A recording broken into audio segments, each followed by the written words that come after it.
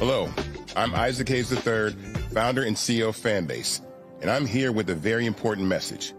We are at a turning point in the Black community where we must have equity in the apps we use that scale to billions of dollars.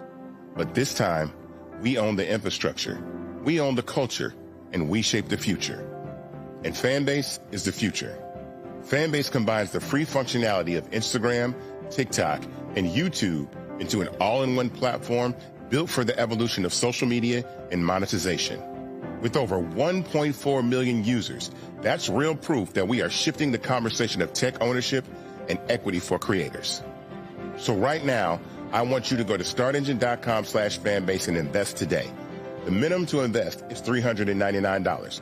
That gets you 60 shares of stock in Fanbase at $665 a share. This marks a turning point in Black ownership of social media. If we don't take this opportunity to own social media right now, we will always be customers to our own creations. And that can't go on. So once again, go to startengine.com/fanbase and invest today. We must own the platforms where our voices live, our stories matter, and where our culture drives the world. Thank you. Folks, Black Star Network is here. Hold no punches. I'm real revolutionary right now. Support this man, Black Media. He makes sure that our stories are told. Thank you for being the voice of Black America, Roland. Stay black. I love y'all. All momentum we have now, we have to keep this going. The video looks phenomenal. See, there's a difference between Black Star Network and Black-owned media and something like CNN. You can't be Black-owned media and be scared. It's time to be smart. Bring your eyeballs home. You dig?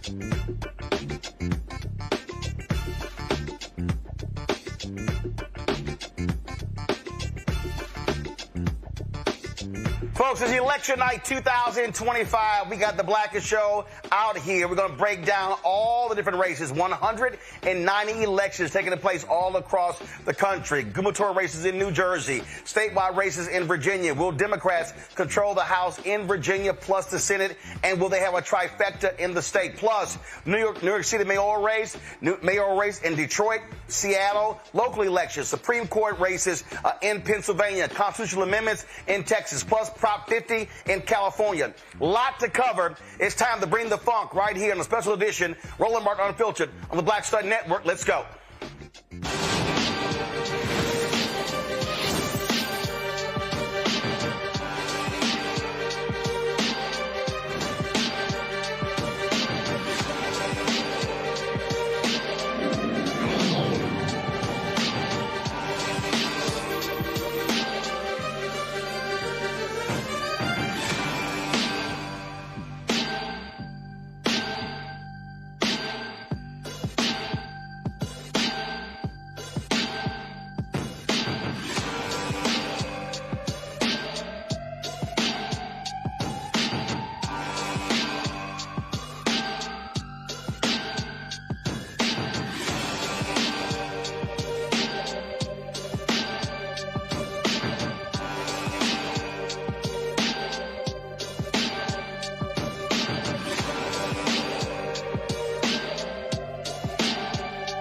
Elections all across the country. This is the map right here. And again, you got Virginia, New Jersey, Texas, California, Seattle, Detroit, all sort of races happening all across the country. And this is a huge election. Of course, the midterm elections are next year. What I've been saying to everybody since last year's election. Stop talking about 2028, stop talking about 2026, and focus on what's coming up next. And so we're going to be covering all of these important races, telling you exactly what's going on. Can Democrats regain their mojo? Will MAGA be shut down all across the country? In Virginia, they, of course, have a unified victory party at the convention center there. Our own Brittany Noble is live in Richmond, Virginia.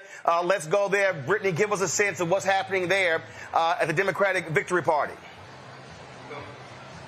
Well, Roland, we are starting to see the results of one of the most closely watched elections in the Commonwealth's history. Abigail Spanberger is the projected winner of the governor's race here in Virginia, and it offers a window into the minds of voters across the country since President Donald Trump returned to the White House. This is also home to hundreds of thousands of federal workers who have been impacted by the ongoing government shutdown. Let's go over a few other reasons why is my mic off? Virginia is one of the people.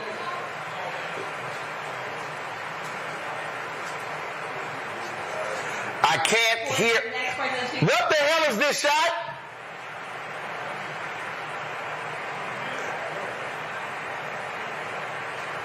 I can't hear her.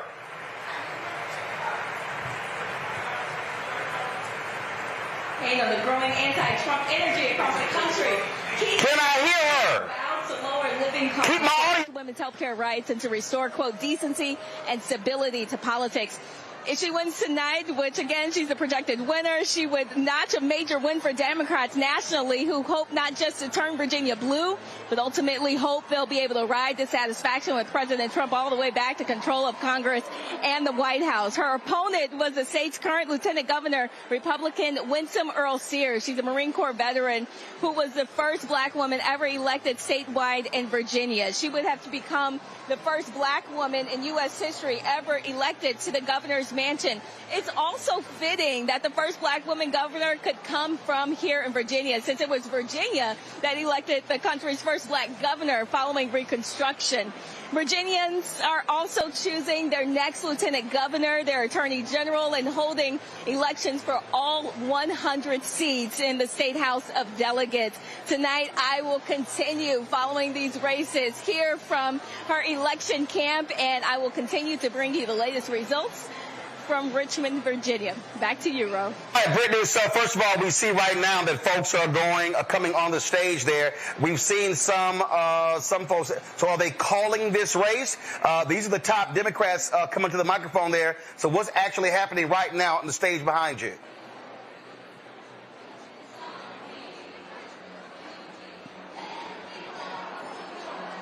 Brittany, can you hear me? Brittany, can you hear me? The delay was so bad. All right, so here's the whole deal. Let's try to find out what's going on.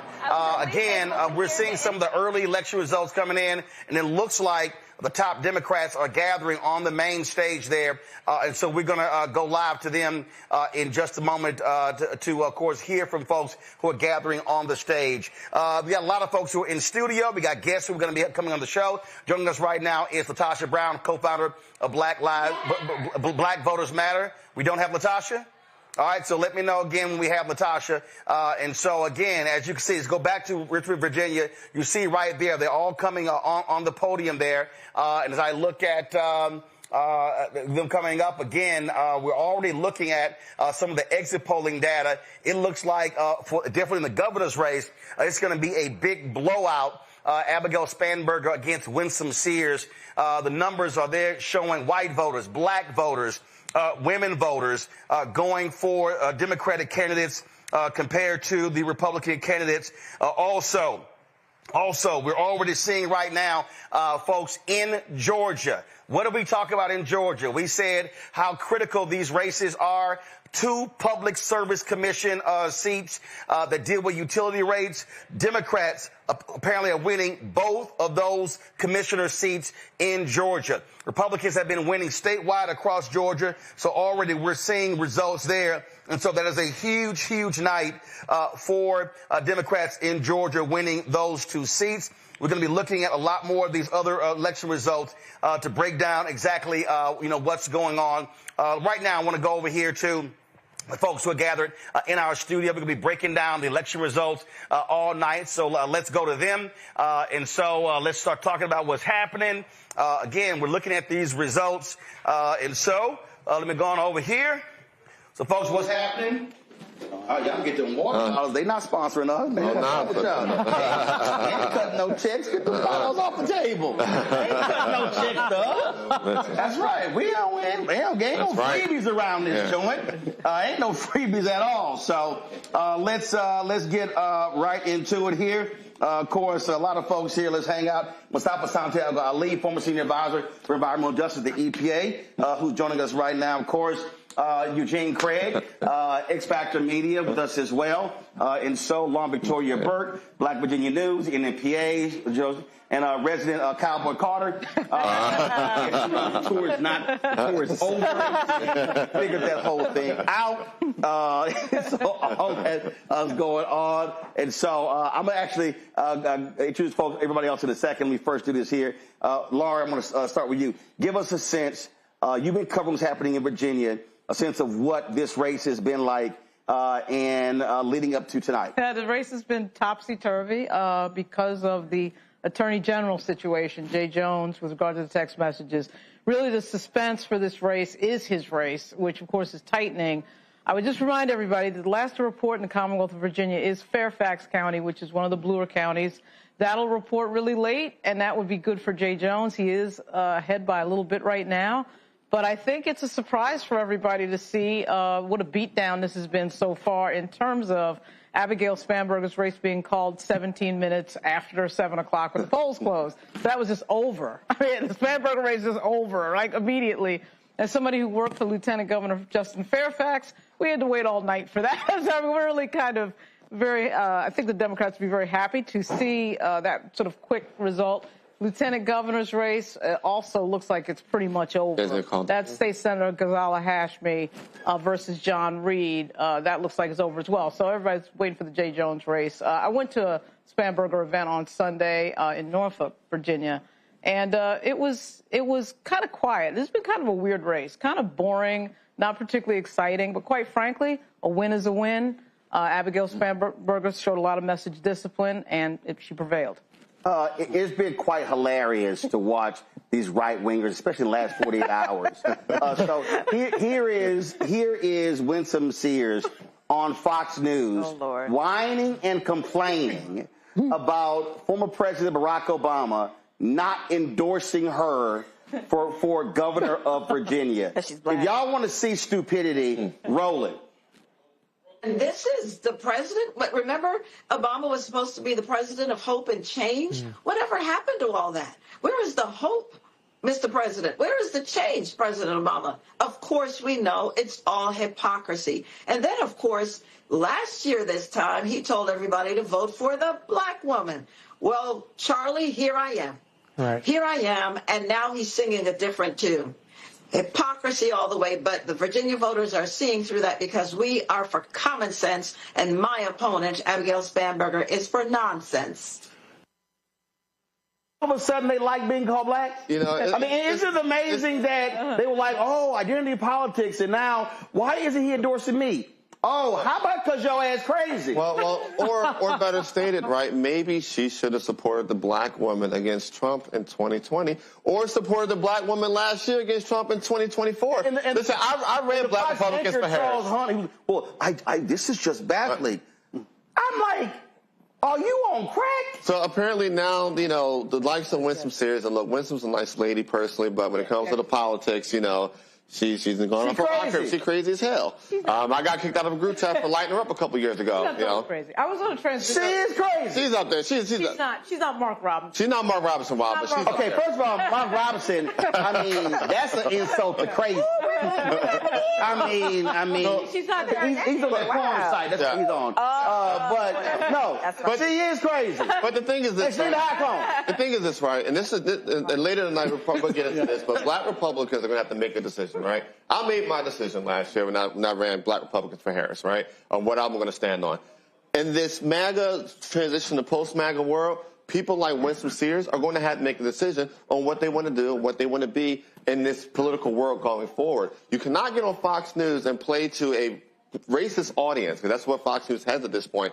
Your quote-unquote race card, your own DEI card, if you can even say. When, one more time, if that's what you wanted to do in 2024, you could have supported the black woman against a literal tyrant, or in 2020, you could have supported the black woman that would have been vice president against a literal tyrant. Lauren, did Winston show up to the public meeting at the NAACP in Virginia? She did not. No. Did she drop by any HBCU during the campaign? She did. She went to Norfolk Where did she go? State. She went to Norfolk State. She did get booed. She made the unfortunate mistake of being the person before Bobby Scott. Oh. so she got booed, and then Bobby got cheated. But here's my whole point. Did Winston Sears offer anything, an agenda that black people say, you know what, I'm down with that? No, unfortunately, she spent the entire campaign talking about trans bathroom issues. That was a massive, massive mistake. But I'm just telling you. So she thought trans was going to win. It was going to do for her like it did for Trump against Kamala Harris. Big mistake. Big mistake. And so nobody cares about that. When you looked at the polls, the major polls, the Washington Post, the Watson poll, and you ask voters what they cared about is education, health care, saving democracy. Trans is way down the list. That made absolutely no sense. She really isn't a bad person. I had to deal with her on a transition team from Justin Fairfax to Winsome Sears. She really isn't. I was actually surprised the Republicans effectively did a Thelma and Louise and drove the car off the cliff, okay? Because I thought they were going to switch the candidate out, quite frankly, and give her, Commandant of the Marine Corps or something like that in the Trump administration. But they ran her, and they got the result that I think everybody expected. So her and Trump don't have a good relationship anymore. They don't. She called Trump back. See, she said that the party should move on from Trump, and so Trump hates her. She's really she's sort of a throwback black Republican. She's not a DeSantis MAGA Republican. Yes. She really is. She's played the 50s. She's been MAGA. She's jump back over and jump back over and jump back over. Right. Well, guess what? Now she got a lot of free time on her hands. I'm going to introduce the rest of the panel. Michael Brown, former Finance Committee member of the DNC. We're going to CEO, co-founder of Politicking. Greg Carr, Department of African American Studies, Howard University, Dr. Julian Mavo. Of course, Bennett College, President Emerita of Bennett College, economist as well. Of course, also joining us right here, Marcus Baxter, National Political Director, People for the American Way. And, of course, we got Gumbo Queen sitting here. No hands. She didn't bring none. Georgetown University School of Foreign Service. Got everybody here in the house. We got other folks going to be joining us. Tiffany Lofton. We got Latasha Brown. A lot of folks going to be hanging out. But let's talk about this Virginia race. First of all, I've literally been laughing. I've been cracking up the last week looking at all of these crazy deranged MAGA people. You had John Fredericks, the radio show host. He's like, it's closing. It's getting tight. It's getting tight.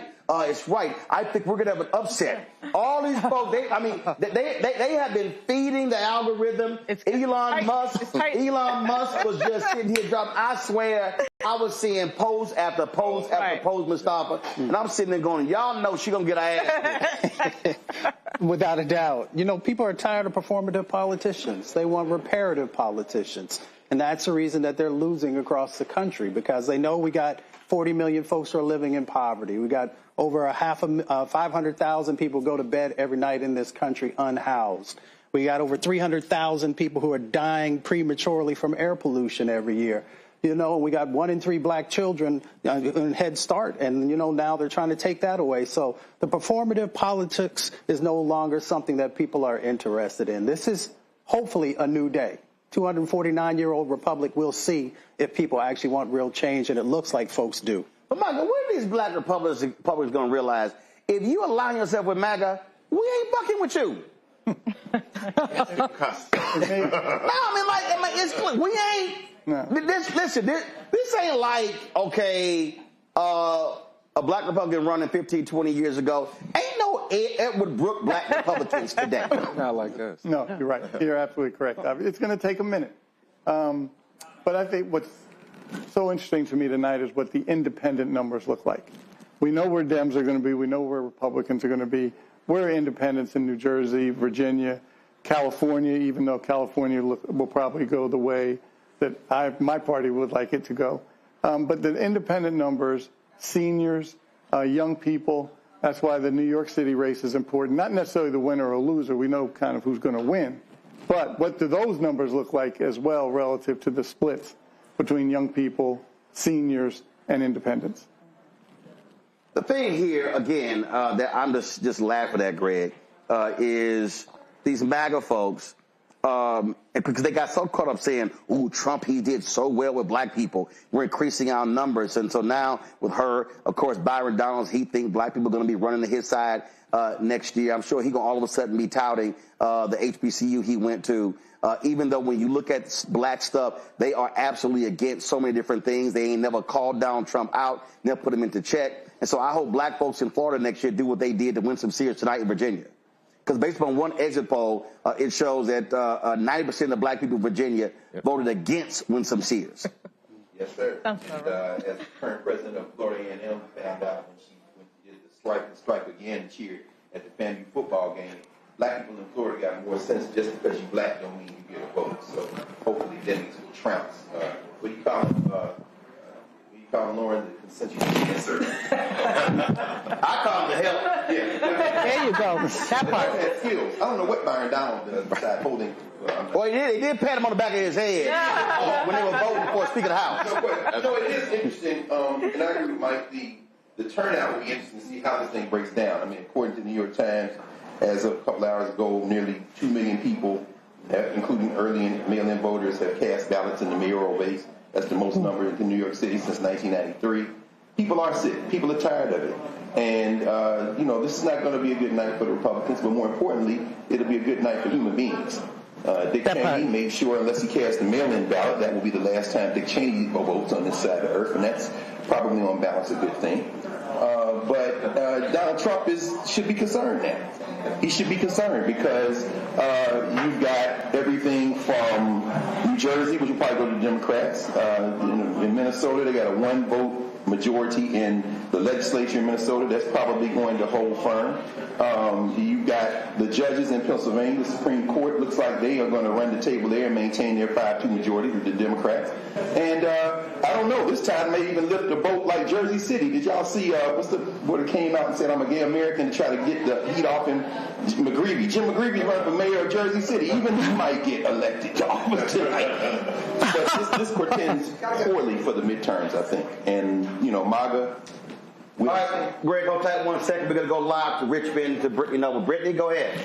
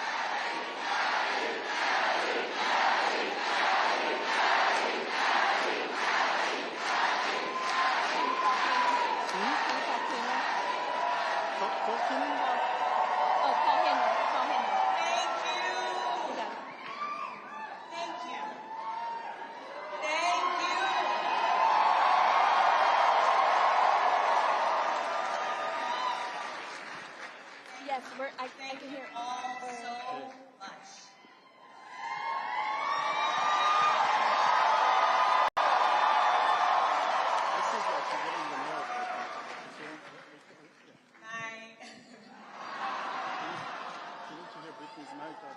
My fellow Virginians,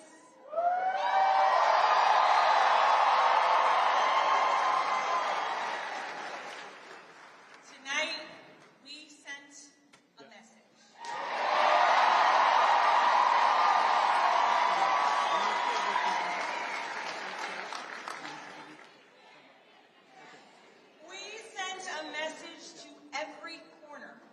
of the Commonwealth.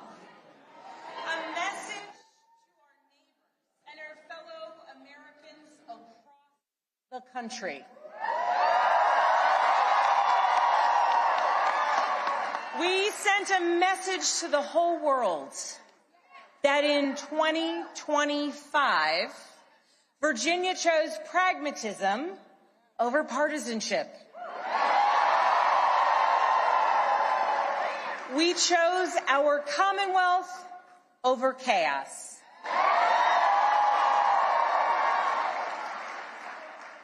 You all chose leadership that will focus relentlessly on what matters most.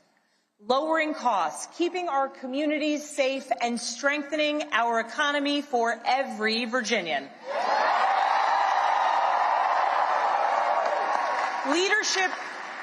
Leadership that will focus on problem solving, not stoking division. We chose leadership that will always put Virginia first. And Virginia, I cannot wait to get to work for you.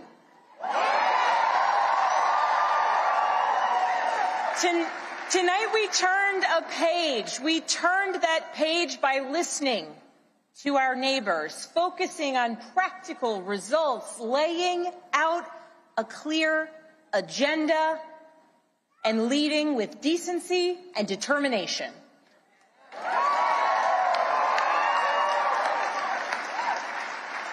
To everyone who helped us achieve this win, from the bottom of my heart, I thank you.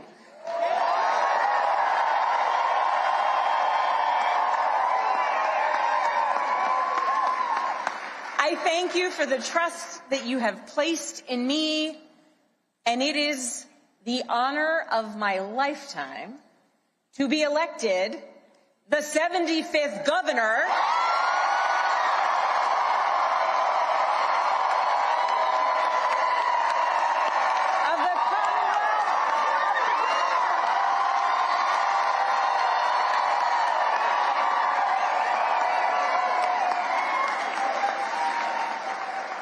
I would like to thank my opponent for a hard-fought race.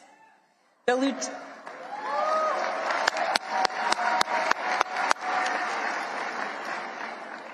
Lieutenant Governor's story, her military service, and her years of service here in Virginia deserve our respect and our gratitude, and I ask that you join me in wishing her and her family well.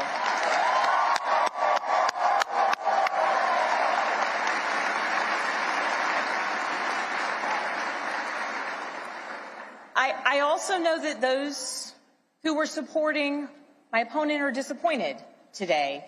And to those Virginians who did not vote for me, I want you to know that my goal and my intent is to serve all Virginians.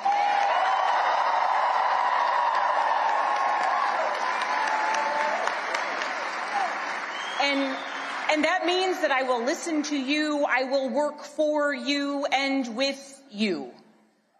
That is the approach that I've taken throughout my entire career. I have worked with anyone and everyone, regardless of political party, to deliver results for the people that I serve. And that's because I believe in this idea that there is so much more that unites us as Virginians and as Americans than divides us.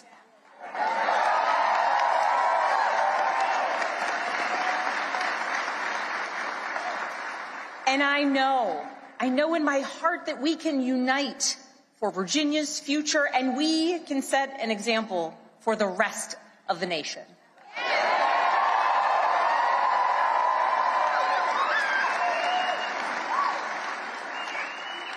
Our founders understood this from the very beginning. They didn't choose to call Virginia a Commonwealth by accident. They chose it to signify that our government would be based on the power of the people united for a common good. Not for a political party, not for a president, not for a monarch, but for a common good, together. And tonight, Virginia proved that that tradition is alive and well. We are still a Commonwealth in every sense of the word.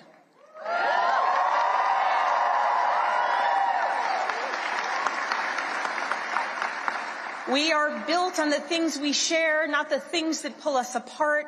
And I am proud that our campaign earned votes from Democrats, Republicans, independents, and everyone in between.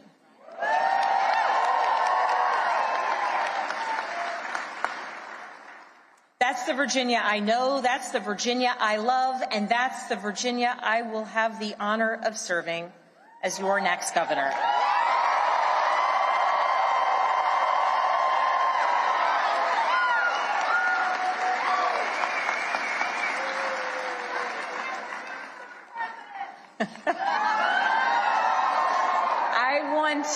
I want to thank so many people for the support that they have given to our campaign.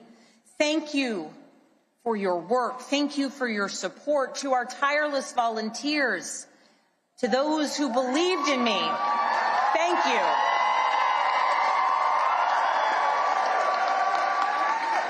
Thank you for devoting your time, your energy, and your conviction to this campaign. Thank you for braving the weather, the heat, and then the cold, and then the rain, and then the sun.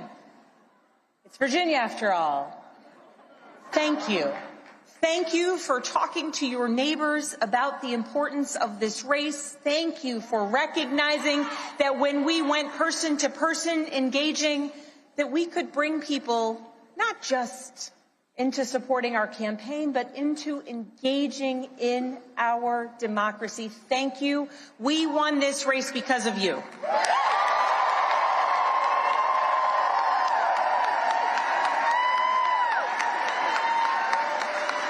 To our campaign team, you're the best in the country.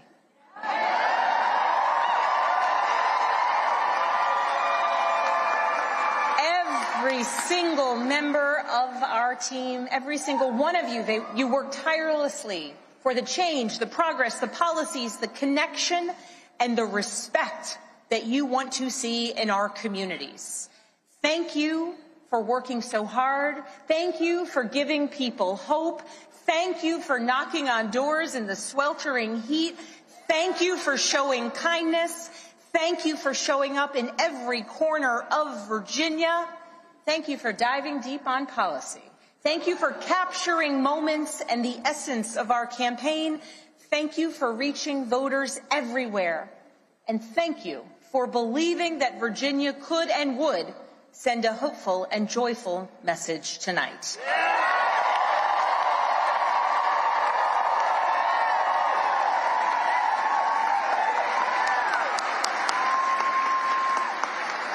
Thank you for giving everything to this campaign and then some. And thank you to my family.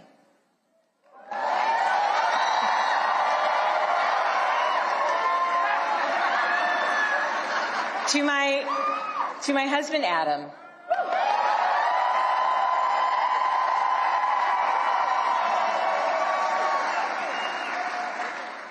My partner in everything. I love you with my whole heart. I am grateful for you. And it is very strange to declare my love for you in front of millions of people.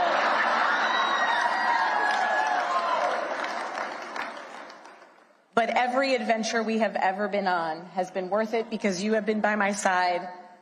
I love you. I'm grateful for you. And I cannot wait to see what the next couple of years bring.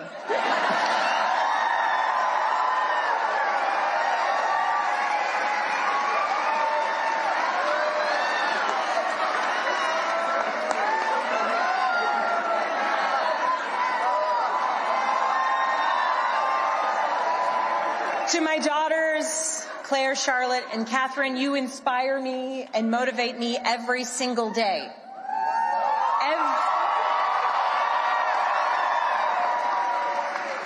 Everything I do to build a better future for you and for all of Virginia's children, and I am so proud of you every single day. I am lucky to be your mother.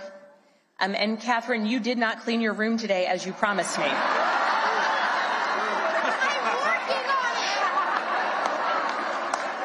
She's working on it. If I was working on it, we wouldn't have won this election, okay?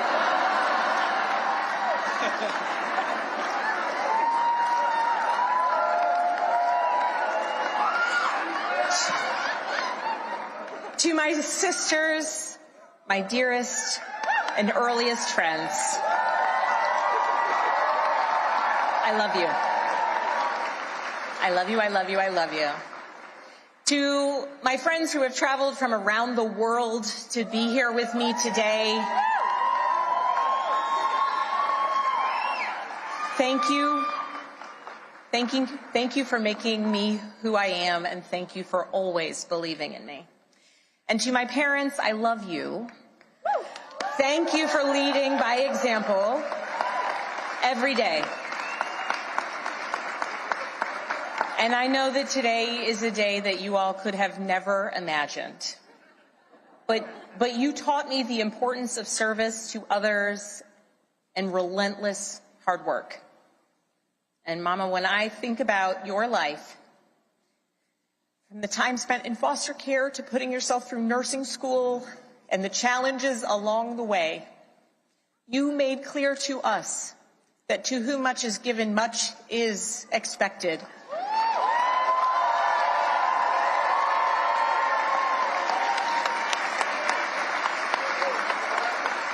And you have given me so much, born of your own struggles and your own challenges, and I know much is expected. And Dad, thank you for your example of service and tireless devotion to family and country. Nothing has made me prouder than to follow in your footsteps, so many steps along the way. I love you.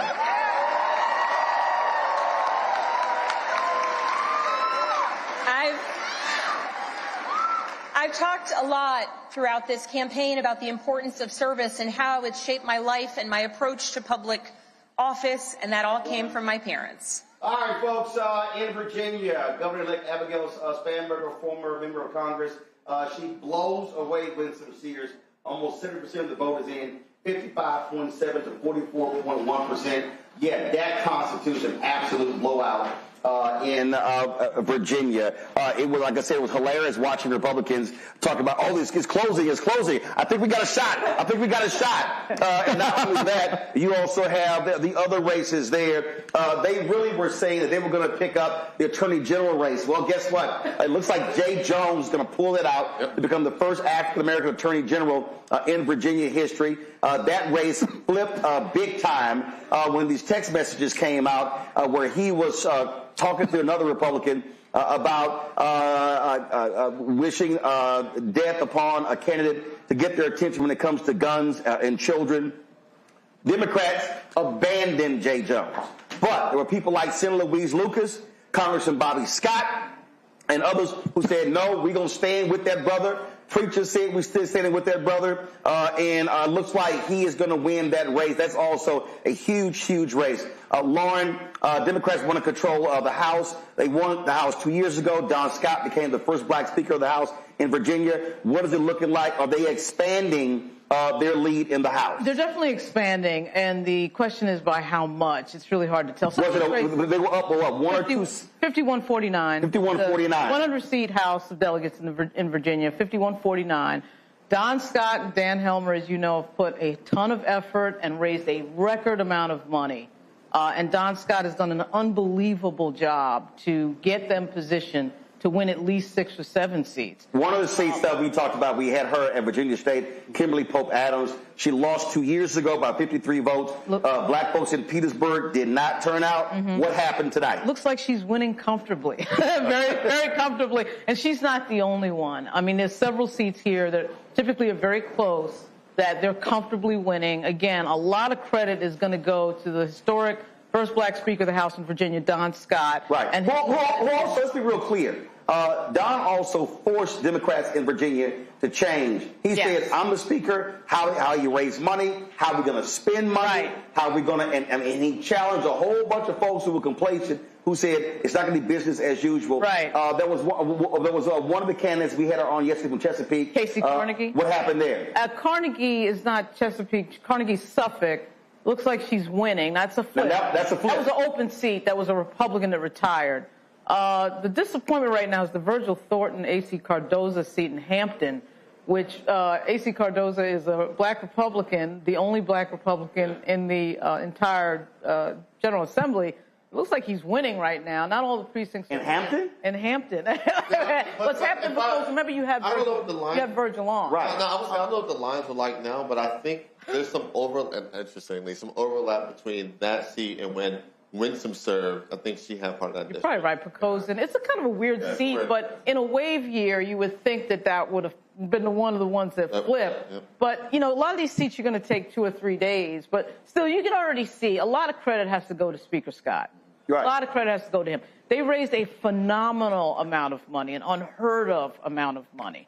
All of the talking about other people who raised money in Virginia. For years, you're hearing about Terry McAuliffe being the Uber fundraiser. The crown goes on to the head of Don Scott in terms of fundraising in Virginia. He is the new king of fundraising in Virginia. And he should be, to me, in charge of all the strategy when you pull off a win like this at a time when you see such a wave against Democrats right now. Now he's causing a wave in the other direction. Well, first of all, what it does is also solidify power. When Cooney, here's the thing right there that we're looking at here. You have this race here. You have Cheryl, who was, frankly, an awful candidate in New Jersey. There were a lot of black folks who were like, yo, we didn't even hear from this woman. Right now, it's 59-39. Republicans were talking about how Jack Ciattarelli could somehow just win that state. They were hyping him up as well. Looks like he's getting his ass whooped. This is the thing right here. What you're seeing here, you're seeing a lot of Democrats who sat on their asses, who were frustrated and upset with Biden in this age. Folks did not want to support Kamala Harris. They probably learned their lesson. This is what happened when you sit your ass at home and don't vote. And so when you look at Virginia, when you look at New Jersey, when you look at these down ballot races, when you look at the pickup of those 2 statewide seats in Georgia, that's huge as well. I really believe also part of this, and the Democrats finally getting a spine in this shutdown, caused folks to say that finally y'all are showing some fight. And now you're seeing the results of what happens when folks organize on the ground, but they also show some fight. I think the Democrats are finally showing up to the party. And I'm excited to see that. I think when we see Democrats show up, when we see young people show up, which is what we've been seeing in this election, we're seeing results like the results we're seeing tonight. We're seeing pretty much a sweep in Virginia, probably going to be a sweep in New Jersey, and a sweep in New York City as well. And what that says is that there is going to be a sweep in 2026. And so when you see young people show up to the party, when you see Democrats show up and wake up, I think that we see winning. And I think that's the inspiration that the Democratic Party has been lacking for the last few years. Marcus, when in Texas, when Beto O'Rourke ran against Greg Abbott for governor, 75% of voters, 39 did not vote. What you see happening in New York City, I can't wait to see when the numbers come in, but in the primary, massive number of young voters. That's also what happens when you learn how to communicate on the issues. All these Democrats who've been crapping on Roland Mandani, to me, they're stupid. What they should have been doing is studying how he ran, how he communicated, and how he messaged to a population that sat out elections, and they're showing what happens when you talk their language, they're going to back you. The words for tonight are compassion and ambition, and that is what the voters have been looking for forever. They want somebody who's going to fight for them and somebody who has a plan. And Zohran Mamdani, from day one of his campaign, has demonstrated that I've got a plan, I know specifically what I want to do, and I know who I want to fight for. I want to fight for you. I want to fight to make sure your costs are lower, to make sure your rent is lower, to make sure your kids go to school in a safe neighborhood. Those are the things that everybody wants, and the voters responded to that. And I think you also saw, even from a more centrist lean, candidates in Virginia and New Jersey also pick up that tenor. We're going to focus on the bread and butter issues. We're going to say that we're good managers, that we have ambition to do good for the people, and I think the results bear that. No, the next couple of days we're going to be talking about these 2 studies that came out with these Democrats who are frankly pitching DLC 2.0 about centrism. And here's what they don't understand. David Axelrod, David Plouffe, and the rest of these people, and that is this here. There's no one way to run as a Democrat. You have to run based upon your district, based upon your state, and that's how you do it. The reality is, Mandani is not the future of the Democratic Party.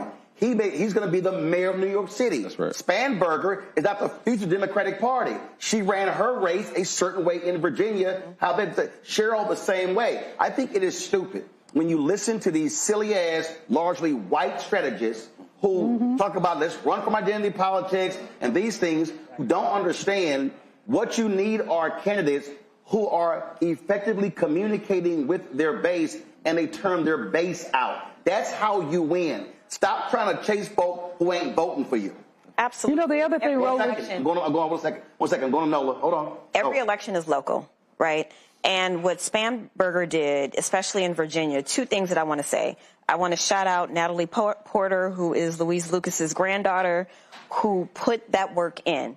And when I say to you that black women stumped for Abigail Spanberger, 1,000%, that is what was happening in the background. You may not see it every day. You may not hear it every day. But black women were in the background doing that work for Abigail Spanberger. And then secondly, you have her running in Virginia. You have Quantico. You have Langley. You were talking about a woman with a deep national security bench with the CIA background, and I know Greg, he gonna wince and he gonna do all them things over there. But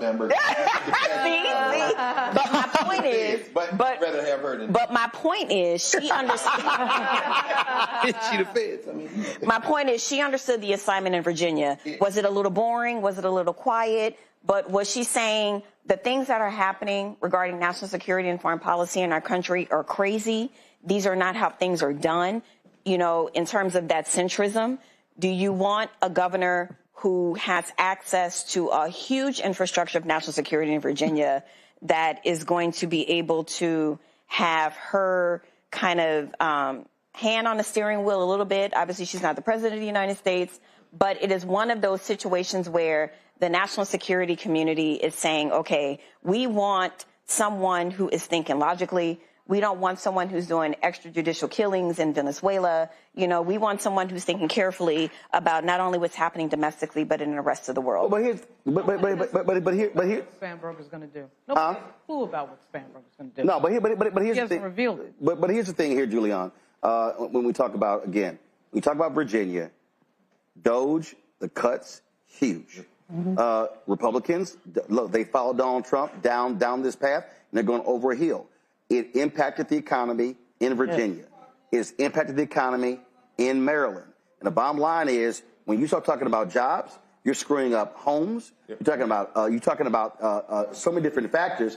And so Donald Trump and their stupid decisions in the last first 9 months, they actually made it a lot easier for Democrats to campaign to beat Republicans in New Jersey, in Virginia, and I think you're going to see it showing up other states as well. Absolutely. I mean, we have not paid enough attention to the economic reverberations of this shutdown, to the 1.5 million people who are either furloughed or don't have checks.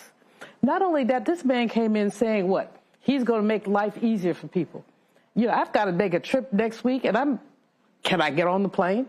Will the plane land? People are making those kind of decisions all the time. The folks just called me and said, you want to do it via Zoom, but we ain't going to pay you. I said, no, I'll be there. But in any case, the other piece is the younger people do not care about the labels that older people are using. So when Republicans don't get their way, they call you a communist. But there's no such thing as communists in the United States. It's not even a Democratic Socialist Party. I mean, there is DSA, it's an organization. So you don't get your way, you start calling people communists. And even if you're the most conservative Democrat, they still gonna call you a communist. Precisely. It don't even matter. But you know, younger people don't care about that. If you're old and white, you 80 and you white, the word communist, oh shoot, the Russians are coming. Right. But if you're 30 and you say communist, it's like whatever. But you have to speak to, again, affordability.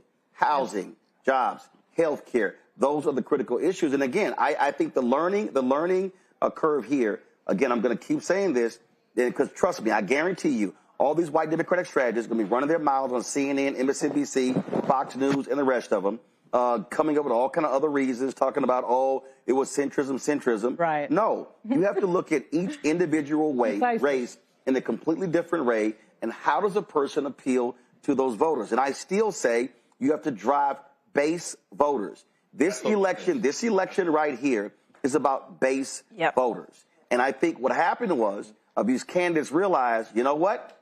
If I don't pay attention to who our people are, then I definitely don't have a shot. Spanberger ain't the most exciting candidate in the world. But you're right. Disciplined campaign. Yeah. Then when you look at how the campaign was run in terms of what touch points you have there. Now, in the case of Cheryl, she's winning there. New Jersey's a very blue state. But the caution there is you still are going to have to fix some problems that she had there, because what you don't want to do is act like you can ignore black voters and others, because next year in the midterm election, you're going to need a bigger turnout next year. Because you got a lot of this is Trump, though. Yeah. This is a 2017 cycle. Of course. I mean, so this is a 2017 cycle once again when Virginia swept in 2017. Well, it's Trump, but it's also Trump policies. It's Trump, big time. Yeah, big time. But the thing is, this black folk won Virginia tonight for those candidates. Spanberger, I'm looking at exit poll data from another network. Spanberger lost 63% of white men. Only won 52% of white women, but carried 85% of black men and almost 94% of black women. Exactly. That turned black voters had to be through the roof, you know, to offset that massive but white here's the deal. Yeah. What you just described there, is exactly how Obama won. You're not going. Listen, white men are going to vote for Republicans. They're going to vote for Republicans. White women, 53% are going to vote for Republicans. But the way to win is you have got to do 85, 90% black men, black women. You've got to lower the Republicans' numbers when it comes to Hispanic voters. That's actually the Obama coalition. The real problem, and everybody keep talking about, how Kamala Harris lost. The bottom line is this here. She lost that race because Joe Biden wouldn't get his ass out of the race. I mean, and the people around Joe Biden just could not accept the fact that being president also means being physical. It means that watching you as a candidate. And so they prolonged that and made it much more difficult. I think what you're going to see is what happened tonight. You're going to see, I think, even stronger, because this is going to put wind behind the sails of a lot of the candidates running next year, and they're going to understand how you have to run. One of the folks who spends lots of time on the ground on these very issues is Latasha Brown, co-founder of Black Voters Matter. Latasha, when you look at the results tonight, when you look at black turnout in Virginia, we're looking at numbers in New Jersey. We're looking at, of course, we're looking at the Supreme Court retention races in Pennsylvania. Andre Dickens reelected as mayor of Atlanta tonight. We're also looking at those two statewide seats in Georgia, won by Democrats as well. Just your thoughts of what you're seeing tonight, specifically with black voters. You know, I think that black voters are coming out. What we're seeing is they're coming out in high numbers in an election that is not necessarily like in Georgia. In the ticket, in the state election in Georgia, at the top of the ticket, there were two public service commissions, like the most unknown, most unsexy position in terms of running. That those were leading the ticket. And people came out. Why? Because they did make a connection. That there was a connection around the utility bills have gone up 33% in the last 5 years, and that those seats that are traditionally been held by Republicans, both of those seats are flipping. That the state of Georgia actually flipped those seats, which is a big deal, particularly in a race and an election where you don't have a real competitive statewide ticket. I think what you're seeing in Virginia, I think the fact that the majority of black women overwhelmingly voted. I think you're absolutely correct around when we're looking at this election cycle. I think it's a precursor of what we can see and what will happen in 2026 if we continue to actually keep the momentum. While some of this I do believe are about some of the issues that people are facing, because right now it's pretty intense. We've got 42 million people around the country that don't have access to SNAP, right? And SNAP benefits. We've got hundreds of thousands of people who are laid off just this week for what many of us know as good paying jobs. There are 300,000 black women who have been laid off federal jobs and others. And so what you're seeing is there's a certain level, I think, of economic anxiety that is going on that is making people really think about, kitchen issues, kitchen table issues. They're thinking about costs. They're thinking about the economy. But let me also say that the right always goes too far.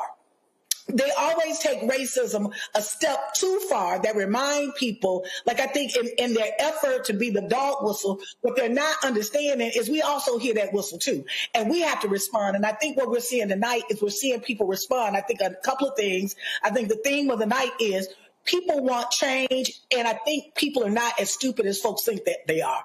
You know, when you're looking at the attacks, we saw all kind of attacks across the board. You know, even in Virginia, folks had the nerves and the audacity to actually talk about that race as in some way, I heard some Republicans in some way that this black woman wasn't given given a right chance. When the fact of the matter is the black community just held her accountable. She got held accountable that if you're going to align yourself with MAGA, if you're going to align yourself in a moment that we're seeing federal contracts by black businesses be cut off, when you're aligning yourself with we're seeing HBCUs and other black institutions being attacked, then what we're going to do is we're not going to support you.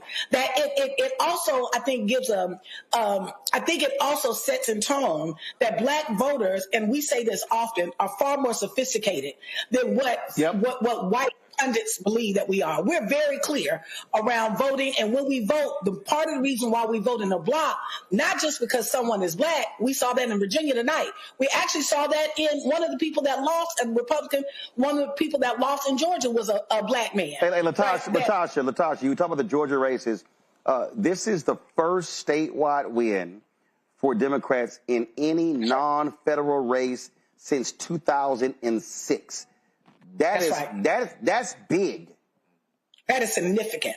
I mean, I think that is also a reflection of the voters, but it's also a reflection of, you know, I heard one of your guests say earlier, like, we've got to get outside of these boxes. We're looking at politics like people are in a big Super Bowl game, that you're on the blue team or you're on the red team. No, people are on the how I'm going to take care of me and my family team. That's what people are on. And so I think we're going to start seeing some changes. And I do think that young people, what I'm really excited about is that all across the board, we're actually seeing numbers that young people came out to vote across the board. I think that's the driving force, I think, of what we're going to see in the outcome in New York tonight and some of the other races. So it's key and critical for us to understand that as we go forward, one, that we're going to have to keep on the issues, that we'll have to organize the issues. Two, it does matter what candidate that you have, a candidate that people can connect to. Mm-hmm. But then the third thing is I do believe that there is a referendum around and a message around this MAGA has gone too far.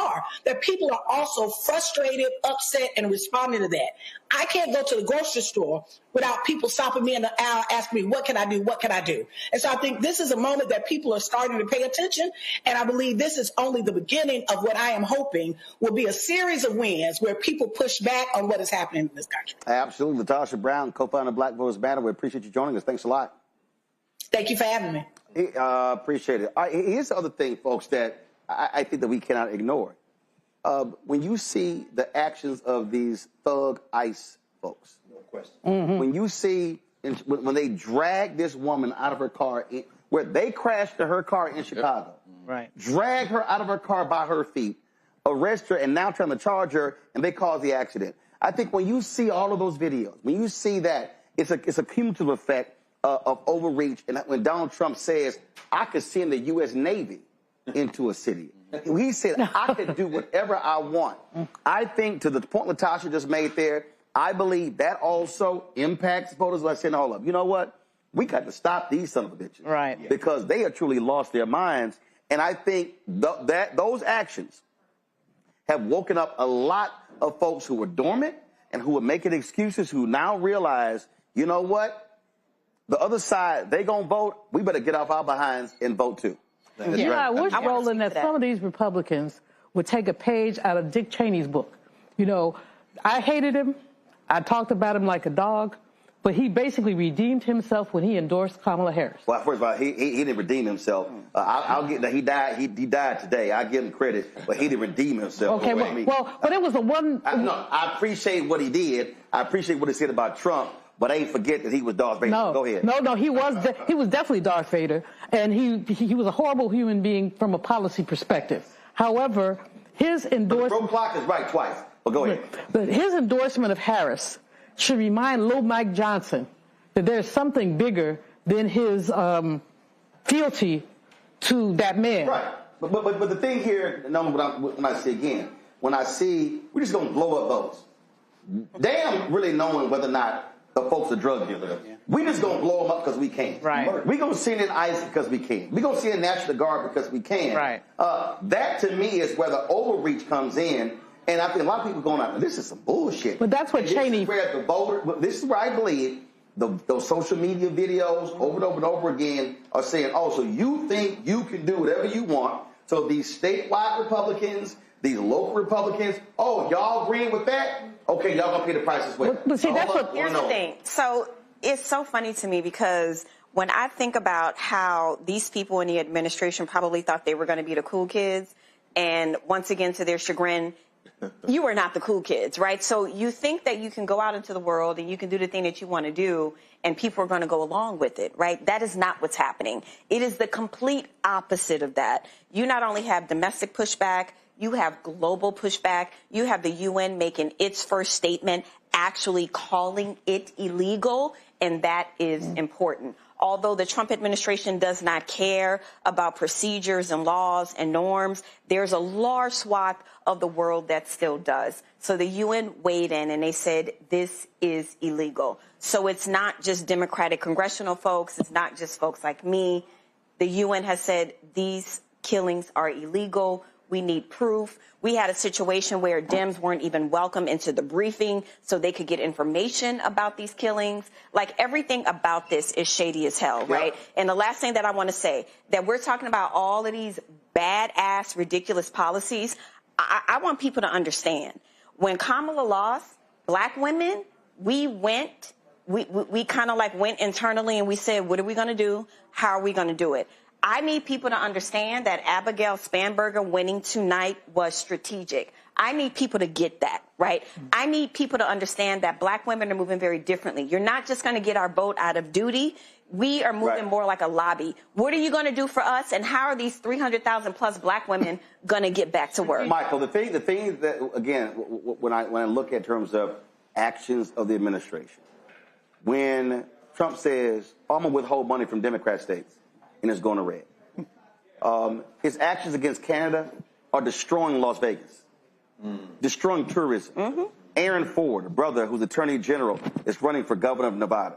If I'm Aaron Ford, I'm saying every day, Donald Trump has killed the economy of this state. Nevada voted for Trump. My deal is next year, the states that voted for him, look at Iowa. There's a reason Joni Ernst ain't running for re-election. Their economy has been tanked because of the tariffs and other policies. And so to me, he's handing you a gift by his crazy policies. And the problem is every Republican has to defend his policies because they're afraid to piss him off. That's the opening for Democrats to win. We see it tonight, and I think we're going to see it next year. Well, when our Republican friends do their postmortem over the next few days, their conversations are going to be quite interesting. Because I get what Stephen Miller and J.D. Vance wanted to do was get as much done as possible before the midterms. That was a goal because they were worried because history says you're going to lose the House or potentially the Senate. And so, but as you and what's the black voter lady's name? Latasha, my cousin, sorry, had mentioned that, look, when you do that kind of overreach, which they did, you're going to pay a price. And that's what's showing up tonight. And it's going to show up in 26. It doesn't matter how much redistricting people do. This race in 26 is going to be redistricting proof. Proof. So because of that, it's not really going to matter. And when you always talk about our party, my party, we're the leaders. This is all about the people now. They're not waiting for leaders to tell them what to do. People are doing stuff on their own. That's why races are all independent. Everything, politics are local. And people are running their race what's best for them. Mustafa, again, when I look at issues, to Michael's point, Republicans were thinking, let's get it all done for the midterms. Here's the problem. After tonight, they're going to say, we're going to need to pull back on some stuff because what they do not want is a wipeout a year from now. You're talking about potentially they could lose the Senate seat in Maine. Ossoff, after this race tonight, Ossoff is stronger in Georgia. They couldn't even convince Brian Kemp to run, the governor, against him. you've got Democrats could win that seat in Iowa, okay? Retain the seat in Nevada. Guess what? If Paxton beats Cornyn in the primary in Texas, they are vulnerable in the primary, and all the polling shows James Tallarico is great. I sent his ass a text a couple of months ago, said, bro, run for governor. He chose to run for Senate. He can't beat Jasmine Crockett, okay? So you're going to have that very interesting race. And for all these Democrats who keep shitting on Jasmine Crockett, hugely popular. Her polling numbers are on an Obama level among black people. Black folks are going to vote in Texas. Then you talk about Roy Cooper, the former governor in North Carolina. Democrats could pick up 3 to 4 United States Senate seats, could win anywhere from 15, 20 seats in the House. And so I think Republicans are going to step back and say, yeah, we may want to pull back on a lot of this stuff because the last thing they want to do is get absolutely wiped out next year. Well, let's just first say that Jasmine is real and authentic and a fighter, and that's what people are looking for. People are also sick and tired of being sick and tired. We heard Fannie Lou Hamer say that. When you see black children being zip-tied in Chicago on the corner in the middle of the morning, that resonates with folks, right? When you see folks who are struggling to be able to eat, that resonates with folks. It also feeds that blue wave that we see playing out tonight. And, you know, when we see folks who don't have the health care that they need or the insurance that they need, all these things are cumulative, as you talked about earlier, and they begin to make that push. So if Republicans don't get their act together, it's going to be a very difficult time for them, and I'm not concerned with that. I am concerned about the accountability for the black community, for the new folks who are coming in. So we have to push folks to actually do the right thing. I want to go to Virginia. Brittany Noble standing there in Richmond, Virginia. Brittany, you have, of course, Spanberger winning governor's race, Jay Jones winning the attorney general's race. Lauren, what about the lieutenant governor race? What is that looking like? Okay. So Democrats swept all those races. So now what you have, Brittany, Democrats have a trifecta. They control the House, they control the Senate, and they control the governor's mansion in Virginia. I take it the folks right now at that convention center feel real good tonight. Oh, the party got started here very early, Roland, that the race for Attorney General is considered one of the most competitive here in Virginia. It features incumbent Republican Jason Mears hoping to fend off spirited challenger, Democratic challenger Jay Jones, who has seen his campaign undermined by that leak of text messages. Everyone here celebrating with Abigail Spanberger. It's a historical night here in Virginia, of course. She is the 75th governor-elect of the state. Spanberger said tonight that voters sent a message to America about what voters want the most. She thanked her family, her parents. She said that they taught her to whom much is given, much is required. She also thanked her opponent, the state's Lieutenant Governor Winsome Earl Sears. She would have become the state's first governor, actually the first black woman in U.S. history ever elected to the governor's mansion. Democrat Abigail Spanberger is the wife and the mother of 3. She's a 3-term congresswoman and a former CIA officer. She campaigned on the growing anti-Trump energy all across the country. Key to her platform are vows to lower living costs, to protect women's health care rights, and to restore, quote, decency and stability to politics. Virginians are also choosing their next lieutenant governor, their next attorney general, and holding elections for all 100 seats here in the State House of Delegates. Spanberger said that this is all about what comes next, working to improve the lives of Americans, lowering the costs, and keeping everyone safe. She said she will not stand by while workers in her state are being attacked. So we will continue following all things that are happening here at Spanberger's election headquarters. Like I said, the party got started here early. You can see that people are actually starting to trickle out of this area because, of course, they've been celebrating with Spanberger. Brittany, can you hear me? Okay, all right, so let me know when I can talk to Brittany. Brittany, I appreciate that. Thanks a bunch. Folks, we have been looking at, again, these other races. Let me go here. We know there also was an election in Houston. Of course, we had the governor of Texas, being the asshole that he is, would not call for a special election for the death of Congressman Sylvester Turner, who replaced, of course, Congresswoman Sheila Jackson Lee. And so the problem there is nothing was happening in that particular race, and so we're looking at that one to see what's going on. And again, that special election, you had a number of candidates who were running in that particular race, and so we'll be looking at that in just a second. Let me also look at. Of course, we're going to be looking at a couple of races out of Mississippi. There were a couple of special elections there. Republicans were ordered by federal courts to change the maps in Mississippi. And so you may have a couple of African Americans win seats in Mississippi as well. So it's a whole lot that we're looking at. The moment we're going to be joined by Melanie Campbell, National Coalition of Black Civic Participation, Glenda Heights, Glenda Carr, Higher Heights is going to be joining us as well. So there's lots we're going to break down. So let's do this here. Let's go to a quick break.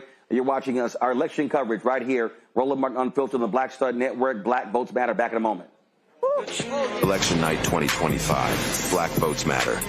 Join Roland Martin and an expert panel of guests for the realest and blackest election night coverage in the nation, focused on the issues that matter to you and our community. Watch Roland Martin Unfiltered, Tuesday night, November 4th, starting at 8 p.m. Eastern for the latest updates and election results from critical races around the country. Black Star Network, the voice of Black America. Black-centered.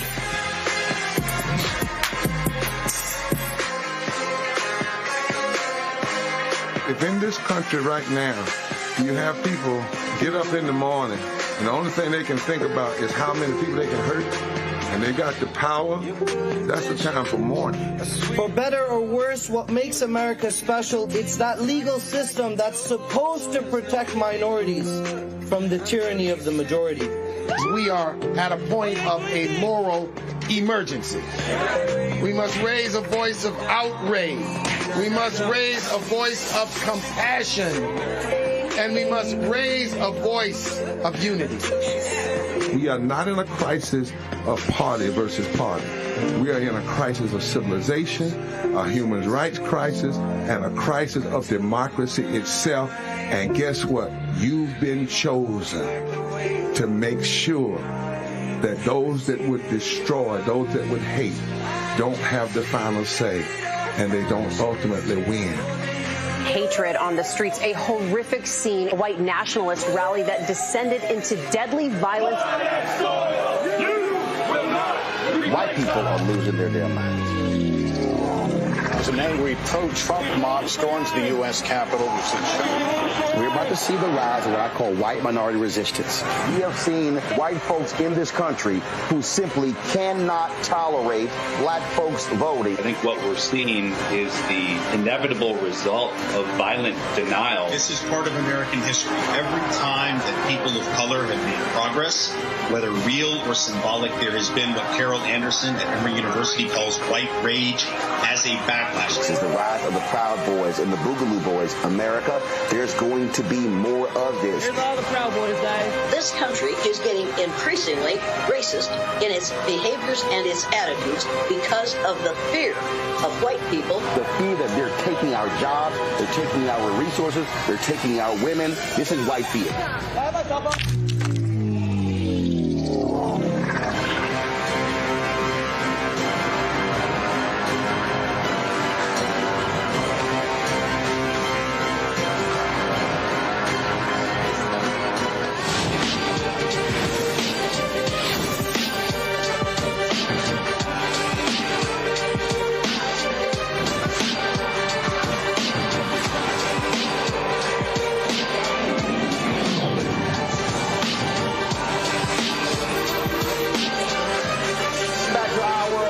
Network Election Night 2025 coverage. Go to my iPad.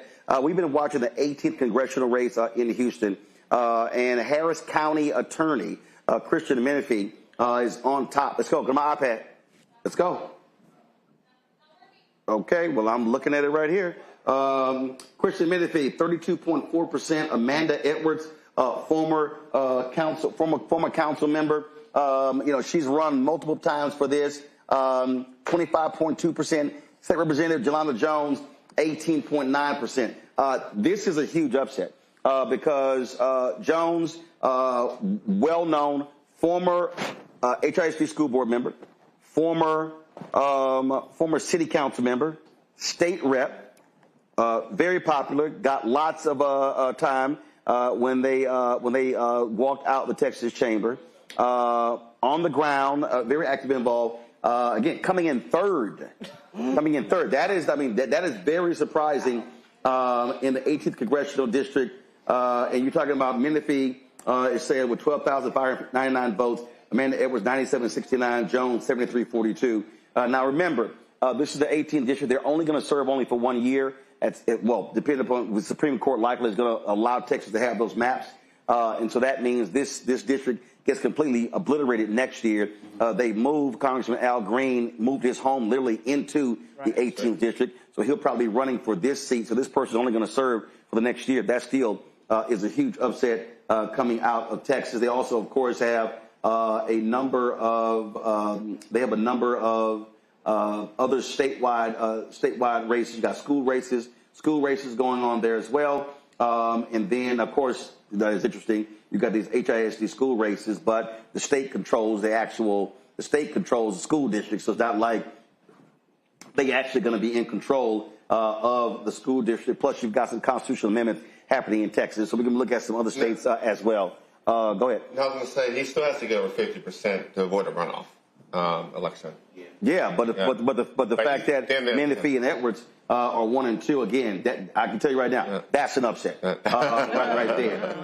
We're looking at again other races that are coming down. I told y'all what's happening out of Mississippi. Let me give me a second. Let me see what's happening in Detroit. You've got Mary Sheffield. Who is girl? Stop over here. She went.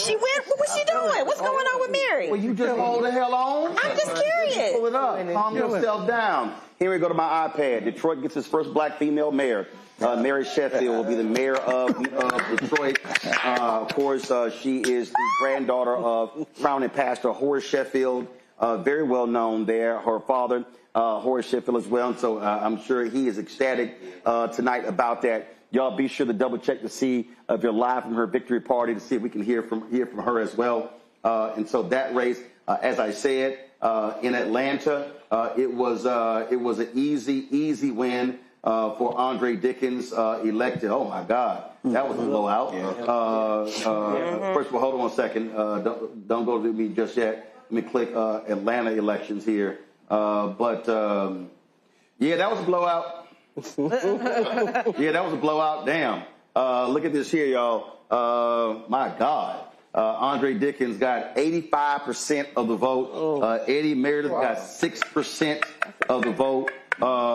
That's an absolute blowout in Atlanta right there as well. Matter of fact, if you combine the second, third, and fourth candidates, they barely get 6,000 votes, and he got 37,536 out of 44,000 votes. What does that tell you about turnout, Roland? I mean, rather than percentage, that's a low number of people voting. Well, when you talk about Atlanta, what you've seen over the last, remember you had a runoff with Keisha Lance Bottoms in the last race. Dickens won, and you had turnout that went anywhere from 16 to 25%.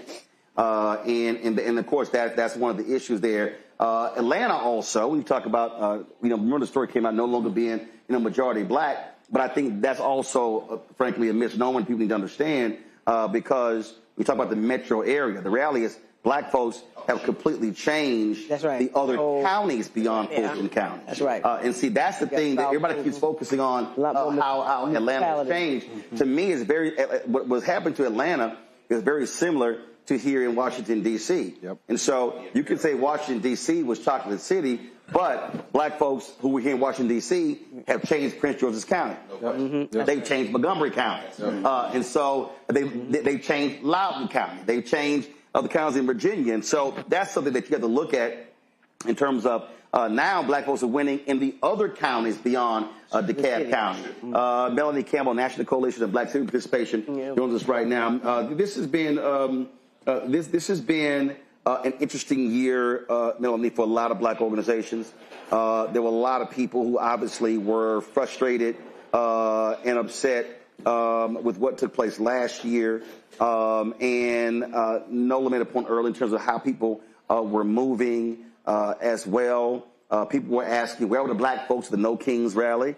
And black people like, well, white folks, y'all need to show up. We ain't got to always show up at the rallies. Just your assessment. We showed up at the ballot box. Well, that's my whole point. My whole point is everybody kept saying, well, whether at the rally, we're like, no, we'll be there November 3rd. We ain't got to be November 4th. That's right. To be there the previous Sunday. Just give us a sense of what you have been seeing, hearing, feeling this year all across the country. What have your folks been saying? Well, it's been a hell of a year. It's just straight up. It's been a hell of a year. Black folks are catching hell in a lot of ways, but we also were being strategic. And for black women, I heard the sister talking earlier, we kind of retreated, but we didn't stop strategizing. We just changed how we were doing it. And so when you look at the Virginia race, I can't wait to get to where you break down those numbers when they say 90% of black people voted for the new incoming governor. Break those numbers down, right? And you can see that gender gap between black women and white women. And I can pretty much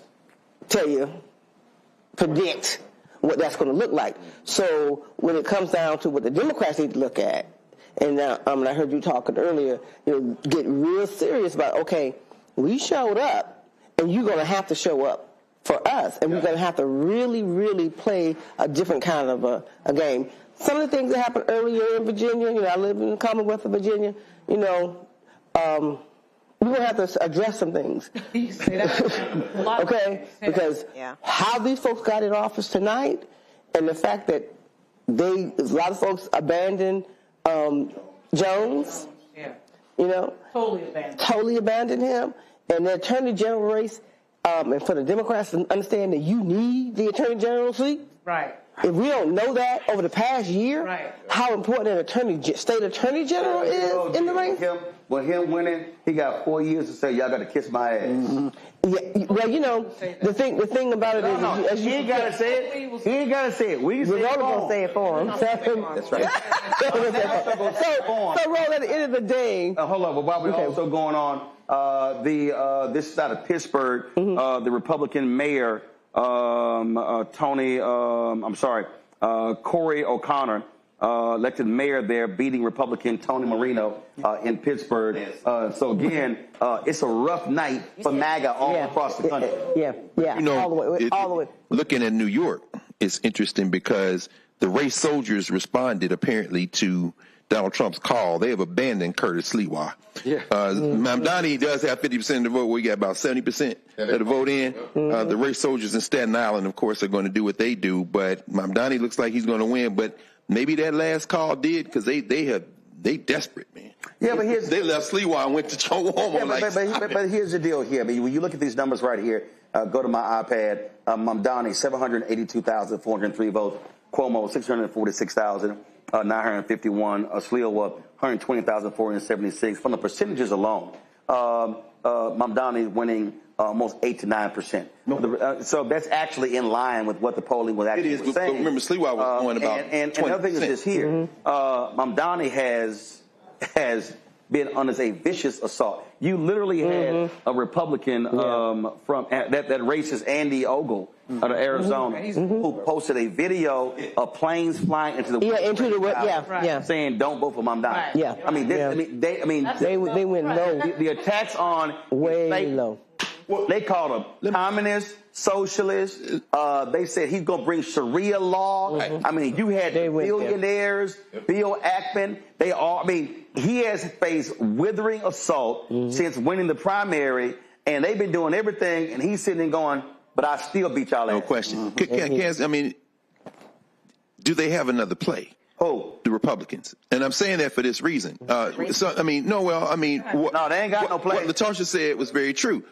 They have overplayed their hand, but they've also said, if you're not with us, not only are you a communist or so, they're saying you're a Democrat. Why are you talking? So the whole idea that people say I'm not a Democrat, but I'm not with y'all, so I guess I'm a Democrat. I'm just wondering. We're going to go live in Virginia in a second because Jay Jones, as well as Oshkosh, the Lieutenant Governor candidate, are going to be coming to the stage to give their victory speeches as well. And so just let y'all know that. Right. But here's the deal: what the Republicans are trying to do is they are trying to position, and they tried it, but here's why it's not going to work. They've spent the last 7 months saying Mamdani is the future of the Democratic Party. Right. It's going to be hard now to say that on the same night that Cheryl wins, that Spanberger wins. That's right. That the Democrat in Pittsburgh wins, that Dickens wins. So if tomorrow, if I'm Schumer, and if I'm Jeffries, if I'm Ken Martin, if I'm any Democrat, first of all, what I'm saying is, I'm saying to Tom Suozzi and the other Democrats, shut the fuck up. That's right. Shut up. And what you say is, you rattle off every Democrat who has won and all around the country and say, so-and-so, so-and-so, so-and-so, so-and-so, and so-and-so. That's the future Democratic Party, because we're going to jump in. Because they want to put it on one person, trying to brand it. To me, that's how you counter that and say, no, look at all these wins across the country. The future of the Democratic Party is diversified, right? What we're seeing here that is the underlying theme, Christian Menefee, 37 years old, right? Mandani, 34 years old. Mary Sheffield, 37 years old. We're seeing youth is taking back and reinvigorating the Democratic Party. So there is no one way that the Democratic Party looks. We see Spanberger won. She was a moderate. We're seeing Mandami's going to win. He was a liberal, if they want to call him a socialist, etc. But what we are seeing is that young people are reinvigorating and are the lifeblood of the Democratic Party, and that's what needs to continue. AP called it. But here's the thing, Mustafa, again. I'm talking about from a strategic standpoint. If I'm Ken Martin, if I'm Schumer, if I'm Jeffries, New York is the media capital of the world, okay? So it's real easy to get on the national shows in New York.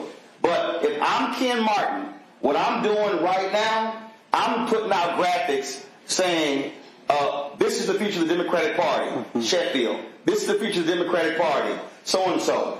Because, again, that's going to be their play. All right?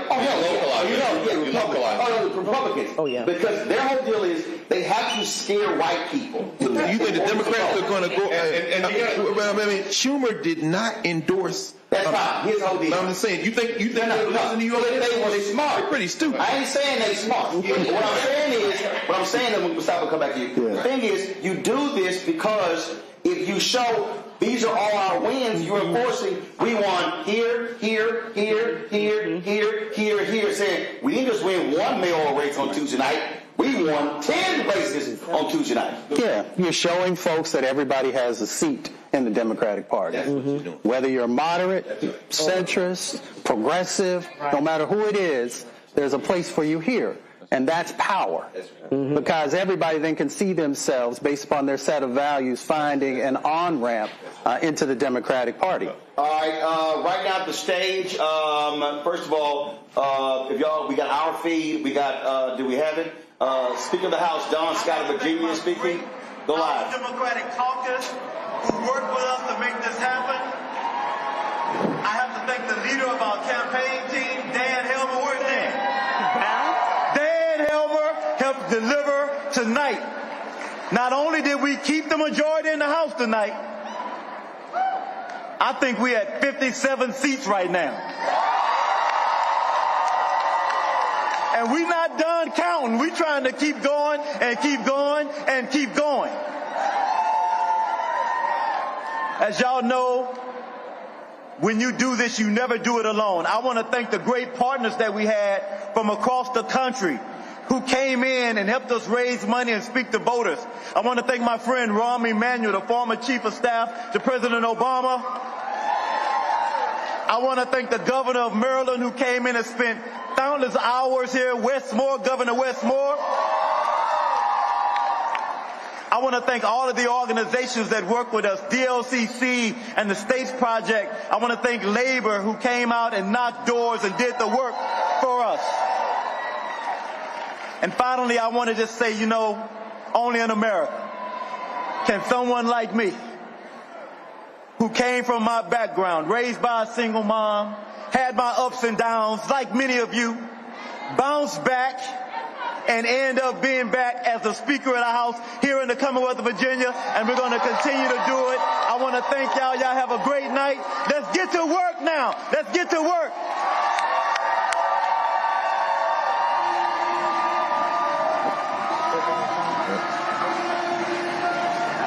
Folks, that was Don Scott, the the first black Speaker of the House in Virginia. Huge, huge win.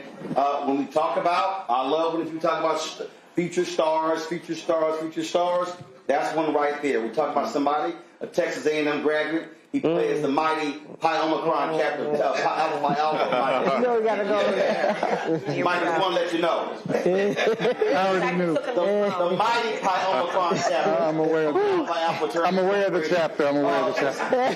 Same chapter that produced my brother and myself. Just want to let you know. The mighty Pi Omicron. I'm very Yes, that's what it is, Michael. Just let you know, Michael.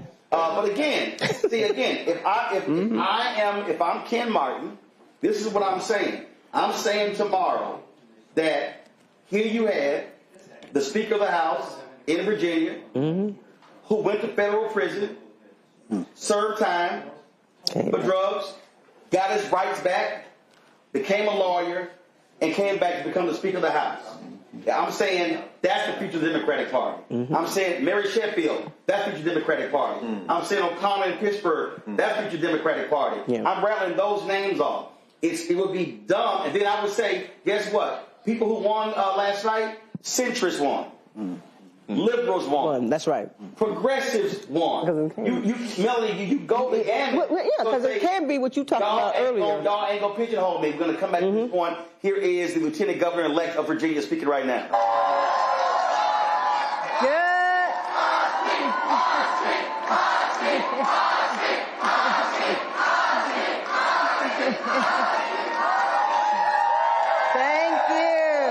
Thank you. You look amazing tonight. Virginia looks amazing tonight. Well, good evening, Virginia. Tonight, together, we have carved a new historic path. Tonight, Virginia, we have pointed our compass in a direction that guides us to the future while also building out our roots on our collective embrace of decency, dignity, and dedication. Virginia has chosen leadership that lifts up people instead of tearing them down. And together we have proven that in Virginia, a child's name, a family's personal struggles, and a community's identity are not barriers to belonging.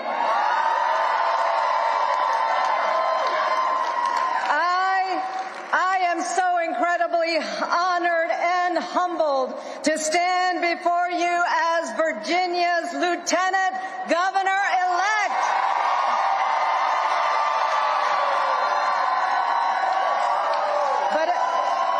But as we all know, this moment of success is not mine alone. It belongs to every Virginian who believes that our politics must be more hopeful, more inclusive, and focused on solving problems instead of scoring points on the backs of other people's pain. It belongs to every parent who aspires to strong educational opportunities for their children. It belongs to all of our workers whose labor deserves respect and dignity. It belongs to the countless young people who refuse to sit on the sidelines and instead are charting a path forward through talent and skill, ingenuity and determination. My own journey from a young child landing at the airport in Savannah to now being elected as the first Muslim woman to achieve statewide office.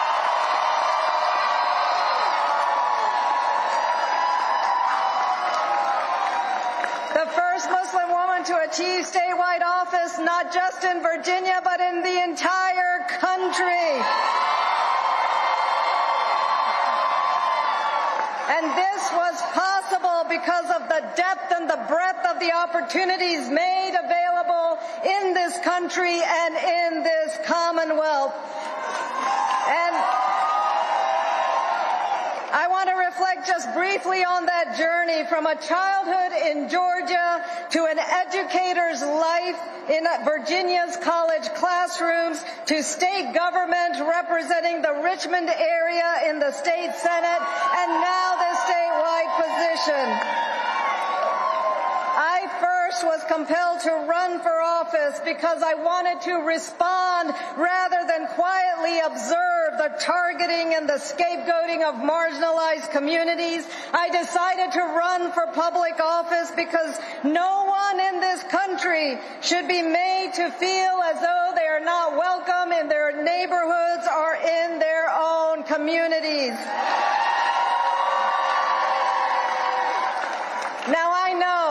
Now I know that many of us feel as though the nation is in the midst of challenges that are much deeper and more intense than those we have faced before, and that it will take us generations to repair. But let us not forget that the challenges we endure today are not entirely new, and they can be navigated. We have been grappling with profound questions of our national identity, our nation's history, and its complex legacies for centuries.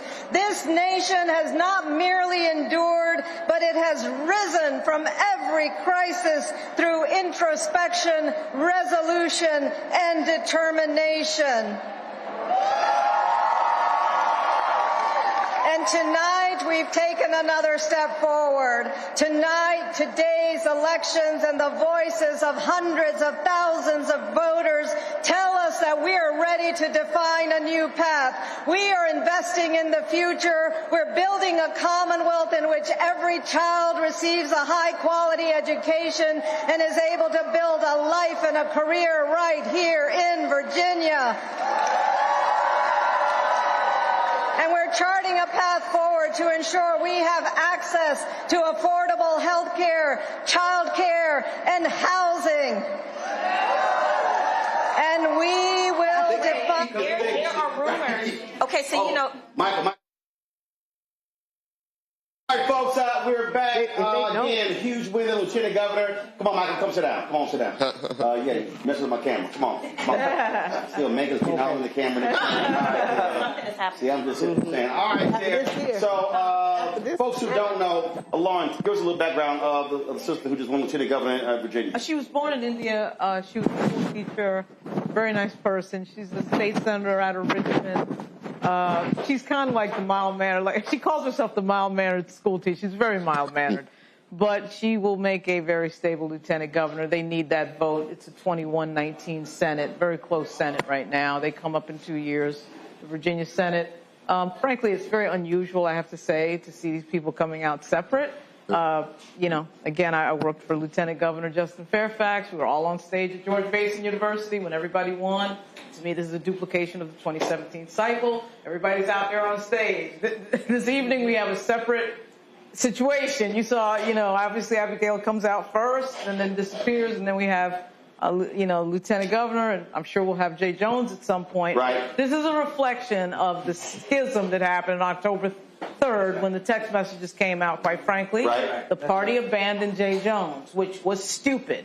Okay, we're watching Black Hawk helicopters land on buildings in Chicago. You need an attorney general that understands due process and the Constitution. So text messages or no text messages, people need to understand the bigger picture of these moments, of the historic moment we find ourselves in. Well, you know, so I do have a problem with seeing these people coming out separately when they should be all together. They all won, so there's no reason. They're all at the Marriott on Broad Street in Richmond. So this is a very interesting thing. But at any rate, that was a long answer for the Ghazala hat. I get a kick out of these Fox News people who always got something to say. It's truly one of the dumbest. I mean, one of the dumbest. Steve, I got it, y'all. You're blocking my camera. I got it.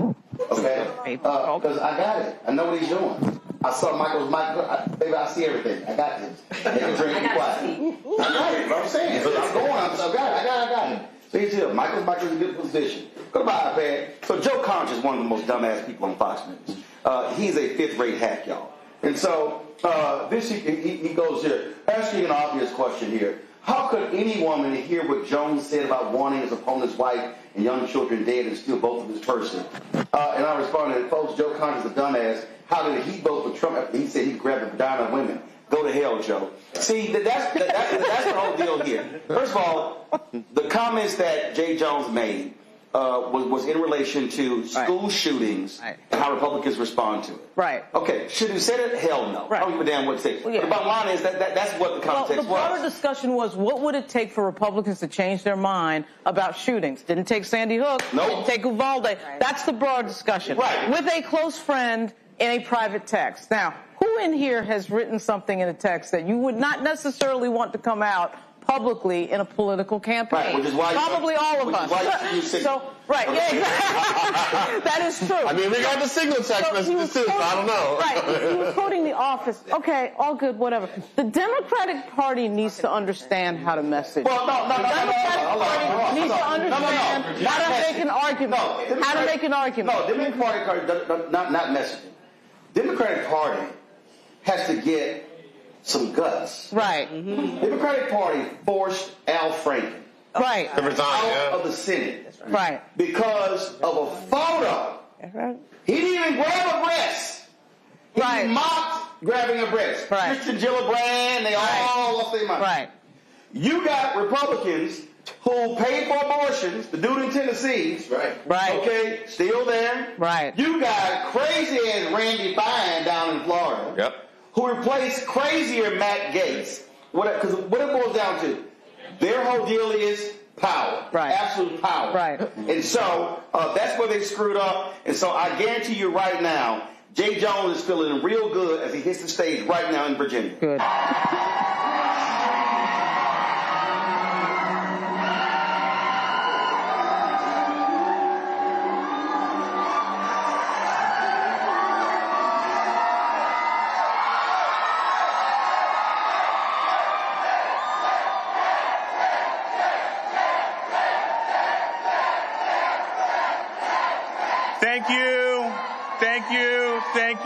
Thank you, Virginia. Let me first start by thanking Jason Miyares for his service to our Commonwealth. In the weeks ahead, I look forward to sitting down with him to talk about where we can work together to do what's best for this Commonwealth. I also want to thank my family. Thank you to my rock, Mavis Jones.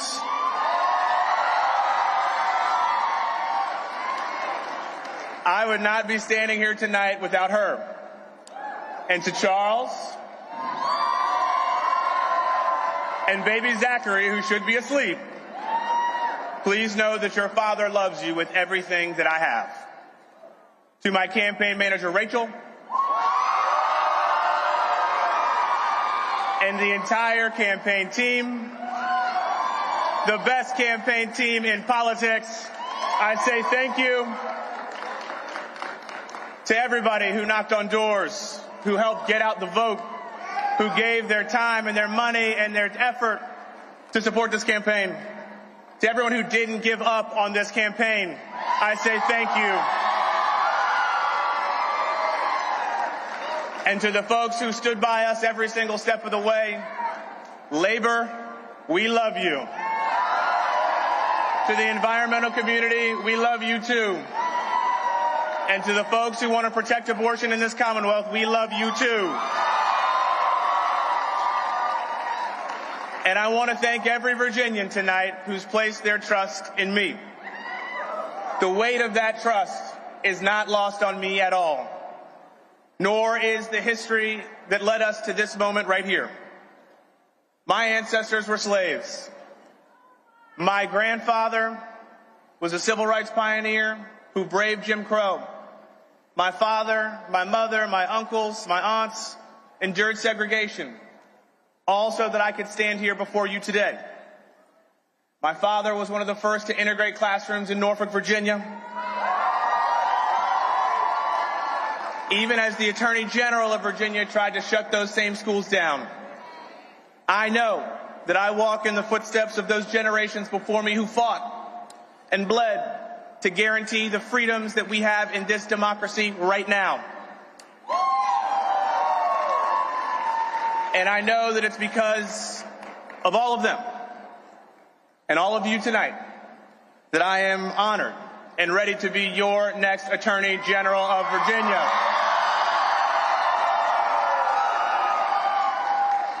The first black person bestowed with this awesome responsibility in the history of this Commonwealth. Now, you all know this was a hard-fought campaign. But at the end of the day, this election has never been about me or my opponent. It has always been about every single one of us and the future of Virginia. And this election, this victory, is for you. And for every Virginian who is lying awake right now.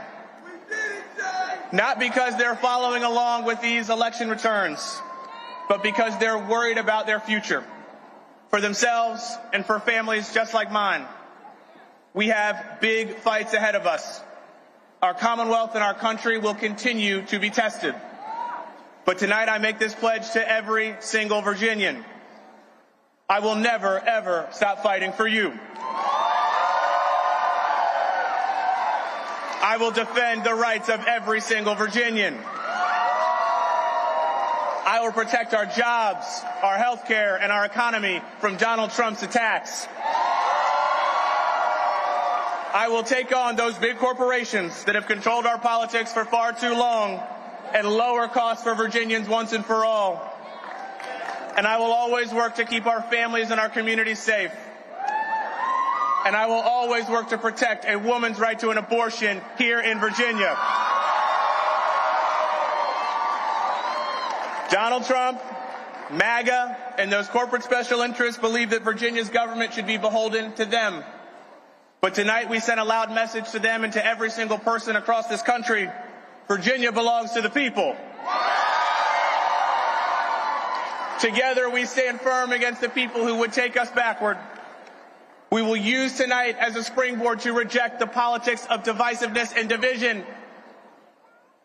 And we will build a brighter future for every single Virginian. That is our mission. That is our charge. Thank you so much. I look forward to the future with every single one of you. I appreciate you. May God bless every single one of you in this Commonwealth. Thank you so much.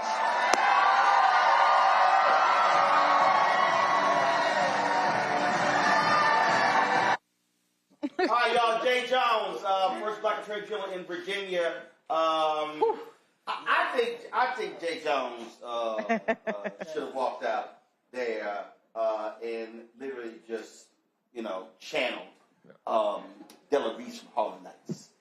Kiss my entire ass. Because it's a bunch of folk, if I'm him, I'm cussing out.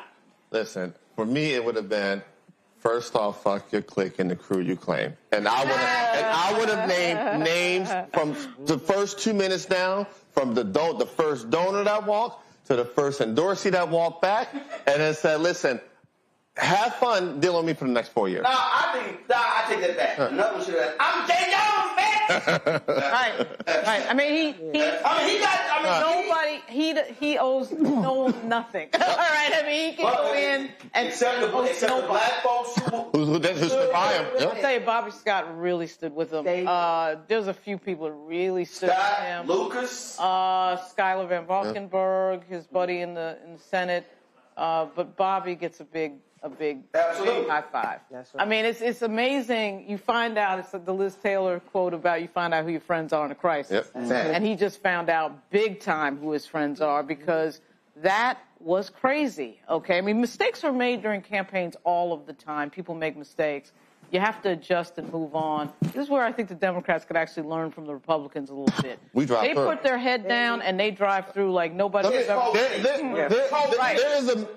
issue of cohesion is not just, unfortunately, a Virginia issue. I mean, the unfortunate part is you're not going to see Hakeem Jeffries or Chuck Schumer on stage with his Zoran. That's exactly right. That's exactly right. And so the fact is, his supporters don't want them on stage with them. But my thing is, I think we talked about earlier how a big tent is an advantage for the Democratic Party. And my thing is, we as a party have not figured out how to tolerate that big tent yet. We're too eager to throw each other on either ends of the spectrum under the bus, whereas the Republican Party has already painted themselves into a very narrow corner. Rather look righteous and lose. Right. Then push forward and win. And we've got a super majority of the country. I think what y'all are talking about is a question of respectability politics, right? And that's an issue with the old guard, particularly within the Democratic Party. The Republicans have far abandoned respectability politics. They haven't been respectable in years. And so what we're seeing now is that we kind of have to start emulating the tactics of the winners, whoever they might be.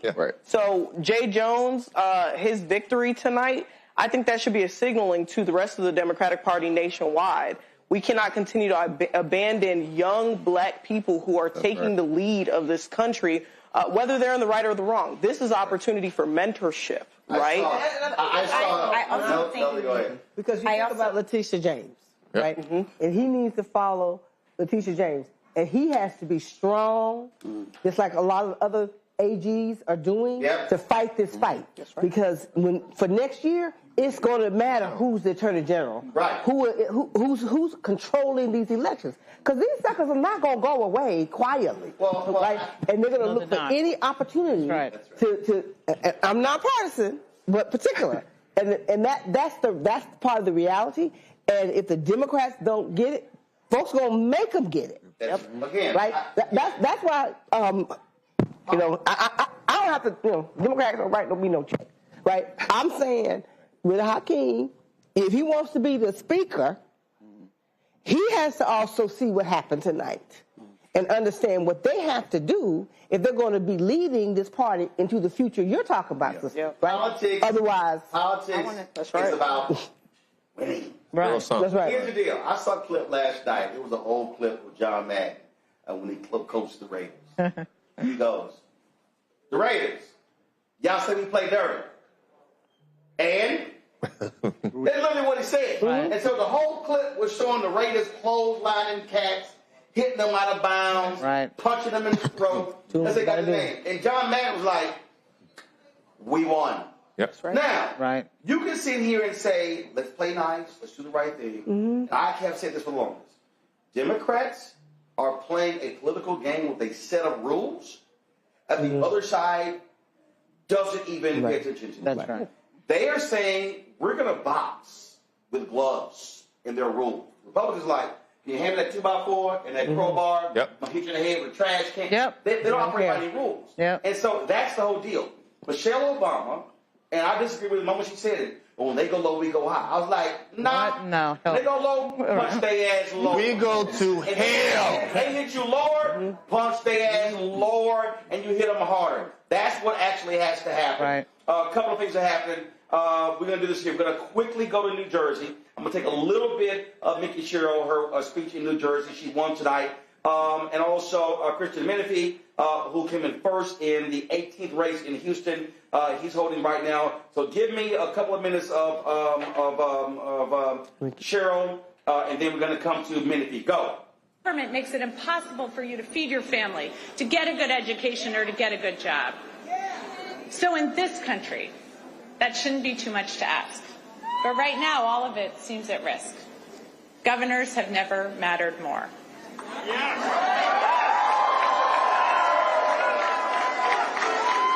And in this state, I am determined to build prosperity for all of our citizens. And I've heard from thousands of you about what liberty and prosperity mean to you, what it's going to take for your family to thrive. So I hear you, Newark. I'm going to work with communities from the ground up so all of our neighbors thrive.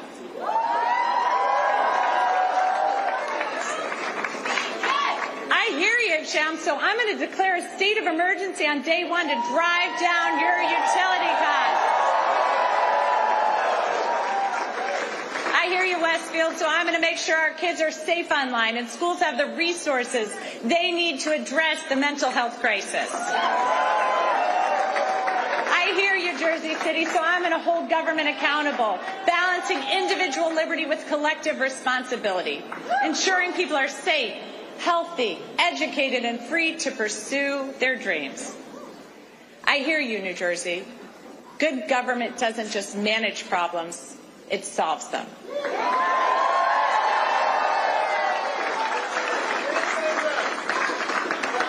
So I'm going to continue to listen and work with you to move our state forward, because I have learned so much as I've traveled our state. Our innovations, our businesses, our inventors and entrepreneurs have amazed me, but it's the people that have left the biggest mark, especially those who are fighting for prosperity for their entire communities. I was moved during my block walk in Trenton with Shanique as she spoke so passionately about the promise of her city and her neighbors despite the challenges. I love the group of young men from Monroe who've been hard at work on this campaign. They want a seat at the table, and they're ready to fight for their future. All right, folks, that's Congresswoman Cheryl. She is the governor-elect in New Jersey. Republicans said, we got a great chance for a pickup, psych. Texas Governor Greg Abbott refused to call a special election after the death of Congressman Sylvester Turner, the 18th Congressional District. That's a seat that was held by Congresswoman Sheila Jackson Lee. Also, Craig Washington, Mickey Leland, Barbara Jordan, one of the most historic seats in the country. And tonight, you'll see that the top two vote getters in that race, Christian Menifee, the Harris County attorney, and former Councilwoman Amanda Edwards, 32.4% for Menifee. Amanda Edwards, 25.2% for her. Menifee joins us right now. Christian, congratulations. Does your race go to a runoff, or is it going to take off? It goes to a runoff. Texas is one of those states that historically had racist practices of enacting a runoff system to ensure that black folks couldn't get elected to office without white folks supporting them. So we're in a runoff state, but we're feeling good, man. We are 7 points up on the next closest contender, and that's just after early vote, and we think we're going to be even stronger after election night. And I think it just shows that we have a groundswell of support, a broad, diverse coalition of people who are rocking with the campaign. And, you know, we're going to kick it tonight, but I'm looking forward to tomorrow morning getting back to it. Here, go back to my iPad. Christian, it was a lot of folk running in this particular race. I had to zoom all the way out to get everybody on screen. And based upon different polling, folks thought that Texas State Representative Jelanda Jones was going to win this running away. How were you able to come out on top in this race? Yeah, I've a lot of respect for State Representative Jelanda Jones. She's been a long-time public servant, and I think has shown herself to be a fighter. We ran a campaign focused on both being a fighter, but a fighter who's delivered results. In my time as county attorney, I have stood up to Greg Abbott, to Ken Paxton, to Donald Trump, and beat them in court to deliver real results to our community. And what I'm hearing from folks when I'm at their door is that they want someone who's going to fight, but they want someone who's going to win. And that's something right now that we have seen across the country that the Democratic Party is lacking. You know, you got folks who want to talk a lot, who want to write a lot of letters, but not want to step up and really engage in whatever hand-to-hand combat is necessary to, at the end of the day, get the win and bring it back to your community. So when I go to Congress, I plan to be one of those members who's going to be aggressive. Either serving on the oversight committee or whatever avenue that's available to me to hold Trump accountable, to bring wins back to my communities, and to bring a backbone to the Democratic Party. When is the runoff? What's the date? The governor has to schedule it. So because this seat became vacant upon the passing of the late Representative Sylvester Turner, state law kicks in. The governor called the first round on a very delayed timeline, and so he now calls the special election. And my guess is it'll be in January, but he has not called it yet, and he probably won't until the vote is finally canvassed. Well, hell, I hope he calls it before the new Congress is before Congress is sworn in. Look, I mean, if he doesn't, you can bet every. Oh, we lost his feed there. Well, again, let me know when we get Menifee back. We'd love to hear that particular answer. Also holding right now, Cliff Albright. He's the co-founder of Black Voters Matter. Cliff, always glad to have you on the show. We had Latasha earlier. Just your thoughts on what you saw tonight. Yeah, thanks for having me, Roland. And hey to everybody that's in the room. See, you got my sister Melanie, my nephew, All right, actually, Marcus in there. Cliff, hold on one second. We got Menifee back. I want him to finish that comment before I come back to you. Okay. Christian, go ahead. You were finished making your comment about what you plan to do if the governor delays calling this runoff. I'm going to be as aggressive as possible. Back when the governor was delaying calling the runoff, I was the only candidate in the race who called on the governor of the state of Texas to call the first election to take place in June, because he had done so in a Republican district, because he said that they needed a federal representative when hurricane season approached. Now, I'm from Houston, and it ain't no place out there that's getting hit harder by hurricanes in the state of Texas than Houston. But he told the black and the brown folks in this district that we have to languish without representation. But I called on him to call that election in June, and I told him that if he did not call the election, I was going to sue him. Fast forward, you see the leader of the party in the House, Hakeem Jeffries, made a similar comment, and it kind of sparked a national conversation about how aggressive we need to get with these governors. So if the governor doesn't call it and we have any legal basis to sue, you can bet every dollar in your bank account I'm going to find a way to sue his ass so that we can hold him accountable and we can ensure that we get representation to a district that has languished without representation for almost a year.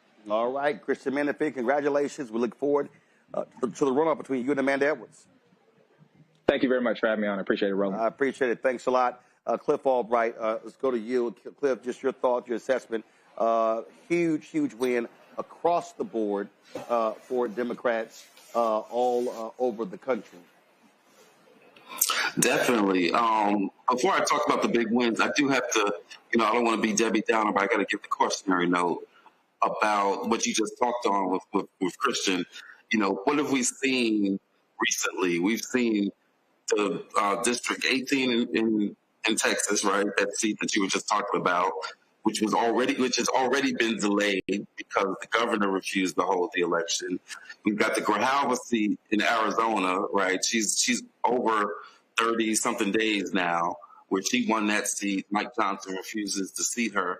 And so while we celebrate these electoral victories that we're having tonight, we still got to be clear-minded about the threats that we're facing, right? That we've got some folks who out of their own mouths are saying they no longer believe in democracy, right? That say, oh, this isn't a democracy, it's a republic. And, so anyway, I just want to give that cautionary note before we talk about the actual electoral wins. Your banner at the bottom says Black Folks Matter. And I think that's part of the story that we're seeing tonight, right? We're seeing historic wins, and we're seeing them in places where Black voters have been a big part of the story. This win, these two PSC races in Georgia, I don't know if y'all talked about it already, but these two huge Public Service Commission wins in Georgia, statewide races for districts that really should not be statewide districts, right? That's a whole story in and of itself. But in spite of that, we're seeing these two huge wins. I mean, not even close. These aren't like 51-49, 52-48.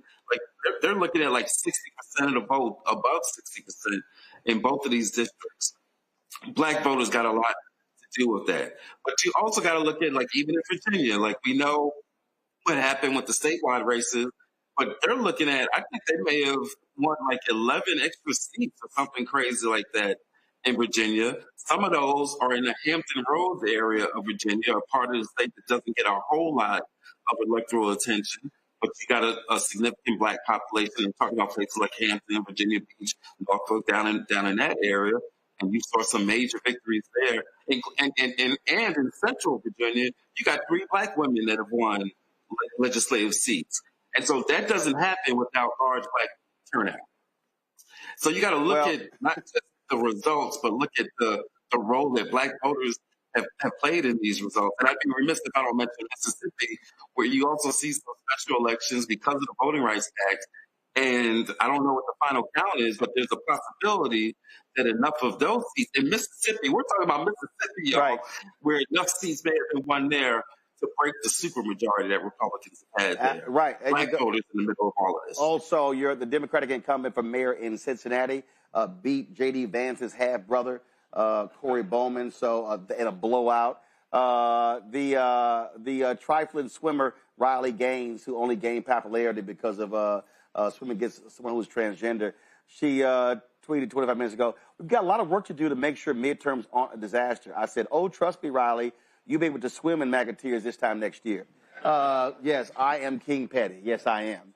And again, the thing here, I really do believe, Cliff, that when you pull these things together, I think what you saw was, one, all these polls kept talking about how awful Democrats' polling was nationally. That's because they were so fixated on Washington, D.C. I think what you're seeing are folks who are saying, we're not taking our cues from Washington, D.C. The people who should really be concerned tonight are these trifling-ass white Democratic strategists. Because what's going to happen after tonight, you're going to see a whole bunch of folks have any sense. They will say F you to the strategists by saying, you're stupid, normal, centrist. Let's appeal to the white suburban women. Don't go after the base voters. Let's have these generic, lackluster, warm milk-ass proposals as opposed to being smart, being aggressive, being real, being authentic. To me, that is, I think, what you're also going to see. And so I'm going to be trashing those high-paid assholes a lot over the next few days. Yeah.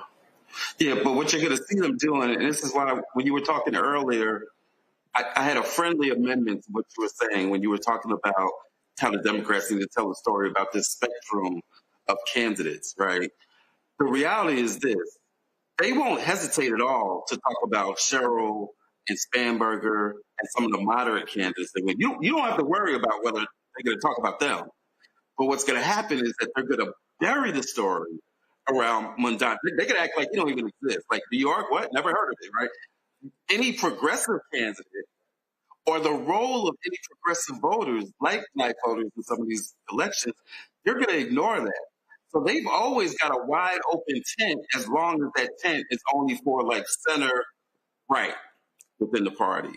But they are constantly trying to ignore the role of either progressive candidates or like what you just said, a progressive base. And so part of what we got to do and why your show and this forum is so important is we've got to tell a story about black voters. We've got to make sure that they see that this election wasn't about the triumph of moderation, the triumph of democratic mediocrity, right? But that this is a story about a base that made itself heard, about a base that wants to see more progressive policies, a base that wants to see a focus on affordability, a base that wants to see people that are willing to fight back.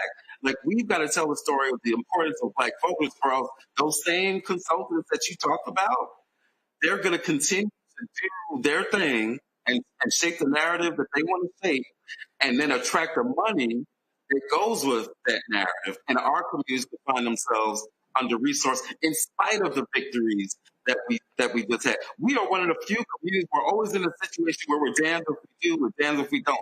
If we lose an election, they look at us and try to blame us, right?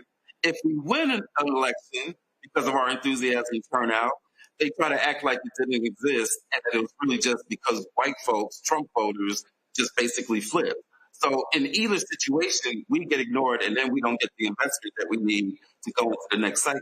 Well, that's why I think what the responsibility of black organization and activists and others is to say, we're not going to let y'all define the terms of victory. And what I've said, for every CBC member that's come on, I said this directly to Senator Raphael Warnock. I said it to Jeffries. I said it to Schumer. I said it to Ken Martin. Y'all asses are going to have to cut some bigger checks. You're going to spend more time, more resources. You're going to stop expecting black folks to volunteer and not pay them on campaigns. Because the fact of the matter is this here. They are going to need a massive black turnout in the black belt of North Carolina for Roy Cooper to win next year. They're going to have to need a massive black turnout in Georgia for Ossoff to win next year. If Ken Paxton is the nominee in Texas and Congresswoman Jasmine Crockett is a Democratic nominee, they're going to need a massive turnout of black folks in Texas.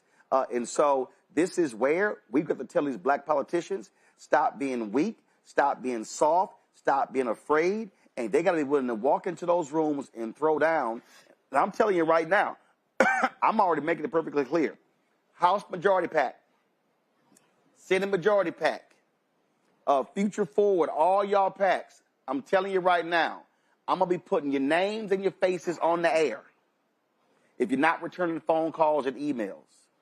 Because, see, we ain't going to play this game again that they always playing.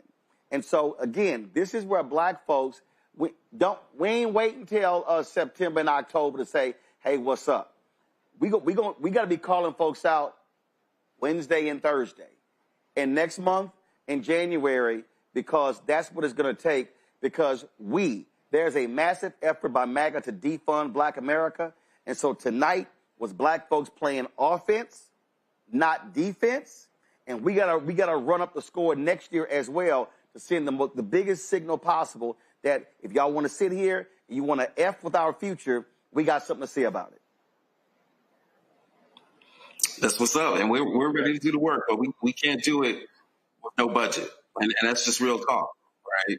And so, again, thank you for everything that you do, for telling our stories, for shaping the narrative, for highlighting the organizations and the organizers that do this work, and for highlighting our issues. Because at the end of the day, that's how we get the turnout, is by focusing on the issues that impact our communities, right? I was out today on Election Day here in Georgia.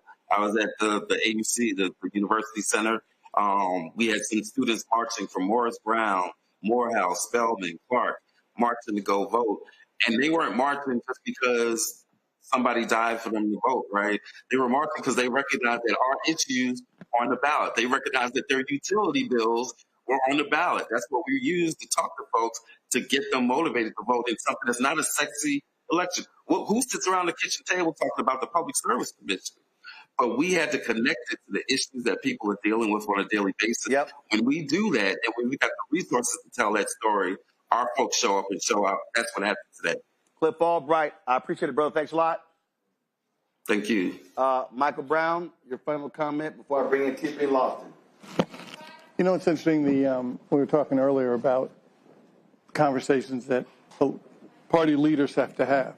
Prime example, and Melanie, you know this, Professor, you know this, I know Dr. Malvo knows it, I know you know. When there were a whole host of folks running for president on the Democratic side in 1992, you had serious Democratic candidates that could all raise a lot of money, from Rockefeller to Gephardt, you name it. When my father was chair, he said to Bill Clinton, do you want to be right or do you want to win? That part. And Bill Clinton was the only one that said, I want to win. Gephardt said, we got to bring everybody to the table, make sure everybody's coming. And he said to the governor at the time, we're going to give a whole lot of money to black folks in the street. I'm just telling you what the rules are going to be, so don't come saying, we need more money in the Bible Belt, or we need more money here. The money was spread everywhere, but black folks got money. Black contractors, black pollsters, as you know, black organizations. That's how you won Georgia. Exactly. I was there. That's what you were talking about earlier, not to be afraid. Thank goodness my father wasn't afraid to say that to white men, especially at that time called Reagan Democrats. And those Reagan Democrats, should we go after them? Should we leave them alone? No, we'll definitely campaign, but let's make sure we take care of our folks. And this also was the DOC fault. And again, these two reports that came out, this is the next version of the DLC. That's right. That they're trying to bring back again because they want to push this whole thing of, citrus. Right. Again, that only works in certain places. It doesn't work everywhere. And next year is not a presidential race. Next year, a series of statewide races. U.S. Senate, statewide. Congressional is 710,000, every 50,000 people. Those are individual races. So you've got to be looking at those races a lot different. Folks, we got lots more to talk about. We're going to go to a break right now. We come back. Tiffany Lofton, United States Student Association, going to be joining us, sharing her thoughts and perspective on this. We're going to be hearing from Glenda Carr with Higher Heights as well. Folks, y'all watching the Black Political Show tonight. The Mother Networks, y'all know, y'all gonna like crane your neck to black people. You don't have to do it on this show. We'll be right back, right here, Roland Martin Unfiltered on the Black Star Network.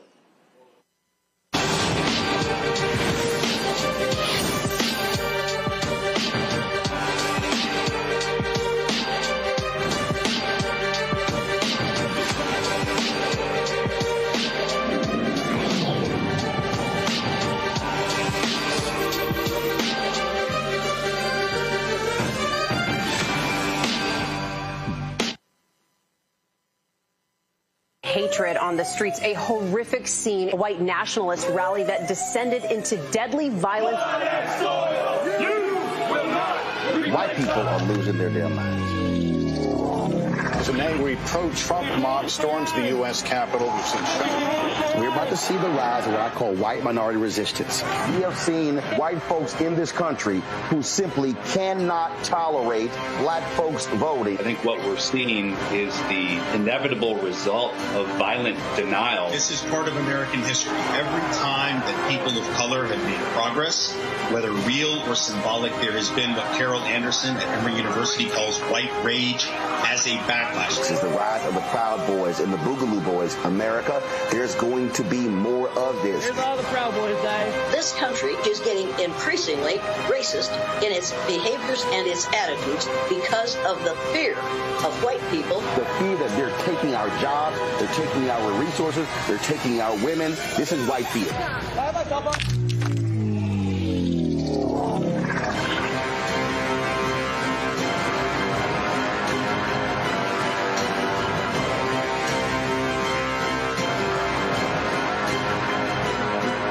If in this country right now, you have people get up in the morning and the only thing they can think about is how many people they can hurt, and they got the power, that's the time for mourning. For better or worse, what makes America special, it's that legal system that's supposed to protect minorities from the tyranny of the majority.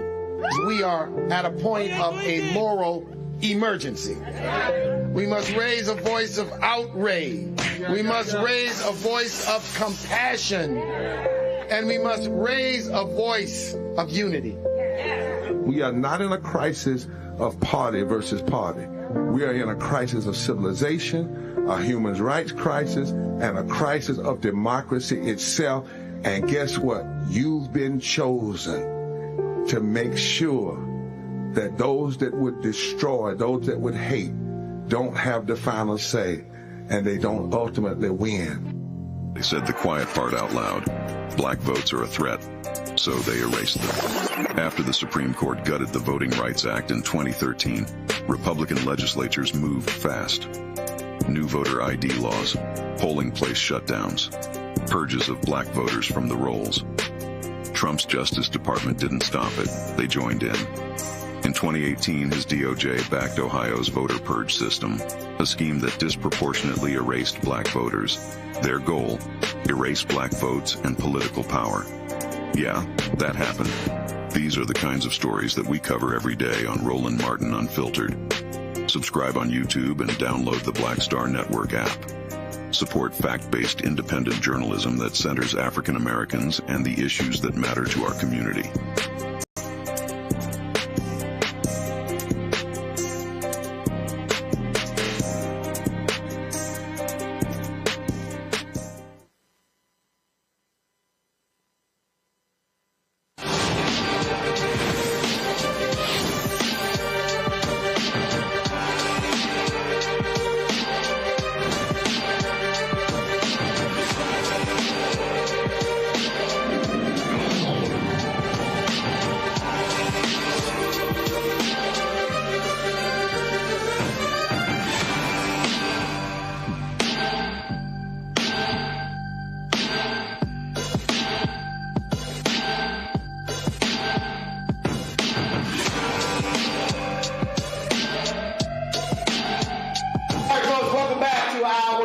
Network special coverage of the 2025 election. It's a lot of stuff we're going to be looking at. I'm going to be looking also at a lot of the local races we're going to be pulling up. Folks at Bolts Magazine really has a great breakdown, a lot of these local races. But I want to go to here. This is actually a poll right here. The Washington Post, ABC News, Ipsos poll. Cash-strapped Americans signal rising costs could be Trump's midterm headache. Share who say they blame Trump for the current rate of inflation. All adults, 59%. Democrats, 92%. Independent, others, 66%. Republicans, 20%. Here's the deal. He ran on these issues. He ran talking about these points here, and now he's coming back on them. Here's what he did. Tiffany lost it. Donald Trump kept saying, I'm going to fix it day one. Well, it's been 10 months. And again, now you're sitting in the seat, you're not going to get the blame, or you're going to get the credit. And he keeps going on TV lying, saying that, oh, no, prices are down, everything is down. Lying, just flat out lying. When Fox News are telling the truth, you know something is going wrong. And I do believe, and I really hope that And we saw these polls talking about how these young voters, Gen Z, becoming more conservative, especially these young white men. And I really hope that all these young folks who voted for Trump in 2024 now realize, damn, we got played. Well, I'm trying to figure out in that poll that you just put up who the Republicans think is responsible to blame for the prices going up and what's going on. Biden. So, yeah, of course, Biden and Obama, right? And you, like, they're just trying to figure out and point at people. They're just trying to figure out and point at people on who to blame. And so I'm trying to figure out where the other 92% is looking at and what they are looking at, what they're paying attention to. White young boys have always been more conservative. Students of color, young people, educated folks, black young women, millennials, women of color, et cetera, have always been on the right side of history when it comes to the majority of midterm elections, presidential elections. And we've seen the trends of young people go up. Every year I come to this show and we have an election and people say, not here, but people on Fox News and MSNBC and CNN and everything, where are the young people? Where are the young people? Where are the young people? And then the results always come out by Circle, by Tufts, and they say young people have turned out in record numbers. So I'm tired of us asking that question of where they are.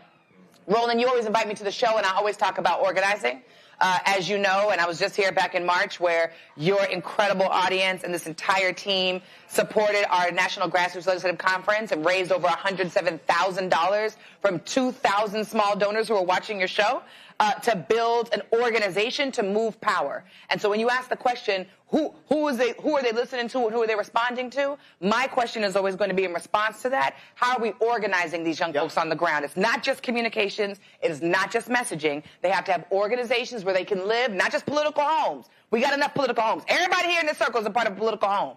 How many people in this room, how many people are we working with that are getting ready to prepare for 2026 and are registering people in mass numbers and training young people on the ground? And I'm not going to say I'm the only person doing that, but we are doing that in a really big way at USSA. The first, what I kept saying this, and people, everybody who was here election night last year, I said then. That was a lot of fun. I kept saying, I remember that. I need folks to stop focusing on 28 and stop focusing on 26.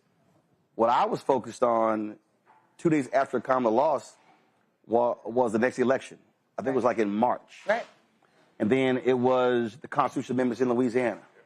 And then it was the Supreme Court race in Wisconsin. That's the one that was in March. And I think people keep making a mistake. They keep trying to go 28. I was somewhere the other day. Somebody said, your thoughts? I said, don't ask me. They're like, yeah, but no. I said, I'm not even talking about 28. I said, because that's the mistake that you're making. What you have to understand is that it's a thing called momentum. And all we have also been talking about is organizing and mobilizing. Bishop William Barber and I talk about this all the time. Organization, mobilization. I gave the keynote speech to the National Panhellenic Council Friday in Houston. And I said to them, I said, y'all think y'all do a whole lot. You still are not doing enough. I said, because we have to be able to truly understand our numbers. I've said to Prince Hall Mason, I need to see you outside of your lodges. I said to Eastern Star, to Links as well. And I think that what people have to understand is that it is not going to change just hoping people turn out. No. Mm-hmm. We literally have to go back to a very intensive micro strategy, Greg. And the micro strategy is, again, not hoping they turn out, but pulling data, pulling precinct data, pulling block data, to say, pulling street data, to say how many people in this precinct are eligible to vote, how many people are registered to vote, then how many actually voted, but the key is look at the number, how many didn't vote, and now focus on those people to turn at least 50% of them out for the next election. We know if all of a sudden you see an uptick of 2, 3, 5, 10,000 votes, that can completely change the statewide results. Mm-hmm. And that's where we have to be locked and loaded as a black community between now and election night next year. That's right. I'm worried, though, that, CNN's reporting in all week, but that they're getting close to a deal to open the government up again, and the progressive people in the Senate are screaming bloody murder. the Democrats never miss an opportunity to miss an opportunity. Mm-hmm. And you heard Cliff say it. They're absolutely going to bury Mandani. They're going to bury Jay Jones. They're going to bury everything they can. And the question is, will that break this momentum? Mm-hmm. Because, we have to be very clear about this. This is a white nationalist country, and the Democratic Party is full of soft white nationalists. Chuck Schumer needs to be replaced yesterday.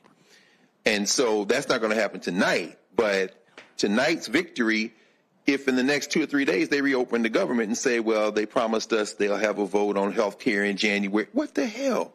What did y'all just do? Mm-hmm. I agree that we need to ignore the Democratic Party leadership completely. We've seen this show before. We saw it in the wake of the Jackson campaigns when they put together their soft white nationalist DLC with Joe Biden and Bill Clinton and everybody else. We've seen this show many times, but our lives are at stake now. The Democratic Party is a delivery system. We should ignore inside baseball politics. And I'm not a loyalist to the damn Democratic Party. F the Democratic Party. Yeah, it's not even a For party. real. 10 toes down. Fuck them. The bottom line is ignore them and move forward. On Fox News, the white nationalists, they're making masks with Zoran Mamdani's head on it, and they're gonna put it on everybody that won tonight. Spanberger, they're gonna put it on all of them. Mickey Sherrill, we've got to take advantage of this momentum and ignore them. Act as if they don't exist. Melanie, I don't know where this money gonna come from, but we need to get you some money. We need to get Cliff and Latasha some money, and we need to just ignore these people. Well, I think that first of all, what you're seeing. You are seeing folks hate to lose. You're seeing, I think, individuals who now realize that it might be pretty stupid to ignore podcasts, digital shows like this, because people are not watching CNN, MSNBC, ABC, NBC, CBS. And you have to go where the people are. They're all bought anyway. But again, I think, you see what happened with the right wing CBS. But again, I just simply think for our people, we have to be, Melanie, every black organization that claims they have GOTV efforts need to be re-examining their GOTV efforts, how much money they're spending, and what they should be saying is, why are we doing all separate, individual, siloed GOTV efforts? And say, how do we then mobilize together, pool resources, pool people to be able to hit more folks? Please weigh in. I'm just going to say, What GOTV is. Get out the vote. Thank you. Mobilize the vote. Show up. They know what that is. Yeah. Well, I think that's not true because some of my people didn't even know elections were happening right now. Well, that's the people in Kentucky. That's the people in Kentucky who were calling the state saying, "Hey, what time the polls open?" They were like, "We don't vote this year." Yes, right. The mayor of New York, they were crying like, oh, like, yeah, there's no election this year. Yeah, Roland, go ahead. I just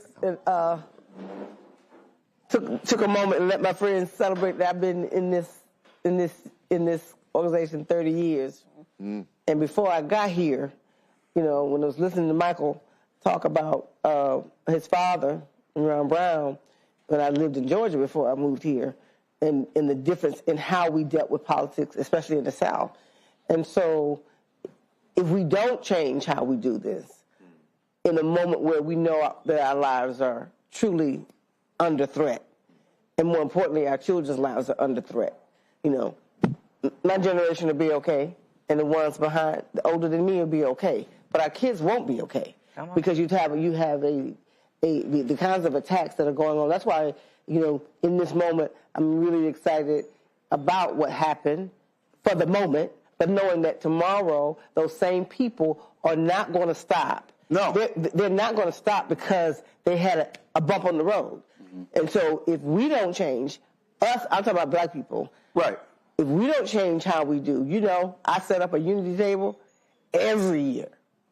And that we can find a way to share. I will say a lot of our organizations are working more closely together. Latasha and I, we working close together. I think what's going to be critical, and I go back to what you talked about, it really has to do with the divestment in, really divesting in the young people, not just the vote, but in young people. When we were winning and doing winning in a lot of other ways, there was real investment. When you at USSA USSA, well, USA Today, but USSA. And this, if we don't, this is where we got to put our energies. Look, the kind of coalitions that invest in our young leadership. Hold on a second. Argue this. Look, the right dropped one. Understand this here. In the last 7 years, the right dropped $1.6 billion on young folks. We did when PragerU launched. The New York Times, the story was 2020. New York Times did a story. PragerU wants to do 1 billion views on YouTube. That was the story. The first year they launched, they raised $22 million. Second year they launched, $25 million. Charlie Kirk's Turning Point USA budget is $72 million a year. They broke down how much money they've been spending. Because what happened? They were scared to death of what happened in 2008. That's right. Everybody kept saying, oh, Democrats are going to win for the next 30 years. The young voters, the Obama coalition. So they said, what we have to do is reach the hearts and minds of young people. And what they did was they utilized digital media. They utilized podcasts. And they took all their messaging and they attacked everything. And so you have these folks, these young white boys. They also changed policy. College campus. They changed policy on college campuses. They changed policy on the statewide and local level. They took off the pillars that allowed students to use their student fees to continue to organize, have lobbyists in Washington, D.C., have lobbyists at the Capitol, et cetera. It was not just Turning Point USA. Turning Point USA is only 8 years old. These folks, and as you said, from the last election, these folks been able to fundraise, and they fundraised hella money after he got killed. To be able to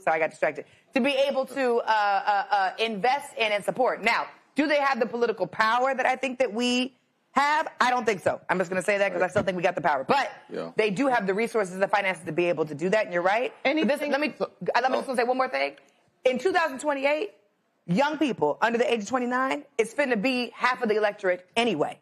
So I need the party and the organizations and our people to get serious about organizing the voters who just turned out tonight, putting them in organizations so they can do work, and continuing to do that, like Melanie said, for the next 300 days. And on their issues. I mean, it's not just about organizing among young people. I think what Zohran Mamdani is also showing is that young people have real issues, right? Millennials like us, Gen Z, we've been through 2 or 3 economic crises, the climate crises, right? The pandemic, right? We are waiting for relief, right? We are also about to care for our parents, which will be the largest group of seniors in American history, and we don't have the resources to do it. So we're looking for proposals. More expensive. You're also about to have the largest transfer of generational wealth in American history. In terms of from baby boomers to Gen X, millennials, and Gen Z. For the corner. When is that? For the corner who have it. It is for the corner of that generation. No, hold up. But the reason I'm saying that, Gen X was the only demo where a majority voted for Trump. You have to factor that economic piece in. Again, baby boomers are passing away. They're about to transfer the largest amount of money to the next 2 generations in American history. So we're talking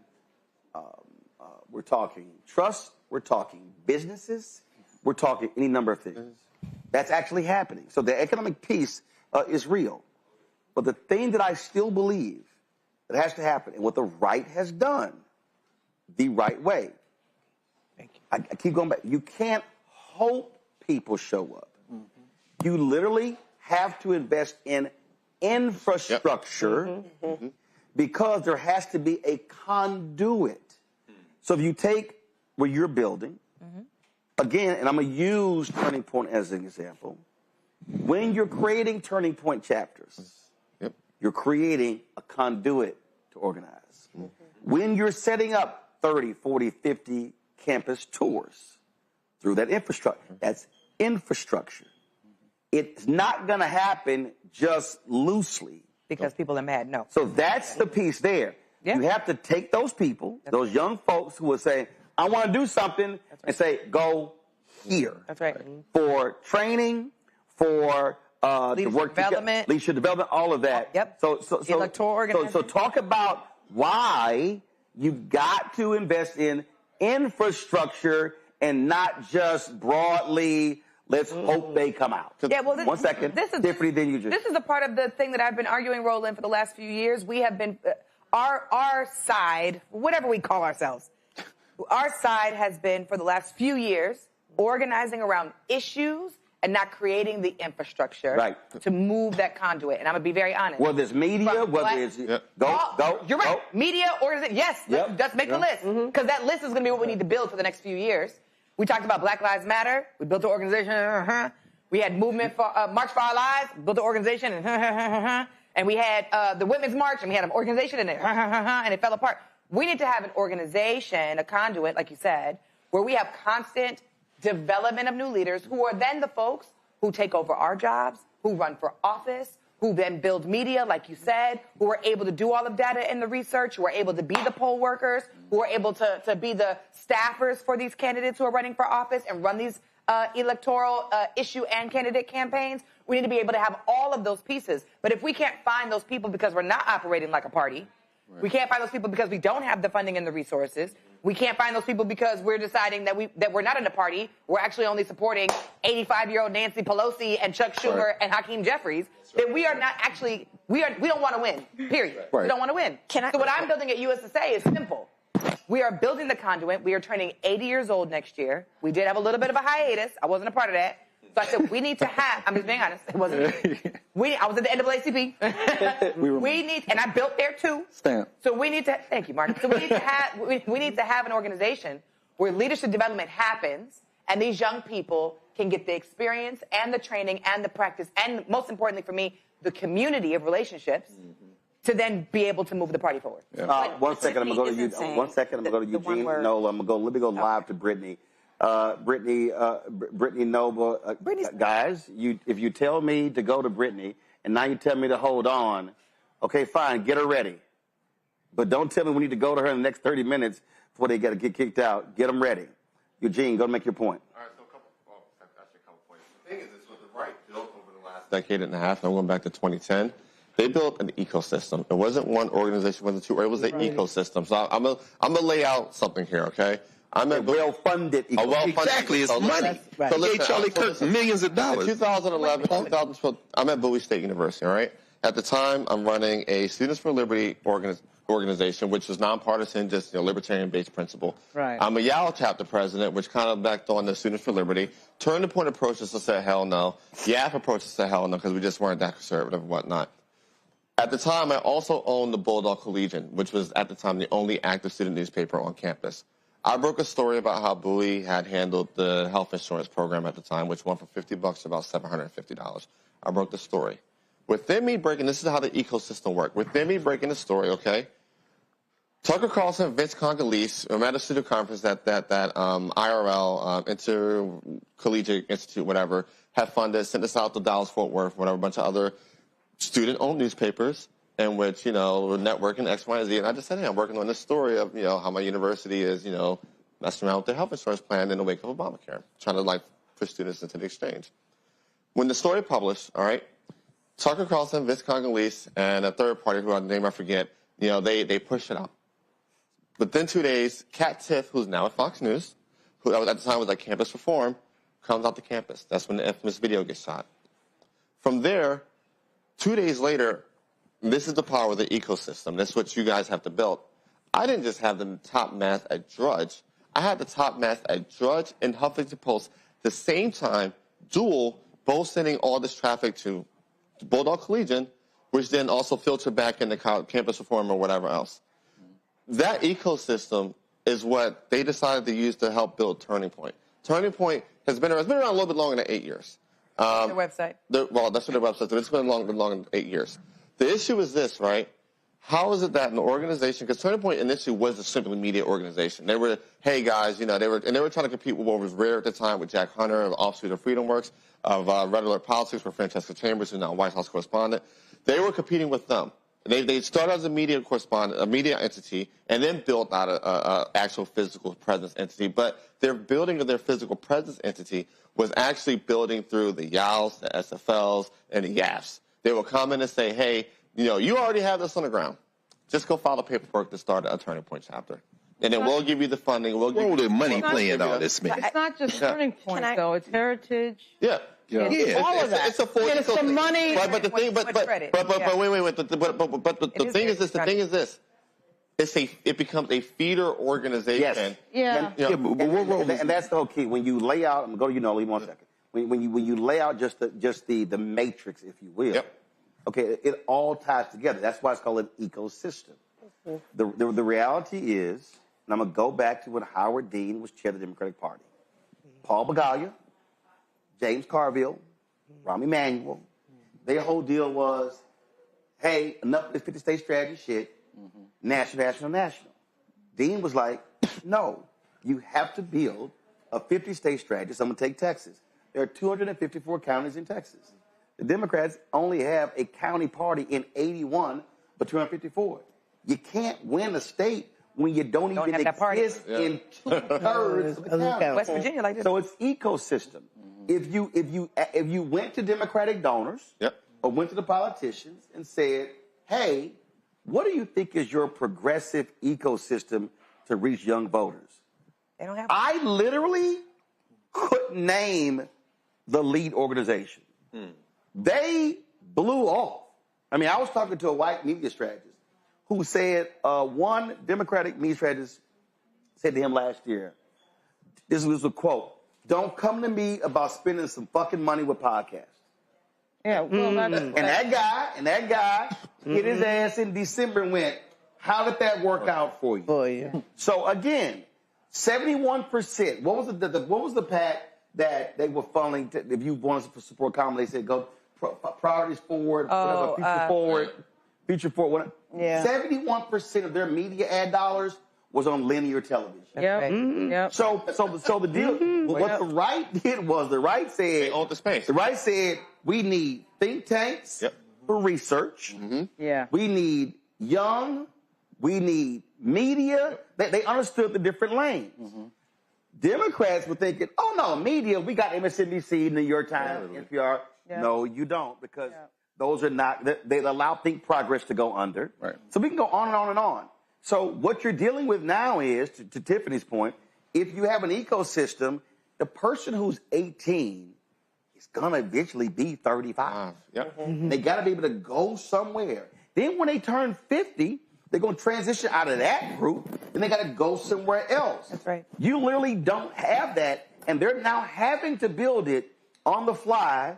And so this is where all the people who got mad at me when I criticized Obama and Obama for America, I told them, the problem there was that entity was for him. That's right. They did not build the party. The party didn't also work with others to build the apparatus around it. And when Citizens United came in, which allowed for corporations to give, then parties became irrelevant. That's right. Now you can go raise $500 million without a party, and that becomes infrastructure. So the battle right now is with these white strategists who control campaign dollars, don't want to put money on boots on the ground. They want to buy TV ads because their salaries are predicated on TV buys. 1 second, Noah. So I loved everything that you said. I'm going to go to Noah, then I'm going to Brittany. Go. Baby, it's called as a person who's been on a campus my entire life. Two words that I hear students saying over and over again: motivation, inspiration. They're not motivated and they're not inspired. Being a Democrat isn't a lifestyle like being MAGA or being a Republican. It's not really an ideology. You vote and you go home, right? And I think that's one of the problems that we haven't solved, is to figure out, there's a huge gap between how Republicans do things and how we do things, but for a reason. It's not because Democrats just don't know how to do things. You vote and you go home.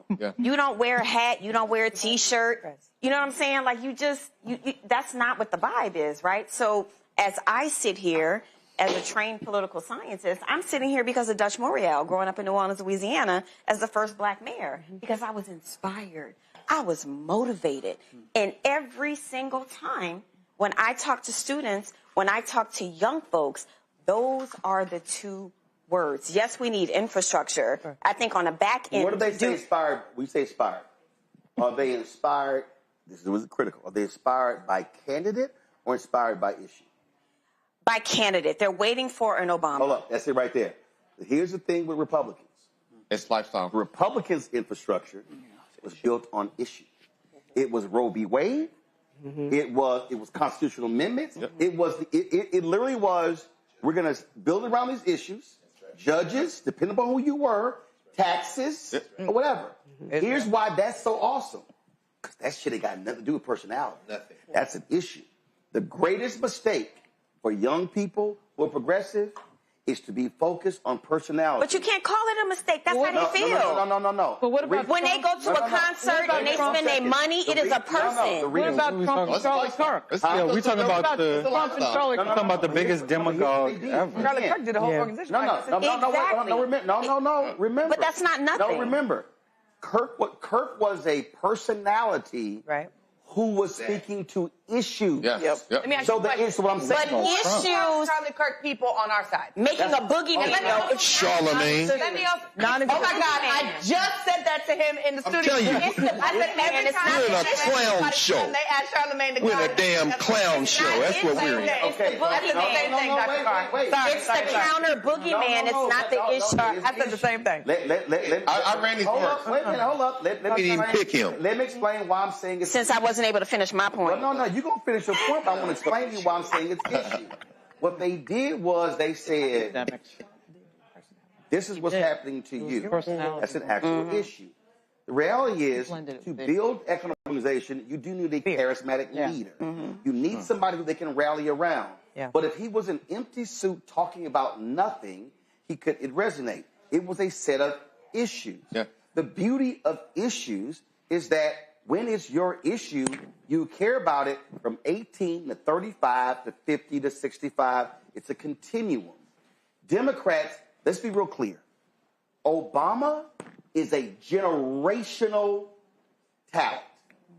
Sure. Who was the Democratic generational talent before Obama? Bill Clinton. JFK. Bill Clinton. Stop. Bill Clinton. JFK. I mean, in the same generation. It was JFK. I said Jesse.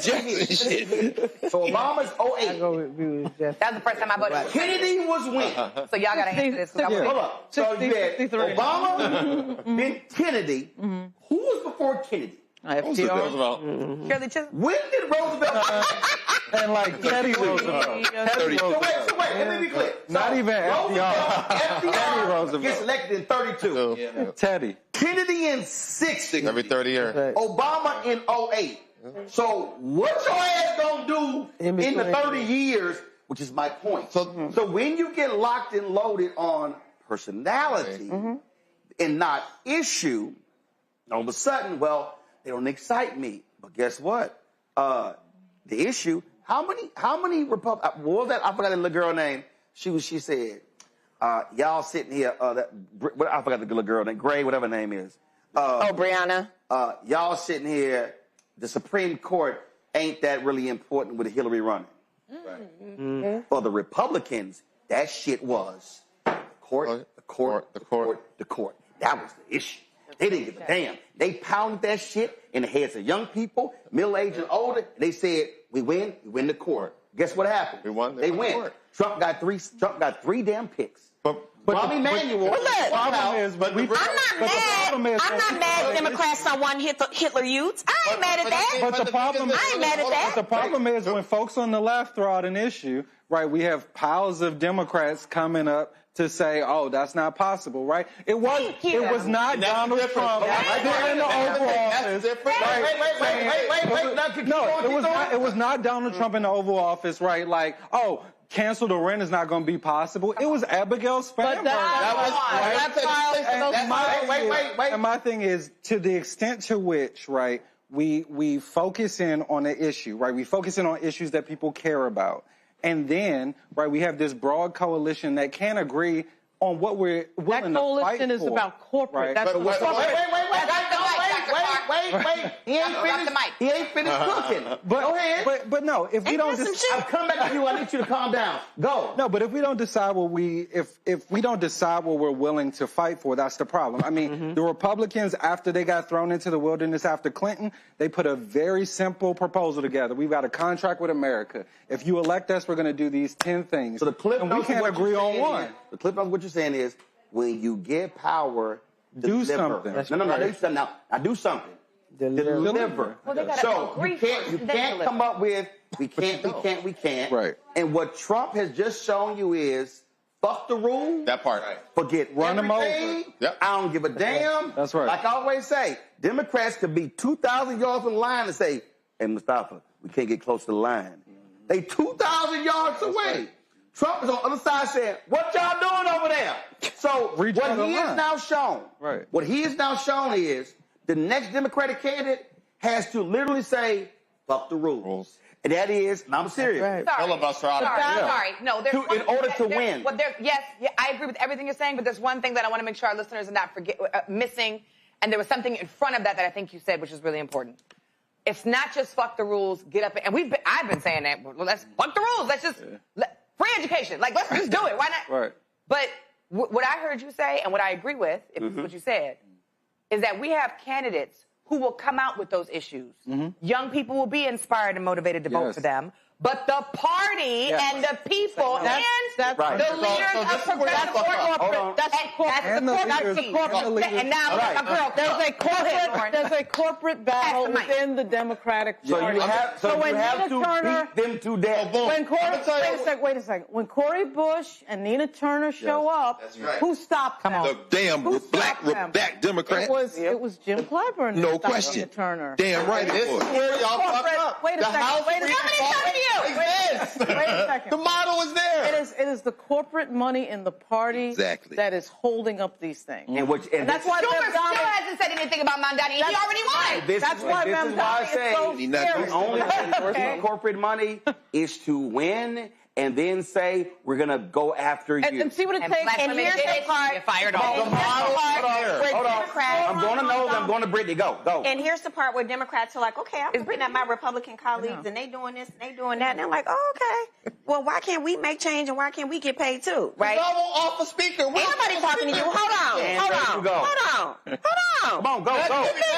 Keep going. Okay, so stop my point. Damn. My point is, Jesus. Keep going. My point is, take a pause. You're going to get cut. He do that. Keep going. I know, but it's disconcerting and it's bullying. No, come on. My point is, you have two different systems. You have two different types of people that vote different types of ways. And we're trying to say copy and paste. Well, the Republicans, okay, but Democrats aren't Republicans and Democrats aren't, vice versa.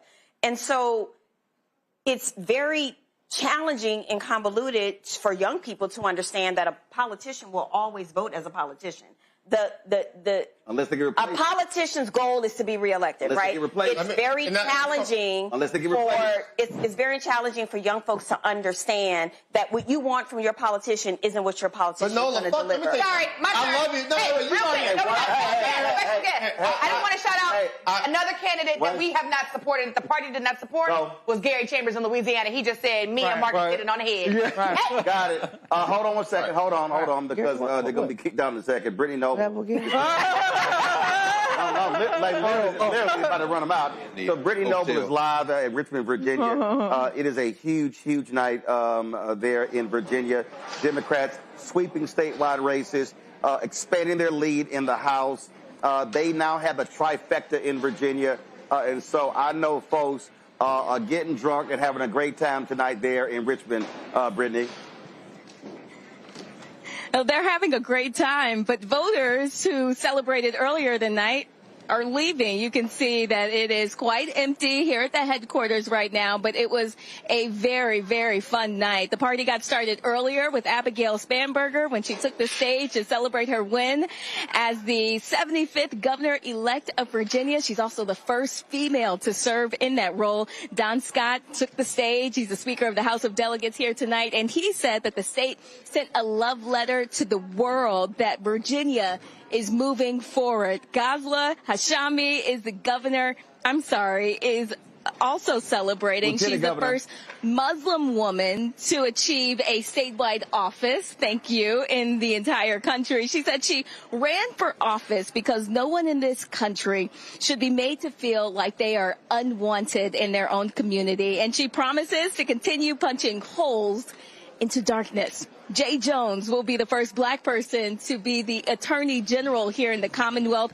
He says his ancestors were slaves, his family endured segregation, and he walks in the footsteps of so many generations that came before him.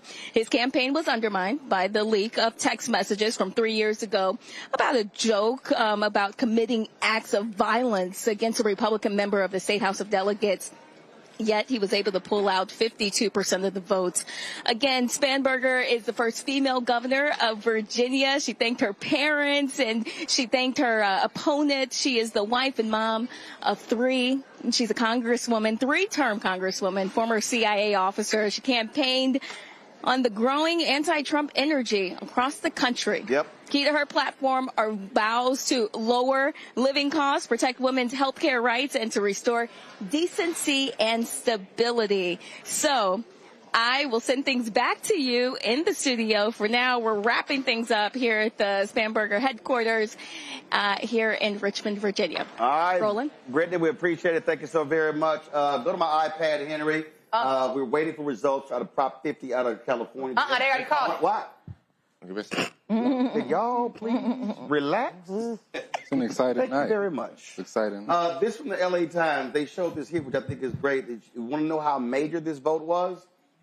They were showing that it was so many folks who were voting. Polls closed at 8. At 7 p.m. with the hour left, 38% of the county's 250 vote centers in LA had wait times of at least 46 minutes. See what happens when y'all let me host the show?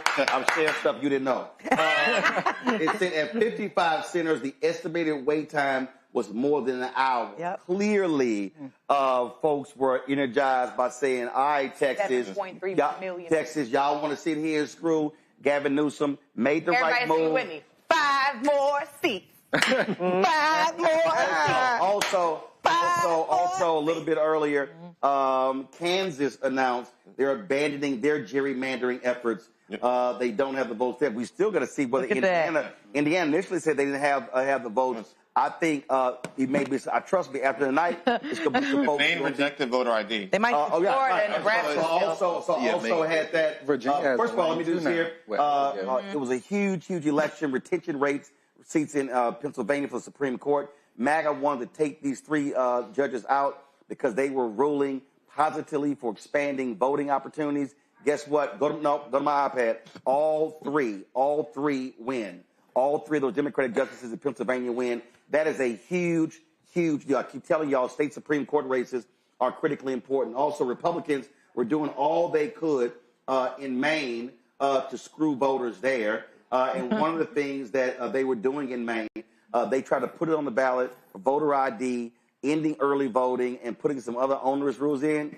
Maine said, nah, we good, voted that bullshit down. And they also, Maine has yellow flag laws. They approved tonight red flag laws. So they beat back right-wing efforts there as well. Glenda Carr joins us right now, Higher Heights.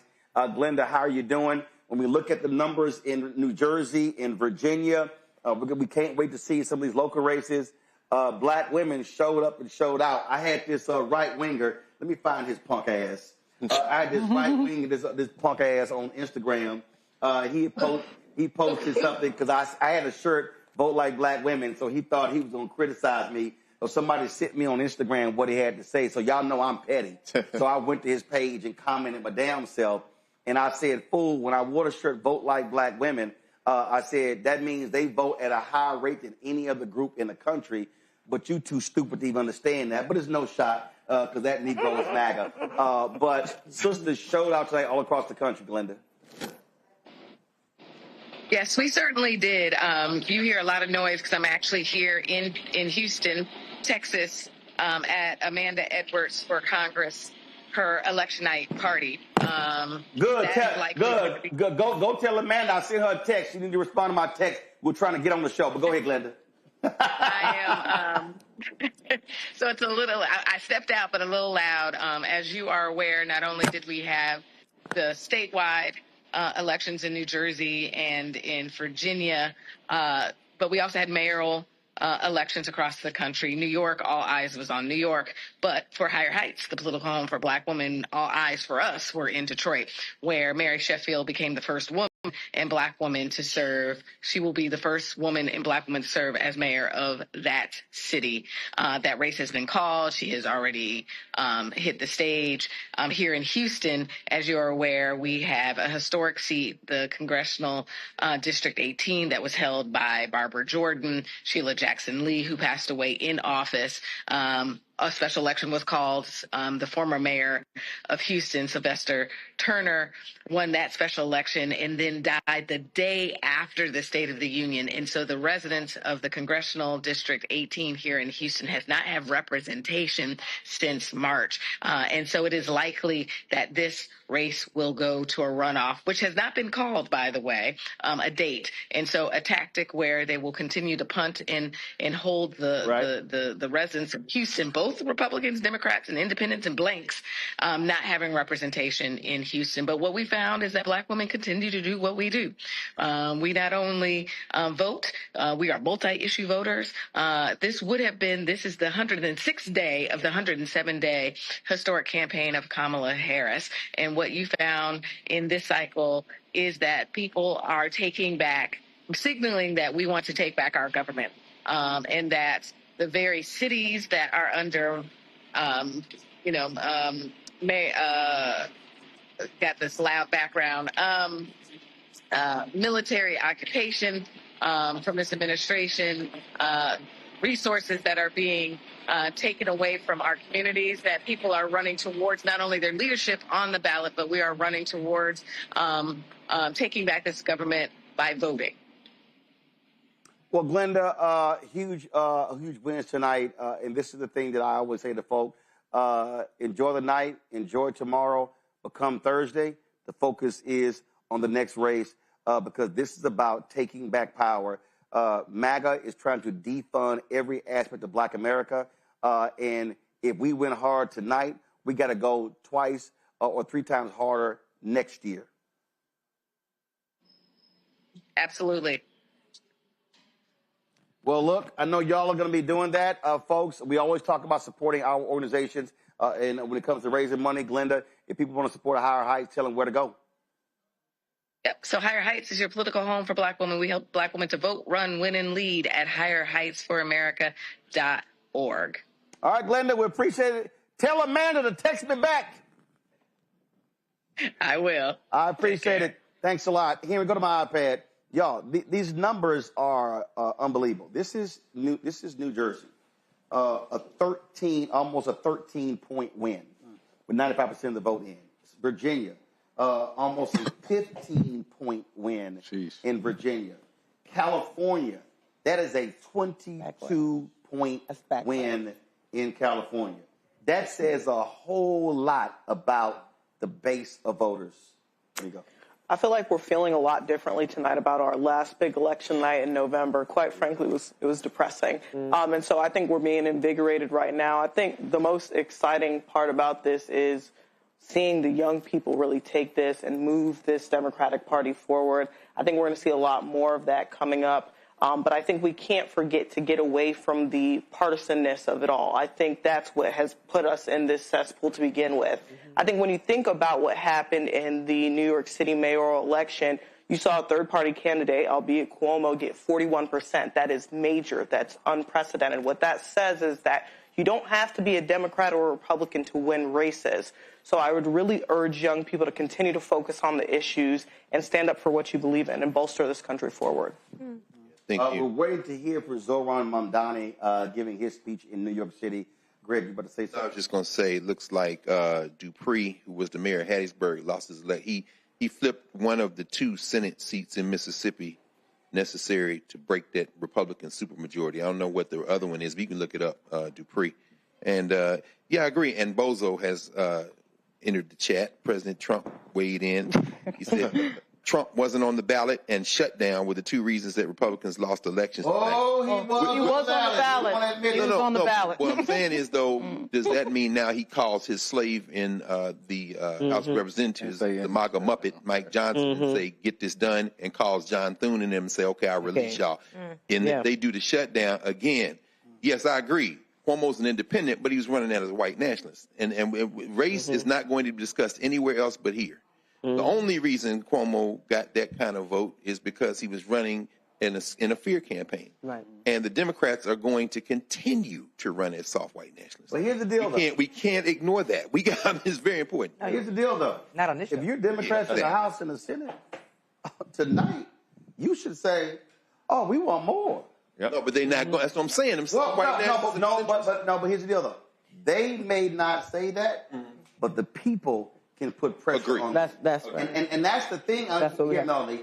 Again, what I keep saying is we can talk about the politicians, but they respond to pressure. That's right. And what I'm saying to people, and I always say this, the election is the end of one process, and it's the beginning of another.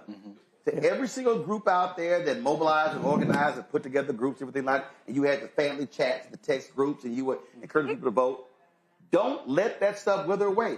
Keep those channels active and say, all right, we're going to roll to the city council meeting, the school board meeting, the county commissioner meeting, the state house. We're going to roll with DC. We got to put the pressure on them to do what they said they were going to do. I'll run it. Well, the other part, I'm looking at Virginia, and I'm, like everybody, just looking at these numbers and knowing that there's the Democrats won a whole lot more seats in the legislature. Expanded the House. So we got to be in Richmond. 64. We got to be in Richmond, right? We have to be in Richmond. With our agenda. Right. We have to be. Because otherwise... We went to Virginia last night. I was talking to... Chesapeake doing a show. And I was pressing them on HBCU money. And I said to the audience, what's your black agenda? Bottom line is this here. Expand the House. And again, Don Scott, my prep Speaker of the House, Louise Lucas in the Senate. But elections are a return on investment. That's right. Yeah. And when you showed up, that's when you come go, hey, what we get? And got to do it in New Jersey, got to do it in Virginia, and wherever we won. In mayoral race? Well, I'm not going to say we. Well, I'm just Melanie now. I'm off the clock. No, black people. So, right. I'm off the clock. I'm just Melanie. No, first of all, I'm not talking Democrat. Right. No, I mean, that's what I'm saying. I'm saying as a voter, right, who lives in Virginia, right, that we have to show up. I don't show up with my day hat on. I got to show up as Melanie Campbell, who helped get you in there with other black women, especially who, when those numbers come out, trust and believe it's going to be black women, right, and brothers, right, and we have to collectively mobilize around that. Otherwise, that's what Greg is talking about. That's what's going to happen. Because at the end of the day, we don't see that just with white electors, we see it with some black electors, and names that I'm not going to name, some of the names have already been named, who show up when they didn't have any other choice but to show up. Give me a split screen. That's right. Folks, this is a live shot in New York City. Let's go. Mayor, let's go live to Zoran Mandani. All right. This is Victory Speech in New York. Let's go.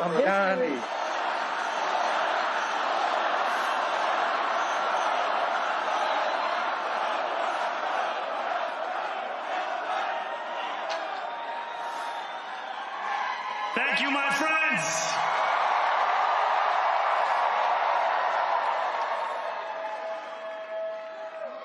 The sun may have set over our city this evening, but as Eugene Debs once said,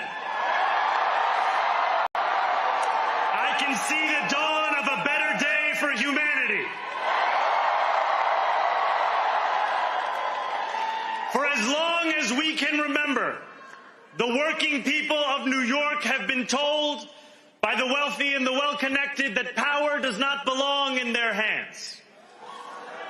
Fingers bruised from lifting boxes on the warehouse floor, palms calloused from delivery bike handlebars, knuckles scarred with kitchen burns. These are not hands that have been allowed to hold power. And yet, over the last 12 months, You have dared to reach for something greater. Tonight, against all odds, we have grasped it. The future is in our hands. My friends, we have toppled a political dynasty.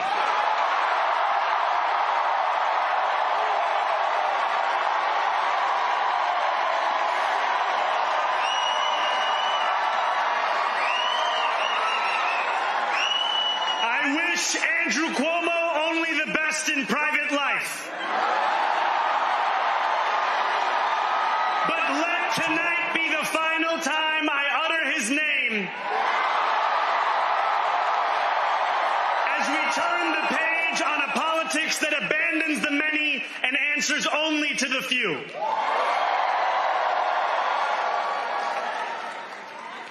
New York, tonight you have delivered a mandate for change. A mandate for a new kind of politics. A mandate for a city we can afford. And a mandate for a government that delivers exactly that. On January 1st, I will be sworn in as the mayor of New York City.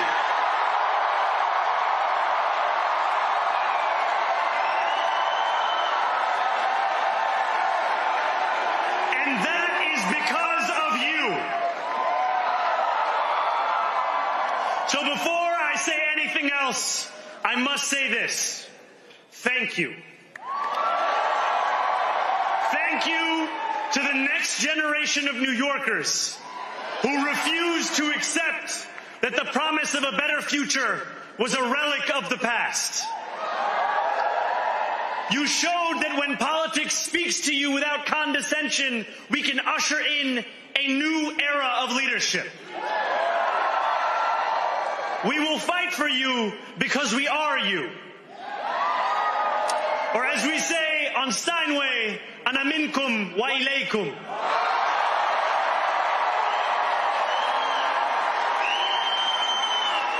Thank you to those so often forgotten by the politics of our city who made this movement their own.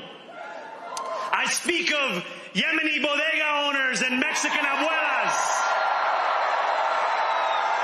Senegalese taxi drivers and Uzbek nurses,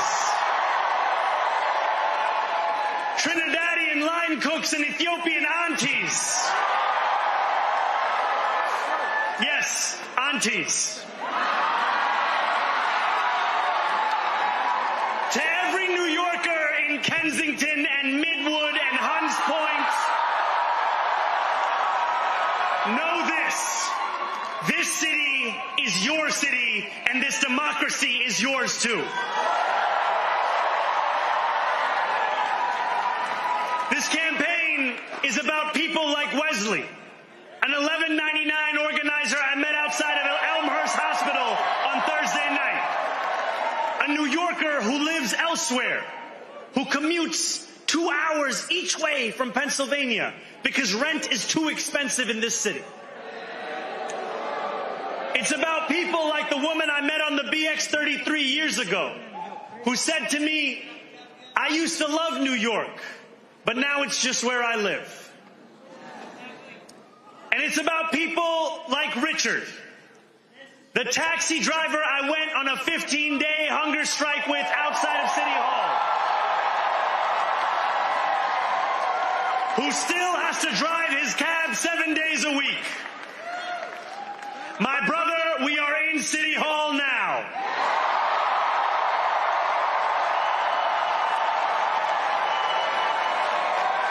This victory is for all of them. And it's for all of you. The more than 100,000 volunteers who built this campaign into an unstoppable force. Because of you, we will make this city one that working people can love and live in again. With every door knocked, every petition signature earned, and every hard-earned conversation, you eroded the cynicism that has come to define our politics. Now, I know that I have asked for much from you over this last year. Time and again, you have answered my calls. But I have one final request. New York City, breathe this moment in. We have held our breath for longer than we know. We have held it in anticipation of defeat. Held it because the air has been knocked out of our lungs too many times to count. Held it because we cannot afford to exhale.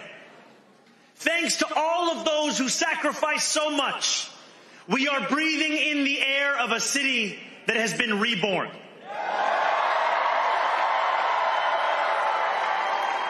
To my campaign team, who believed when no one else did,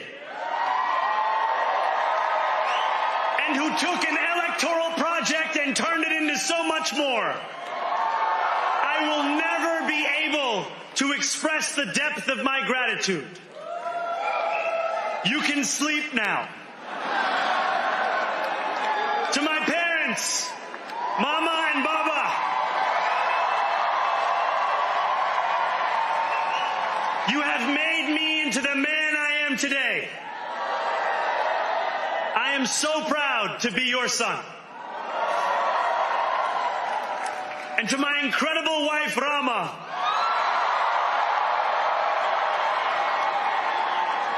Hayati, there is no one I would rather have by my side in this moment and in every moment. To every New Yorker, whether you voted for me, for one of my opponents, or felt too disappointed by politics to vote at all, thank you for the opportunity to prove myself worthy of your trust. I will wake each morning with a singular purpose: to make this city better for you than it was the day before. There are many who thought this day would never come, who feared that we would be condemned only to a future of less, with every election consigning us simply to more of the same. And there are others who see politics today as too cruel for the flame of hope to still burn. New York, we have answered those fears. Tonight we have spoken in a clear voice. Hope is alive. Hope is a decision that tens of thousands of New Yorkers made day after day, volunteer shift after volunteer shift, despite attack ad after attack ad. More than 1 million of us stood in our churches, in gymnasiums, in community centers, as we filled in the ledger of democracy. And while we cast our ballots alone, we chose hope together. Hope over tyranny. Hope over big money and small ideas. Hope over despair. We won because New Yorkers allowed themselves to hope that the impossible could be made possible. And we won because we insisted that no longer would politics be something that is done to us. Now it is something that we do.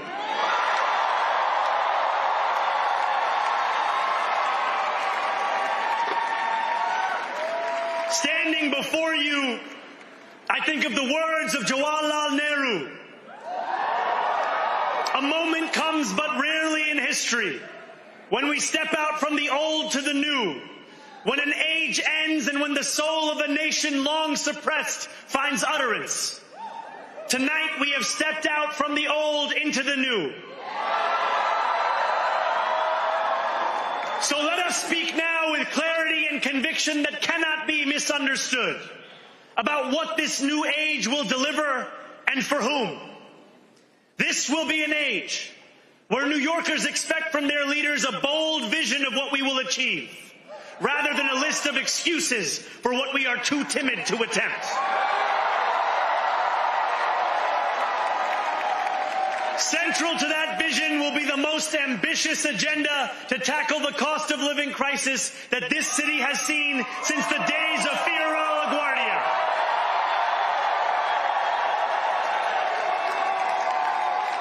An agenda that will freeze the rents for more than 2 million rent-stabilized tenants. Make buses fast and free. And deliver universal child care across our city. Years from now, may our only regret be that this day took so long to come. This new age will be one of relentless improvement. We will hire thousands more teachers. We will cut waste from a bloated bureaucracy. We will work tirelessly to make lights shine again in the hallways of NYCHA developments where they have long flickered. Safety and justice will go hand in hand as we work with police officers to reduce crime and create a department of community safety that tackles the mental health crisis and homelessness crises head on. Excellence will become the expectation across government, not the exception. In this new age we make for ourselves, we will refuse to allow those who traffic in division and hate to pit us against one another. In this moment of political darkness, New York will be the light. Here, we believe in standing up for those we love. Whether you are an immigrant, a member of the trans community, one of the many black women that Donald Trump has fired from a federal job, a single mom still waiting for the cost of groceries to go down, or anyone else with their back against the wall, your struggle is ours too. And we will build a city hall that stands steadfast alongside Jewish New Yorkers and does not waver in the fight against the scourge of anti-Semitism. Where the more than 1 million Muslims know that they belong. Not just in the 5 boroughs of this city, but in the halls of power. No more will New York be a city where you can traffic in Islamophobia and win an election.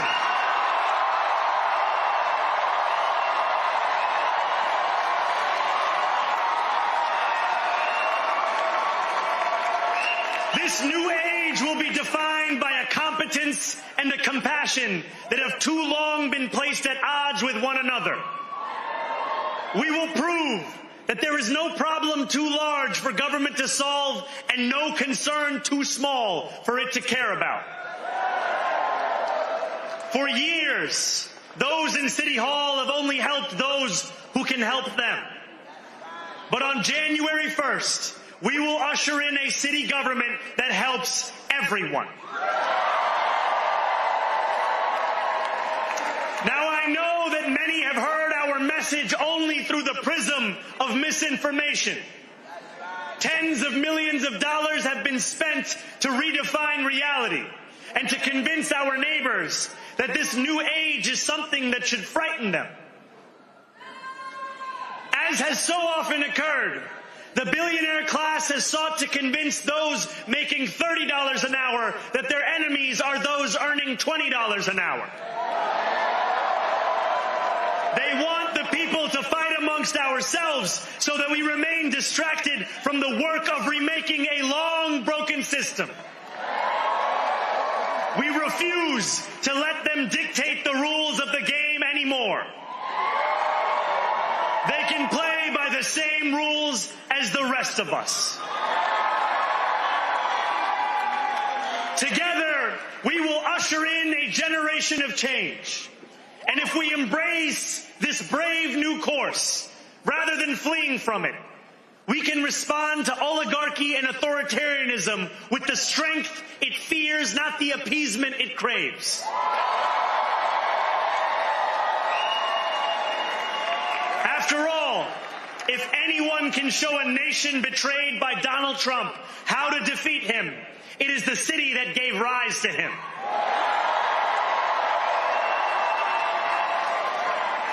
And if there is any way to terrify a despot, it is by dismantling the very conditions that allowed him to accumulate power. This is not only how we stop Trump, it's how we stop the next one. So Donald Trump, since I know you're watching, I have 4 words for you. Turn the volume up.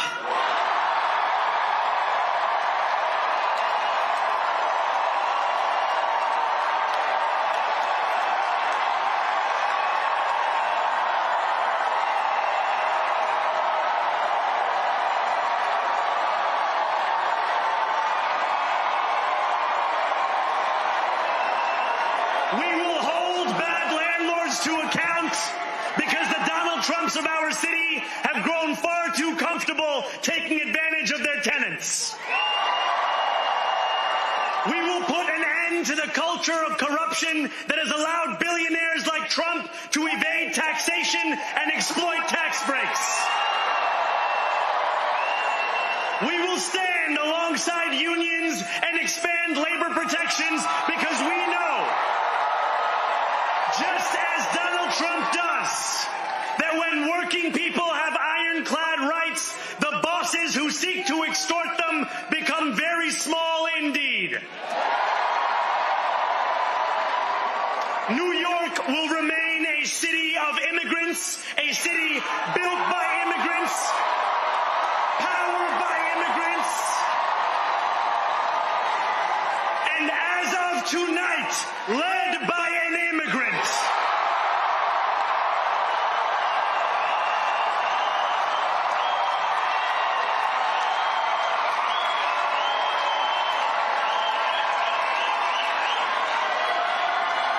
So hear me, President Trump, when I say this. To get to any of us, you will have to get through all of us.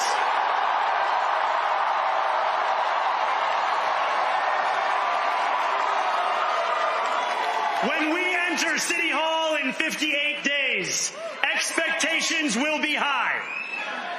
We will meet them. A great New Yorker once said that while you campaign in poetry, you govern in prose. If that must be true, let the prose we write still rhyme, and let us build a shining city for all. And we must chart a new path, as bold as the one we have already traveled.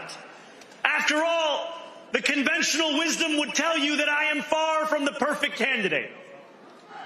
I am young, despite my best efforts to grow older.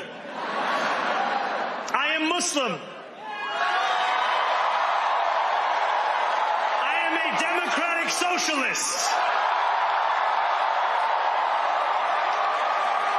And most damning of all, I refuse to apologize for any of this. And yet, if tonight teaches us anything, it is that convention has held us back.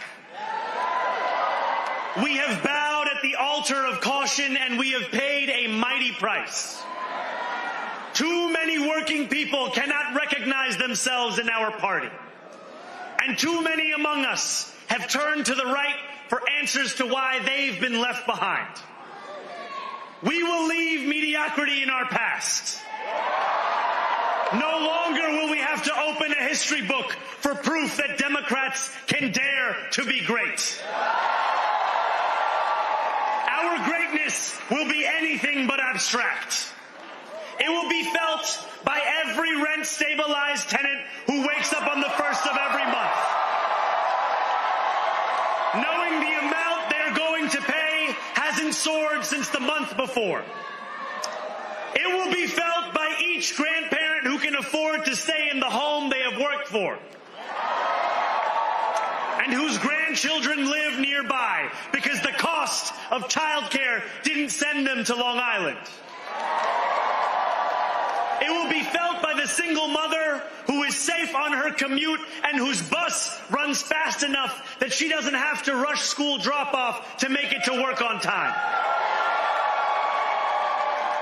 And it will be felt when New Yorkers open their newspapers in the morning and read headlines of success, not scandal.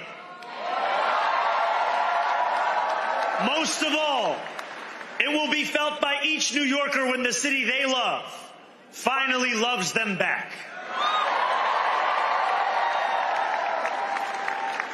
Together, New York, we're going to freeze the... Together, New York, we're going to make buses fast and... Together, New York, we're going to deliver universal... Let the words we've spoken together, the dreams we've dreamt together, become the agenda we deliver together.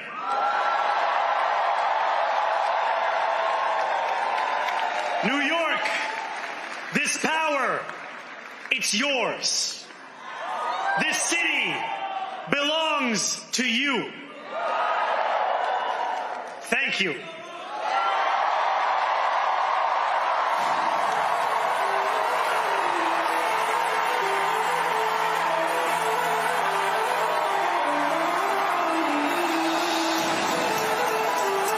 Bring their audio down, mine up. Hey, y'all, that was the acceptance speech of Zoran Mamdani.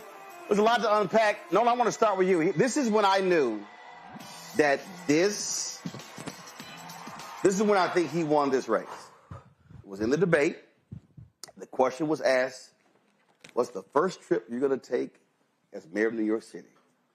Every candidate went, Israel, Israel, Israel, What did he say? Israel. He went, I'm going to go to New York City. That's what he said. Right. That was a New York City speech. Mm-hmm. And that is why I believe he won. He did not get caught up in making it. The mayor of New York City ain't got nothing to do with foreign policy. And his whole deal, no, follow me here. He ain't the State Department. So they wanted to make the whole race about Israel and Jewish voters. That's right. He said, no, I'm going to make the race about New York City voters. Right. And that speech, that's what that was. Absolutely. He is a guy for New York. He is New York's guy. As I'm listening to this, and I know for a fact that there's going to be a shift. When I think about the three economies in the United States, when I think about California, Texas, and New York, the World Bank, they just had their major meeting. ASEAN just had a major meeting. Everything is about economics and how everything is realigning globally. So this speech tonight, it was amazing. It spoke to New Yorkers, but it also spoke to Israel. It also spoke to the Middle East. It spoke to economies around the world, right? So one of the things that folks like me have been tracking is how this will play globally.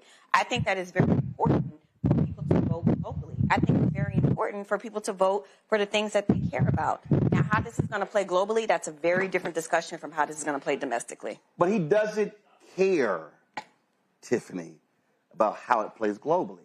And again, this is why the campaign, I go back to his commercials, how he talked to the guy in the food truck about the cost, how he sat there at a table and talked about substance abuse and on a basketball court discussing Earl the Goat Manigault.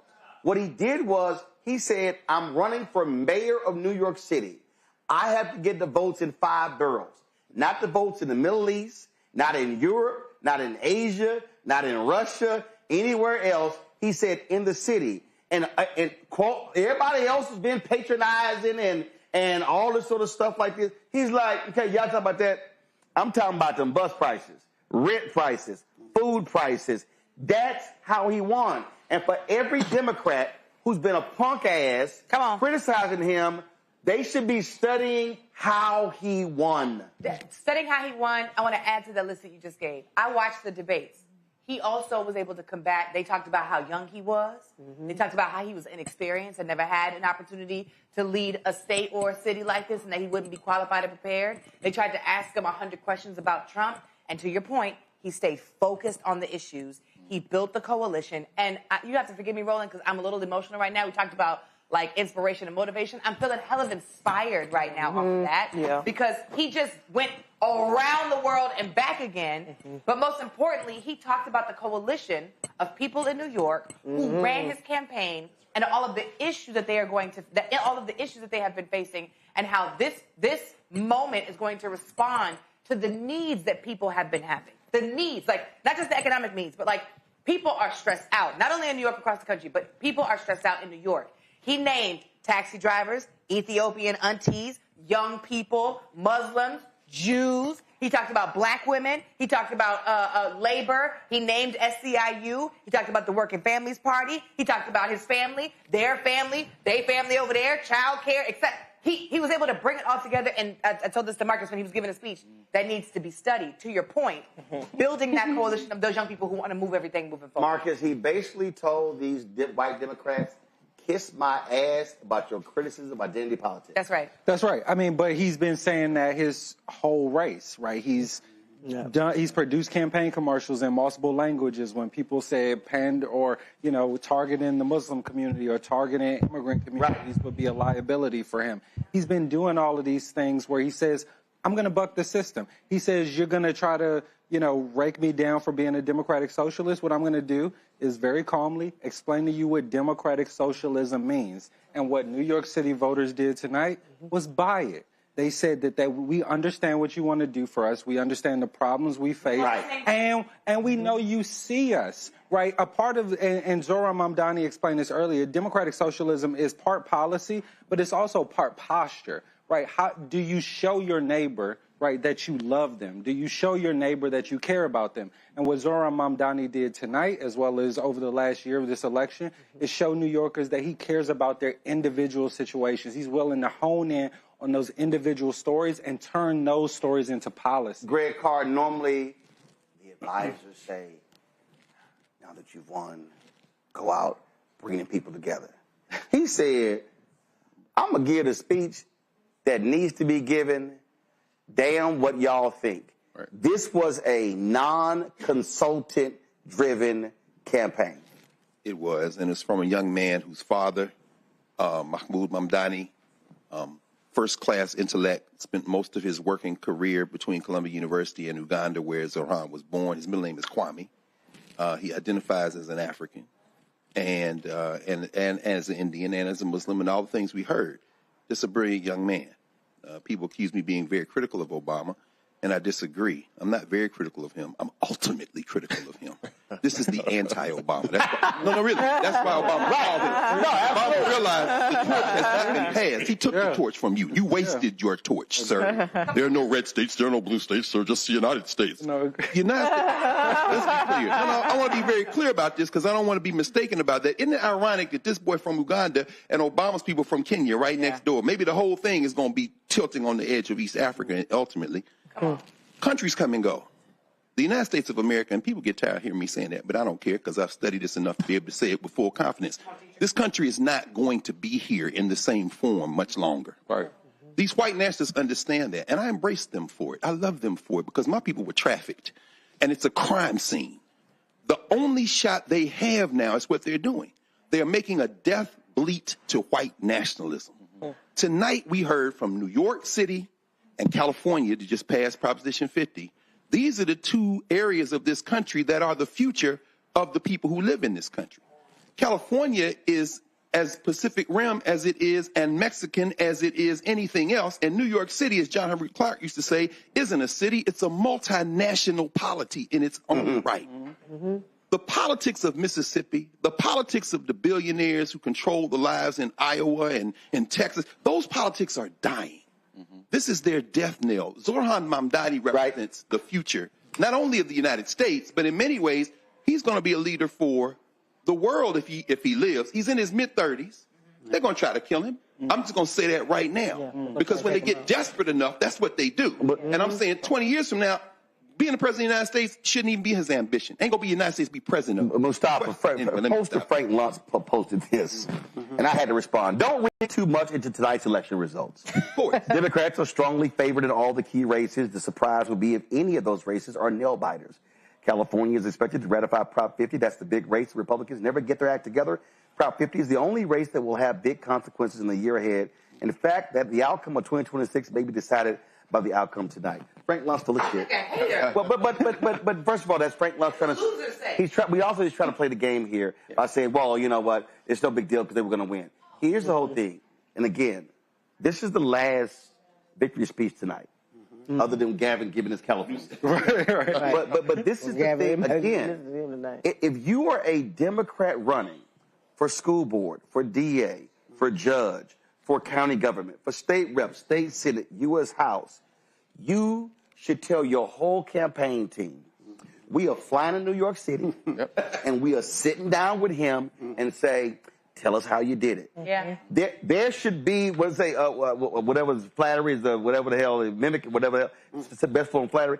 They should be saying, that's how you run, because what he did was he connected with the hearts, minds, and the pocketbooks of voters. What we watched wasn't a speech, it was testimony. It was testimony. It was testimony. She's going to be like that new brush. She's going to walk up and just put some... Walk up to the altar, money. Put some money down. Yeah, they did. Go in her pocketbook and put some money down right there. Go ahead, I'm sorry. Oh, it's true. It's testimony about dignity. Yeah. It's because he made sure the folks that have traditionally been unseen are seen. It was testimony about justice. It was about making sure, putting folks on record that if you have done wrong, you will be held accountable. That's right. That's right. It was testimony about accountability, about this administration is going to be different. This administration is going to make sure that we are uplifting folks. It was testimony about humanity. It was about, I see you, I hear you, I value you. And that's the difference. And the only thing that he didn't do at the end of that speech, it is say power to the people. But he did it through his actions. Cody, the thing is... He said, wassalamu alaikum. The thing here is, again, folk can say, okay, that's fine. But the thing that jumps out at me is not he checked off boxes. He didn't do that. One of the things he said is, in a moment where immigrants are being demonized, are being dragged out of detention hearings, dragged out of hallways, being disappeared, and you don't even know where they went. His whole deal is, he said, we ain't going nowhere. And the reality is, and this is the foreign policy implication, this is the economic implication, America cannot remain the world's largest economy if you do not confront the reality that you have to have immigration. White people ain't having enough kids. They are not. We are a $30 trillion economy. China is a $19 trillion economy. And even the Chinese had to get rid of their one-child rule because they said, oh, shit, that was stupid of us because we're not going to have people in the future. And so these white folks can run around with the great replacement theory, be mad as hell, and he's sitting there going, guess what? We ain't going nowhere. And if y'all can't stand Muslims, we ain't going nowhere either. But as a child of immigrants myself, as a Haitian American, I felt proud of what I saw tonight. I felt like he touched every single immigrant group in New York City, and there are a lot of immigrant groups in New York City. And then being so proud of his faith, being proud of who he is, being proud of his ideologies as a democratic socialist. Every single thing they've tried to say about this 34-year-old man, he's flipped it on his head. He's claimed it. He's stood in it. So when they say you can't win based on identity politics, you can. Yes. When you stand in your light, that's what we saw him do tonight. That's what we need to continue to see the Democratic Party do if they want to win. But what I will say, and I'll close on this, is that when you see New York City win, when you see Virginia win, when you see New Jersey win, 5 times out of 5, that means a win for Democrats in 2026. And that can't be lost on us. But we must mobilize and make sure that we're replicating this campaign and we're doing the work, because we don't have that much time until next year. Absolutely. It starts tomorrow. Right. Yeah. All right, now, Doc, don't kill me for this, but I'm going to disagree a little bit. I see. Go ahead. I see a direct line from Jesse Jackson, 84-88, Obama, 04-08, Mandani, 25, wherever. All right, the direct line. Obama was off. Wait. Hear me. Give him a little credit. Give him a little credit. Hear me here. Come on, go. Jesse Jackson forced a restructuring of American politics. Barack Obama forced a restructuring of American politics that we live with today. Sure. What we heard leading up to today was, hey, Mandani is not representative of the Democrat Party. Mandani is not representing the Democrat Party. Look at Sherrell, look to Spanberger, look to any other Democrat but Mandani, because, hey, if you look to Mandani, a new standard of what a Democrat needs to project and deliver is now being projected onto everybody else. And from, at least from my perspective, I think that if he delivers, I think it doesn't take much to make buses free. That's a stroke of a pen, a stroke of a budget. It doesn't take much to even deal with the child care situation.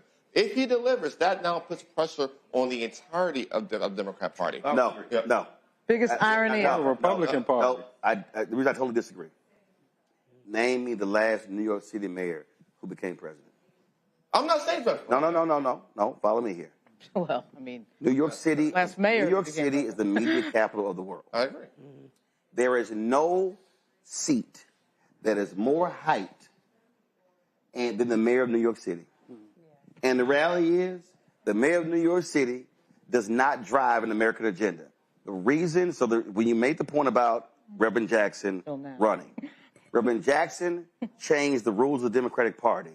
But Reverend Jackson running in 84 also led to the creation of the DLC. Come on, walk him through it, bro. That's first. That's exactly right. So that happened. That's number one. Obama running, the counter that was, that changed the Republican Party, because those white folks said, oh my God, this Negro won. They were just shocked. So he changed that. So those were national implications. Mandani is a New York City result. And you can say a New York City result, Karen Bass is L.A., you can say Andre Dickens is Atlanta, you can say when Sylvester Turner was in Houston. The reality is mayors don't have national implications.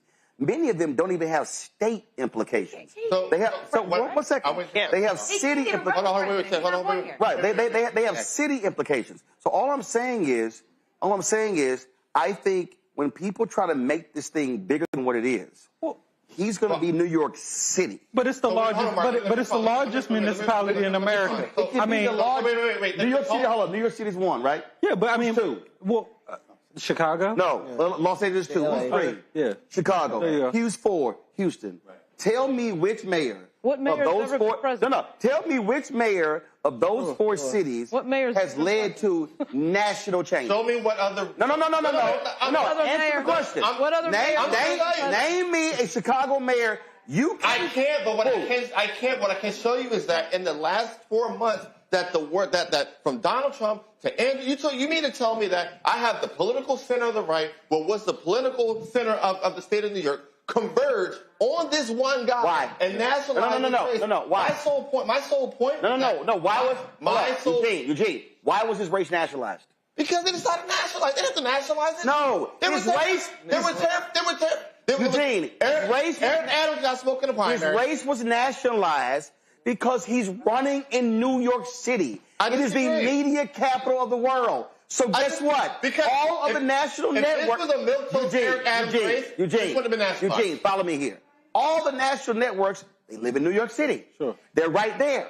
CNBC, Fox News, CNN, MSNBC, they're all there. So they are seeing it every day. they make it national. But it ain't no different. Donald Trump endorsed Andrew Cuomo. But beyond the personalities, we also talked about very specifically the proposals that Mandani put forward. Like the fact that he's talking about freezing rent, canceling rent. Yeah, stop right there. That was national. Okay, hold up. Stop right there. How many cities have the same rent restrictions as New York City? L.A. D.C. Who else? D.C.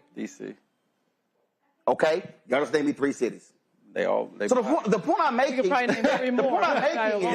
are things that are only specific to New York. Well, housing is universal. Housing is universal, but what I'm saying is you don't have the rent, the rent controls and things along those lines. So all I'm simply saying is we too often elevate New York City as if it is this national thing. When it's actually not. It's not. Let me ask you a question, Roland. I'm from New York. But it's the blueprint for housing. That's the problem. Y'all think y'all are so I never voted. What role then did Trump play in this particular election? Why did Trump endorse Andrew Cuomo? He just did that last What night. you're saying about the media central Easy. all involved. Easy. Hold up. First of all, Trump Tower is in New York City. That's 1. 2, he's Muslim. 3, he's an immigrant. Yeah. It played into the right strategy of shut the border down, target the immigrants, so that's all of why that. I think this is different from other mayoral. No. Follow me here. I understand the endorsements, everybody involved. What I'm saying is the mistake, Republicans going to do what they do. Right. What Democrats cannot do is fall into that trap of somehow trying to elevate Mamdani. Because this is what Republicans want. You have to worry about Republicans want him to be the leader of the party. They're not. They want him. They want him to be the face of the party. The Democrats going to elevate Montana. Hold up. I'm trying to tell you. But why is affordable housing and good groceries radical? I go back to the media capital of the world. I go back to the media capital of the world. Mamdani has to also be very strong. Mamdani has to also be extremely smart at saying, if I'm going to do media, let me do New York City media. That's right.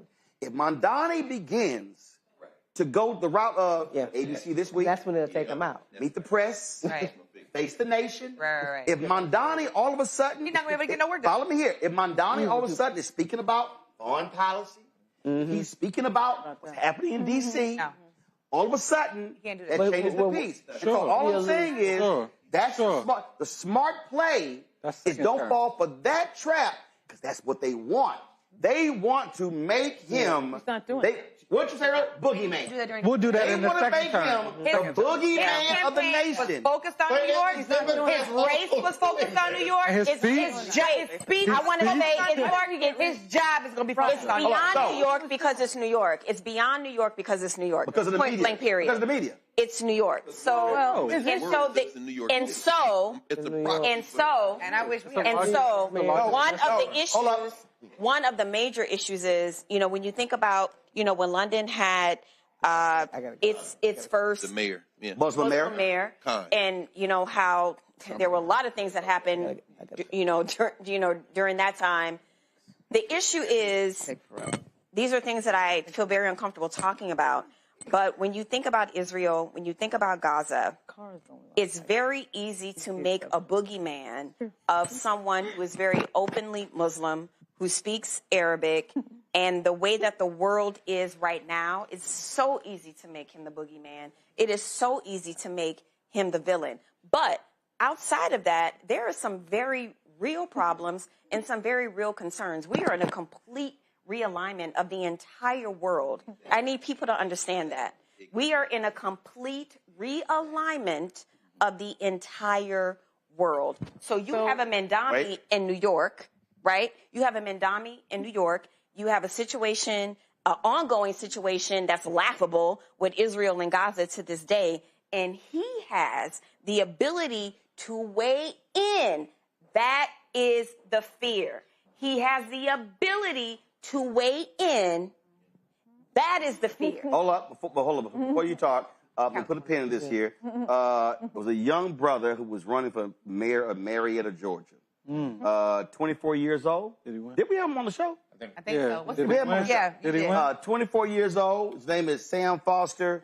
Yeah. But everybody out there, every young person, I did Ricky Smiley's show, I did Dee McGuire's show, out of the Hill people. Everybody keep running their mouth talking about my vote don't matter.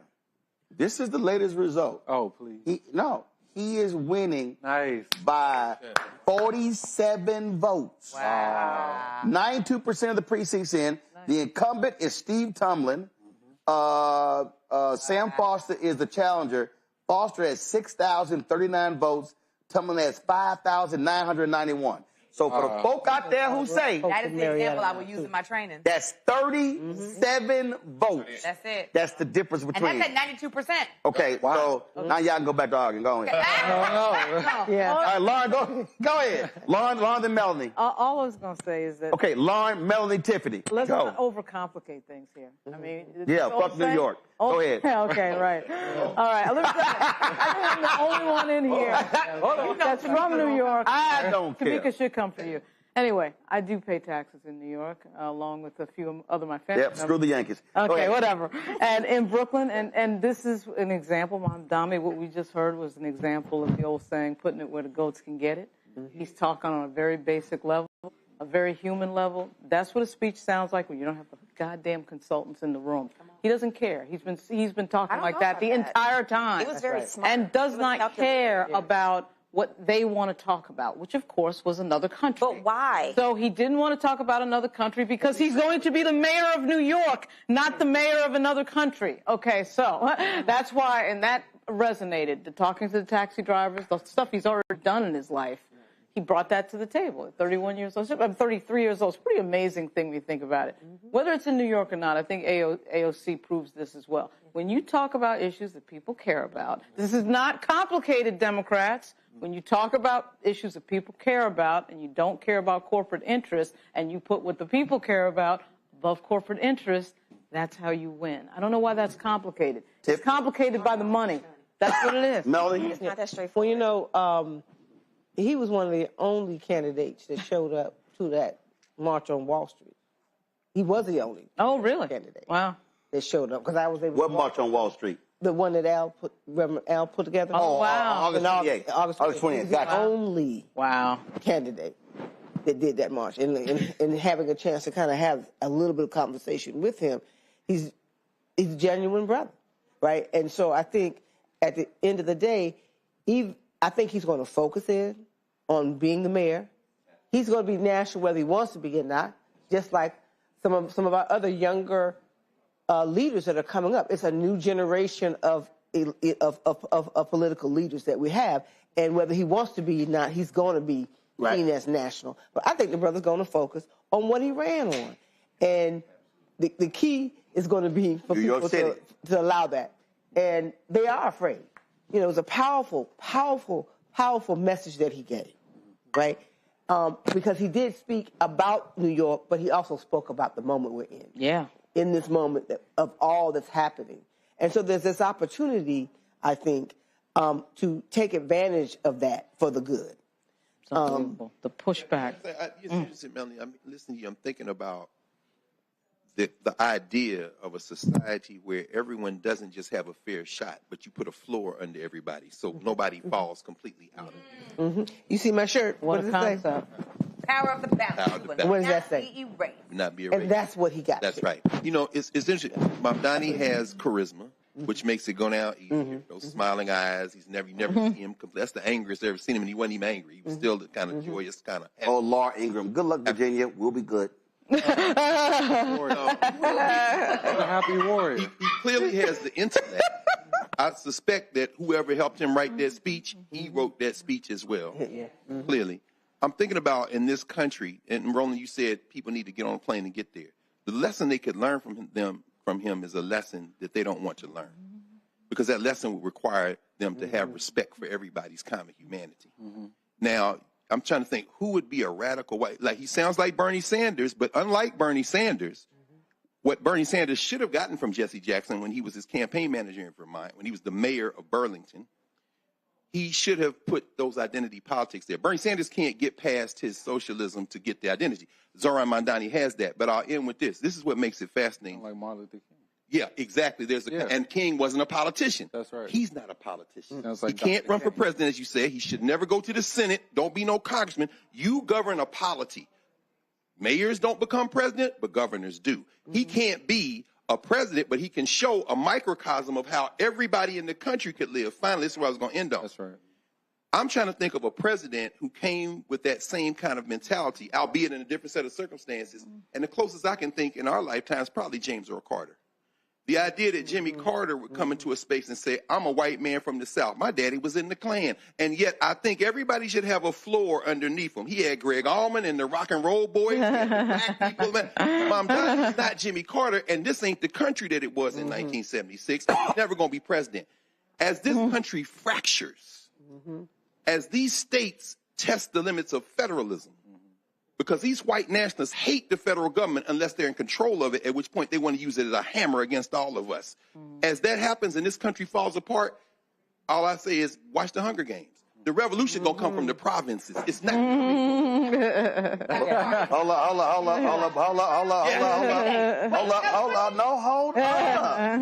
Hold up. I got to give some results. It's your show, I forgot. Okay. Y'all ain't keeping up with everything. You're right. We talking about him in New York. Well, in Minneapolis, Jacob Fry, two-term incumbent, he got 41.8% of the vote. Omar Fateh got 31.7%. Now that race moves to ranked balloting. And so, yes. See why I say hold up? So so again, they have been dogging that Somalian brother.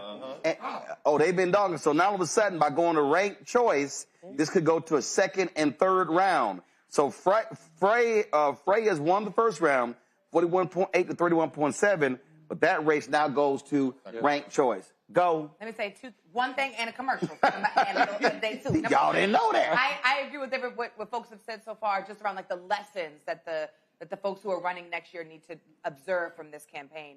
The thing that I want to add to that is this.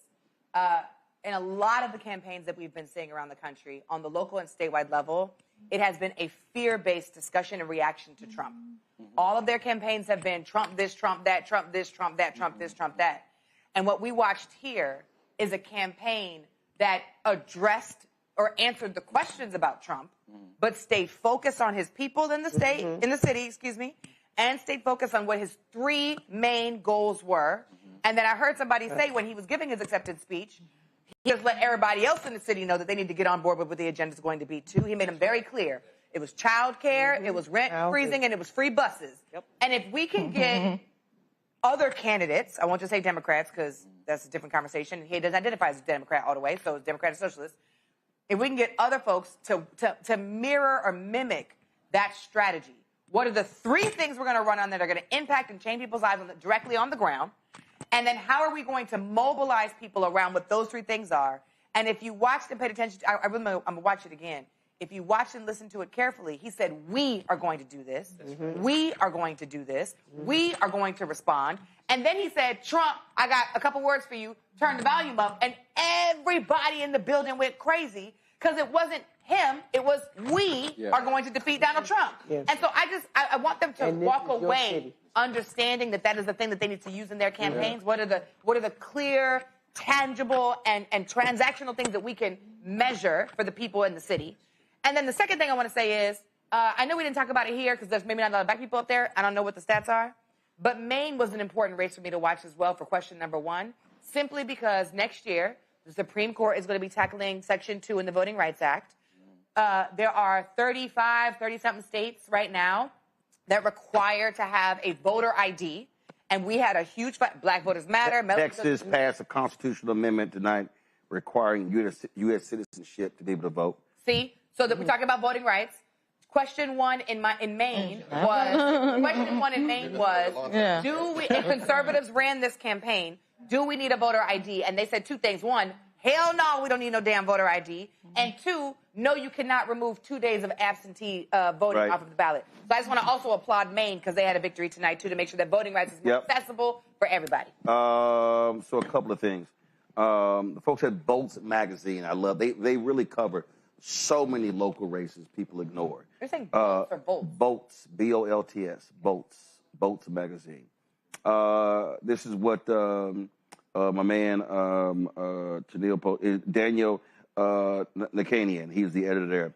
Bucks County, Pennsylvania was ground zero for the conservative takeover of school boards and anti-LGBTQ policies in 2021 with Central Bucks and Penn Ridge districts. Dems flipped both boards back in 2023. Tonight, Dems have ousted all Republicans from both school boards. We coming for you. We coming for So you. you talking about that? Give me 1 second. Hold on. We better not mess this up next year. I'll tell you that much. He said he also. One second. Hold on. 23. Hold on. He also said we're seeing conservative losses in other school board races. He said a hugely positive result for Democrats in tough county executive elections in some of Pennsylvania's swingiest counties. The county executive office in Erie County, Lehigh County, North Hampton County, but roughly 20% each. This is a flip in Erie County. So what you're seeing is, again, we go back to what's happening on the ground. Also, here in Portsmouth, Virginia, Stephanie Morales reelected as the prosecutor there. That's a huge race. Let's see here. Let me see what's going on. Supreme Court. Actually, great. One of the seats. Yeah. I don't know if they got another one, but the brother used to be the mayor of Haverford. He did win one of the Senate seats, but they needed 2 to break the Republican seat. Wow. Daniel reports Dems have a shot at taking the majority on the Aurora, Colorado City Council. He calls it a little earthquake. They defended the Minnesota Senate. The Dems' 1-seat margin was at play in a special election. Dem-leaning seat. They won that particular seat. Let's see here. Wow. Soren Stevenson, who lost an eye due to a projectile fired by the police during the Black Lives Matter protest of 2020 in Minneapolis, has won a seat on the city council. Wow. Let's see here. Let's see. Allegheny County, Pennsylvania council mandates seats for minority parties. The Democrats were never able to unseat at-large Republican councilmen, so they ran a left-wing independent, and he's winning easily. Let's see. We talked about the Maine voters. Let's see. We talked about the Supreme Court in Pennsylvania. The seat. Congratulations to Alicia Johnson. We had her on the show. The Georgia Public Commission race. Peter Hubbard. They beat 2 Republican commissioners on the state's utility commission. Oh, we didn't talk about it. Donald Trump's nemesis, Alvin Bragg, huge wins second term there. Larry Krasner easily wins as the DA in Philadelphia. Let's see here. Oh, that crazy ass election in Miami. You know the dumbass. You know when the idiots canceled the damn election and they were like, "Your ass can't." They canceled the election. They say, "Well, we gonna move it to next year to coincide with the midterm." They were like, "You can't give your ass an extra year." Right. So Democrat Eileen Higgins and Republican Emilio Gonzalez head to the runoff there as well. Let me see here. Any other? Did you see what happened in Stockbridge? Is that too go ahead, say it. Jaden Williams, 21-year-old, also former NAACP leader, a student at Clark Atlanta University. He just was the youngest candidate to run and win mayor of Stockbridge in Georgia. Awesome. 21 years old. In the Bronx, the Republicans won a council seat for the first time since the 1980s, 2 years ago. Wow. It was like Democrats had taken that sucker back. Let's see else. I'm looking 39 races. I'm looking at some of the other, and so again, there are a whole lot of local races that are out there as well. So and those things are important, huh? Dorsey Apleris, next mayor of Albany, New York, first black woman. Okay, incredible, yeah. Cool. Yeah. All right. Wow. Anybody else got anything else? Great. St. 64. 1 second. 64 Democrats in the Virginia General Assembly. Are you serious? 64. Wow. Whoa. So the biggest in modern history. The biggest. They picked up 13 seats. 13 plus 13. Wow. 64. Don Scott has a presser tomorrow at 10:30 in Richmond, along with Dan Helmer. I'll be tuning in. That's a record, obviously, and wow. That's all Don Scott. It's all Don Scott. Can I just say something about Richmond? So every single time I'm driving through Virginia and I pass Richmond, I always think about this was the seat of the Confederacy. This is where John Wilkes Booth was trying to get to after he assassinated, Abraham Lincoln. And when I think about the history of that, you know, as an academic, I know this, you know, this is your wheelhouse. Control room, can y'all please hit Amanda Edwards? She's texting me. Go back. I think about what that means in a night like tonight, where 64, can you just say that? Yeah, 64 seats. 64 Democrats, a lot of black Democrats, too. Should be the biggest black caucus. That's incredible when you think about what Virginia represents in terms of our history, in terms of the Confederacy, in terms of the Civil War. And where we are now, I don't know about y'all, but every time I'm driving through there and I pass it, I get goosebumps. Let's not overcomplicate. This is about leadership. This is about Don Scott's leadership. This is about one man that just showed up in 2019 from Portsmouth, Virginia, via Texas. So here's the thing. He's only been there for 4 or 5 years, and Don Scott is the reason that this is happening. So let me say this here again. I got to bounce. It was a lot of white Democrats in Virginia who did not want to listen to Don. They felt he was not spending money the right way. He was ignoring a lot of the consultants. When he came in as speaker 2 years ago. Look, I'm gonna tell you right now. Listen, the 2 U.S. senators. All right. Let me say it right now. 2 United States senators from Virginia were questioning his actions. In fact, one of the actions they questioned was, why in the hell are you spending money on advertising on Roland Martin's show? Oh, really? No, seriously. And having him come doing these shows around Virginia. And he said point blank, he said, because he said thousands watch and we're going to win by the margins. He said, and 2 years ago, they won by the margins. His whole deal was, and we talked, he said, I'm planning on expanding it. Here's the thing right now. I dare say, Abigail Spanberger is only going to be one term in governor. You only get one term by Virginia law. Right. The reality is, the most important political player in the state of Virginia is Speaker Don Scott. And I'm telling you right now, after picking up 13 seats, here's what needs to happen. I'm going to say it right now. All you smart-ass strategists at the DNC, the DSCC, the DCCC, the Democrat Governors Association, y'all should be taking y'all ass down to Richmond, kissing Don Scott's ass, saying, how did you do this? Richmond. I'm telling you, they need to be doing that because, again, they keep playing by somebody else's playbook. To Lauren's point, he ain't been in the legislature 20 years. Nope. That's right. He ain't been there 10 years. Nope. But he understood strategy and what I always say, not macro, micro. He understood you hit this area, this area, this area, turning out people, we win. A plus 13 pickup is huge.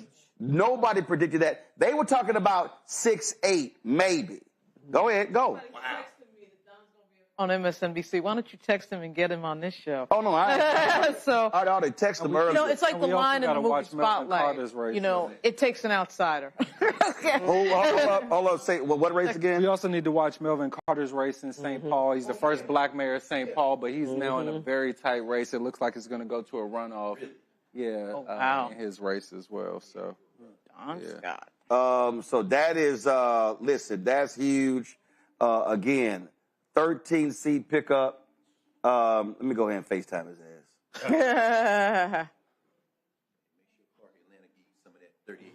They're saying, Dr. Carr. What y'all got over there? That woke. Hey, y'all FaceTime Don. Hit him 2 or 3 times, see if he answers. Trending. Woke one. Oh, woke one. Yeah, woke. Yeah, now they saying DEI one. All right, but guess what? Guess what? Winston Sears ain't saying that. Let's do this here. Get final comment. Julian, pull that chair up, sit next to Greg. Let's do this here. Final comment. Eugene, go. Listen, I think this is a precursor to 2026. If you got Virginia doing the what? Oh, Amanda. So my bad. My bad. Sorry, hold up. You can't give your final comments yet. Let's go live to Houston. We told you all about the 18th Congressional District. Earlier we had Christian Menifee on. He came in first in tonight's election. Amanda Edwards, former city councilwoman, came in second. This race goes to a runoff. She joins us right now. Amanda, you must feel good. Well, we're still waiting on some of the results to come in. It's been a little bit slower than we'd hoped, but we're still waiting. But it looks like we're in great position to head into the runoff. So we're excited about it. This district has gone far too long to have gone without representation and a voice. And so it's time for this 18th congressional district to get its voice back. You ran against Congresswoman Sheila Jackson Lee. You lost. What was the key for you in this special election? You know, at the time, Congresswoman Jackson Lee, of course, had universal name ID and, of course, a long track record of service. In this instance, we had a pretty open race in which the voters just got to decide who were going to be the folks that they wanted to push forward to lead this community that has this rich history of leadership forward. And of course, I'm someone who they know. I have done the work in the community, been present, been consistent, and they want the people's candidate to emerge. And that's what I've been. So we are excited about the opportunity to serve. And of course, we're still watching for the returns to come in, but are very optimistic about getting in the runoff and of course, winning the race. Well, we'll be paying attention to it. It's been a long night. And so I'm sure y'all are going to be crunching the numbers, and so when we wake up in the morning, we'll see what that final tally is. What percentage of vote in? What is it? What is it right now? Oh, we've got just a few boxes in, so we don't even have 10% of the vote in yet. So it's been pretty low in terms, and I think they've got some various credentialing processes that are kind of causing delays, and so hopefully we will all wake up in the morning and those boxes will all be in. All right, then. We certainly appreciate. Yeah, I'm looking at it right here. I'm seeing Menifee at 32 point something, and you're at 20. Let's see here. He's at 32.5. You at 25.4. And so we'll keep an eye out of this as well. So glad you could quickly join us. We appreciate it. Thank you so much for having me on. I appreciate you. All right, thanks a bunch. All right, folks. We were talking about final comments. Eugene, you were making them go. Look, I think 2026, I think we're for a tidal wave. It's going to be a tidal wave. If you're pulling 13 plus in the off year, a nationalized election, and, you all don't have no campaign contribution limits. The Republicans could support a lot of money into the races. I think you're in for a tidal wave in 26, and I think, finally some restoring of balance of power in the country. Cooney? You have a 34-year-old in charge of the 8th largest economy in the world. That's New York City. I don't want that to be lost on anyone tonight. What we saw in New York was historical. To your point, Nola, it is an international thing. New York City is not just the largest city in the United States. It's one of the largest cities in the world. And the implications of his win tonight will be global. It's a win for immigrants. It's a win for Muslim people. And it's a win for all of us, frankly. Melanie? Well, I'll say it like this. The enemy doesn't sleep, and we can't either. And so we have to take this moment for what it is and know that we got a long runway. And I believe the lawlessness will continue. It's how we decide to continue to organize ourselves, and I believe it's going to be critical. When I'm looking at some of the numbers and seeing some of the ages where you see 18 to 29-year-olds really came out in some of these races, I think that we have to build upon, not just for the immediate of the election, but for the shift in this nation, because we have an opportunity with all the things that have been torn down. That means we can build something anew. The old United States of America is gone. It won't come back. So what do we want that to look like? Right. It wasn't like it was. Right. So what does that look like, and how do we utilize our power to make sure that we have a better future for our kids? Mustafa? The quote that I live by is, you have power unless you give it away.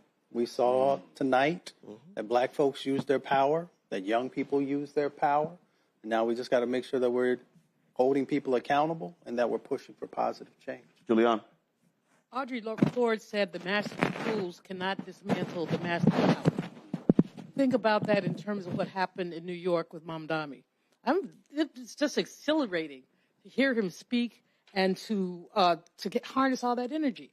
But at the same time, when I say the master's tools will not dismantle the master's house, Carville and them are some of the master's tools. They forgot what they said back in 1992 when they said it's the economy stupid. They didn't say it's the white boy stupid. They didn't say it's our world. They said it's the economy stupid. They forgot about the economy when they leaned back, Roland, your point about those people, those white male consultants who are making millions off the contributions that we send the DNC. That's right. Making millions. So this is just like a victory to say, no, we're not using. Mamdani did not use the master's tools. He created tools. He created tools that resonated. And the challenge is going to be, and for us old heads, I date myself. I'm probably the eldest on this panel. Yep. I'm okay. I'm okay. I'm disagreeing with you. I'm okay with it. I turned 72 on my last birthday. That's right. But we have to remember that we were youth once too. That we want to overtime. You know, our thing was turn this mofo out. You know, turn the tables over. And so we have to remember that.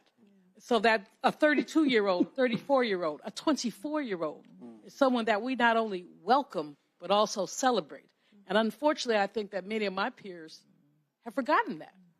And so I celebrate Mamdani, but I celebrate the young energy on this panel and just the enthusiasm, which is what we have to harness if we can get to 26 and get what we want. Because this devil in the place that enslaved people built, I do not call it the house. I call it the place that enslaved people built. That devil is trying to upend everything that we fought for all this time. Right.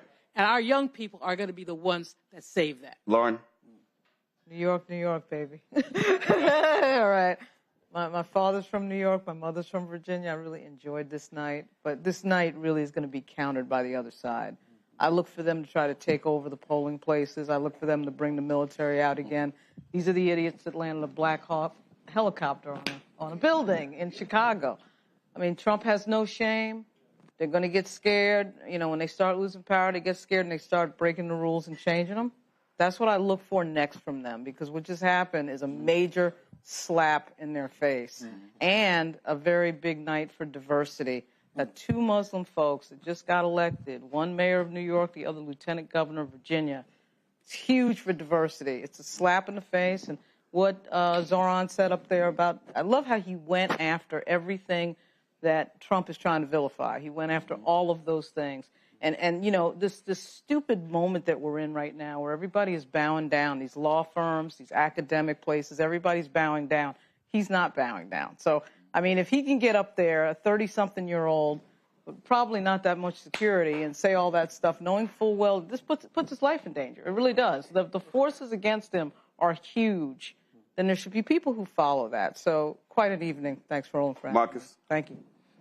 Incredible night. I think the themes still remain the same from the beginning of the night that I thought before we had the results, which are compassion and ambition. I think that when people show you that they know you and that they're willing to fight for you, the voters will respond to that. And I think we saw that in a big way. The other thing I will say, just because I think this is very specific to your audience, is I watched a video from C.T. Vivian earlier who said that my man has been waiting. Right, he had been waiting for this generation because his generation could only dream it, but the conditions are right now for us to win. And I think what we've shown, what Democrats showed tonight, what black folks showed tonight, that despite the headwinds, despite the folks in the White House, despite, right, the deep entrenched issues that we face in the country, the conditions are right for us to win if we fight for it, and that is a very powerful message we're sending the country tonight. To the point, Dems won 64 in the House. There's still 2 seats outstanding. They could go to 66. Tiffany? My America has always been bigger than just white, straight Christian men. So I am celebrating tonight, and I think that we often find so much wrong with what we're doing that we don't get a chance to stop and celebrate and rest. So to all the volunteers and everybody, y'all need to take a break tonight and get some real sleep. Indeed. Celebrate, like congratulate each other, celebrate each other. We deserve to do that. We don't thank each other enough because we won this. And with that, I'll say, wassalamu alaikum. And if you are thank you, my sister.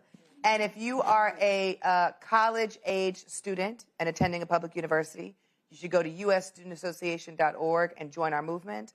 We are building what we talked about earlier, this apparatus for student leaders to be developed, trained, and build a network to really focus on federal advocacy work from the United States Student Association perspective, but to help build statewide and local power. So join us at usstudentassociation.org.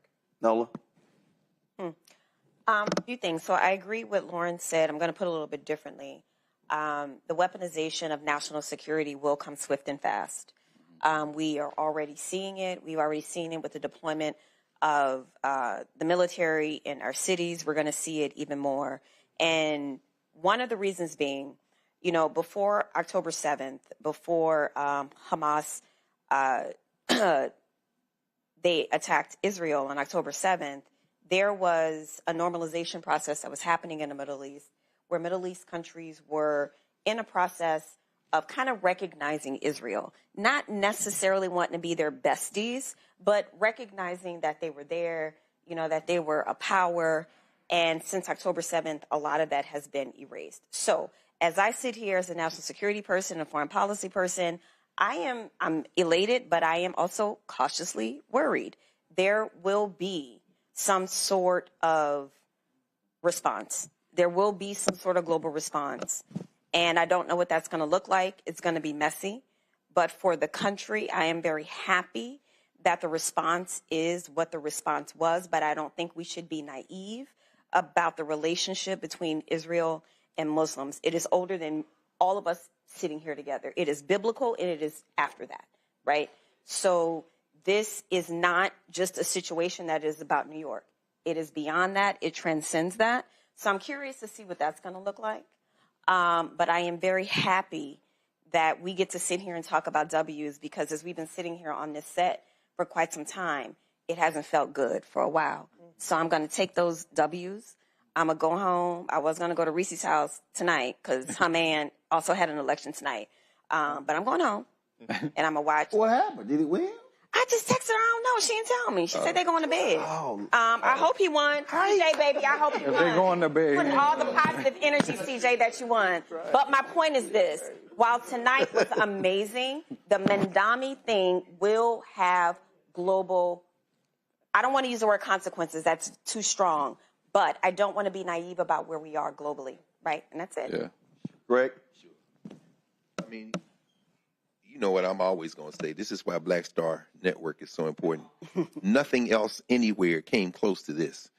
Like everybody else, I probably scanned some of the other stuff. The fact that they had, I'm going to say it only because people know him by that name, Charlemagne on CNN should tell you everything you need to know about why you should turn that off and come here. No. And that's, but yeah, Mr. McKelvey. But I'm just saying, I ain't mad at him. I'm just saying these people curate these heads to do something other than what we're doing.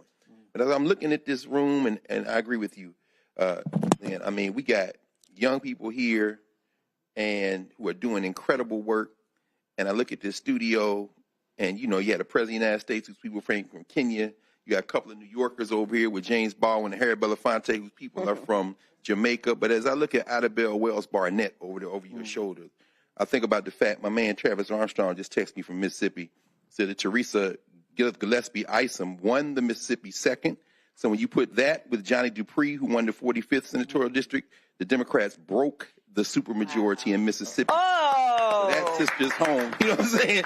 That means that they can stop these white supremacists. But let's also thank our legal groups, because it was the lawsuit in Mississippi that caused the courts to say those were illegally drawn districts, and they forced them to redraw those districts, and that's why tonight happened.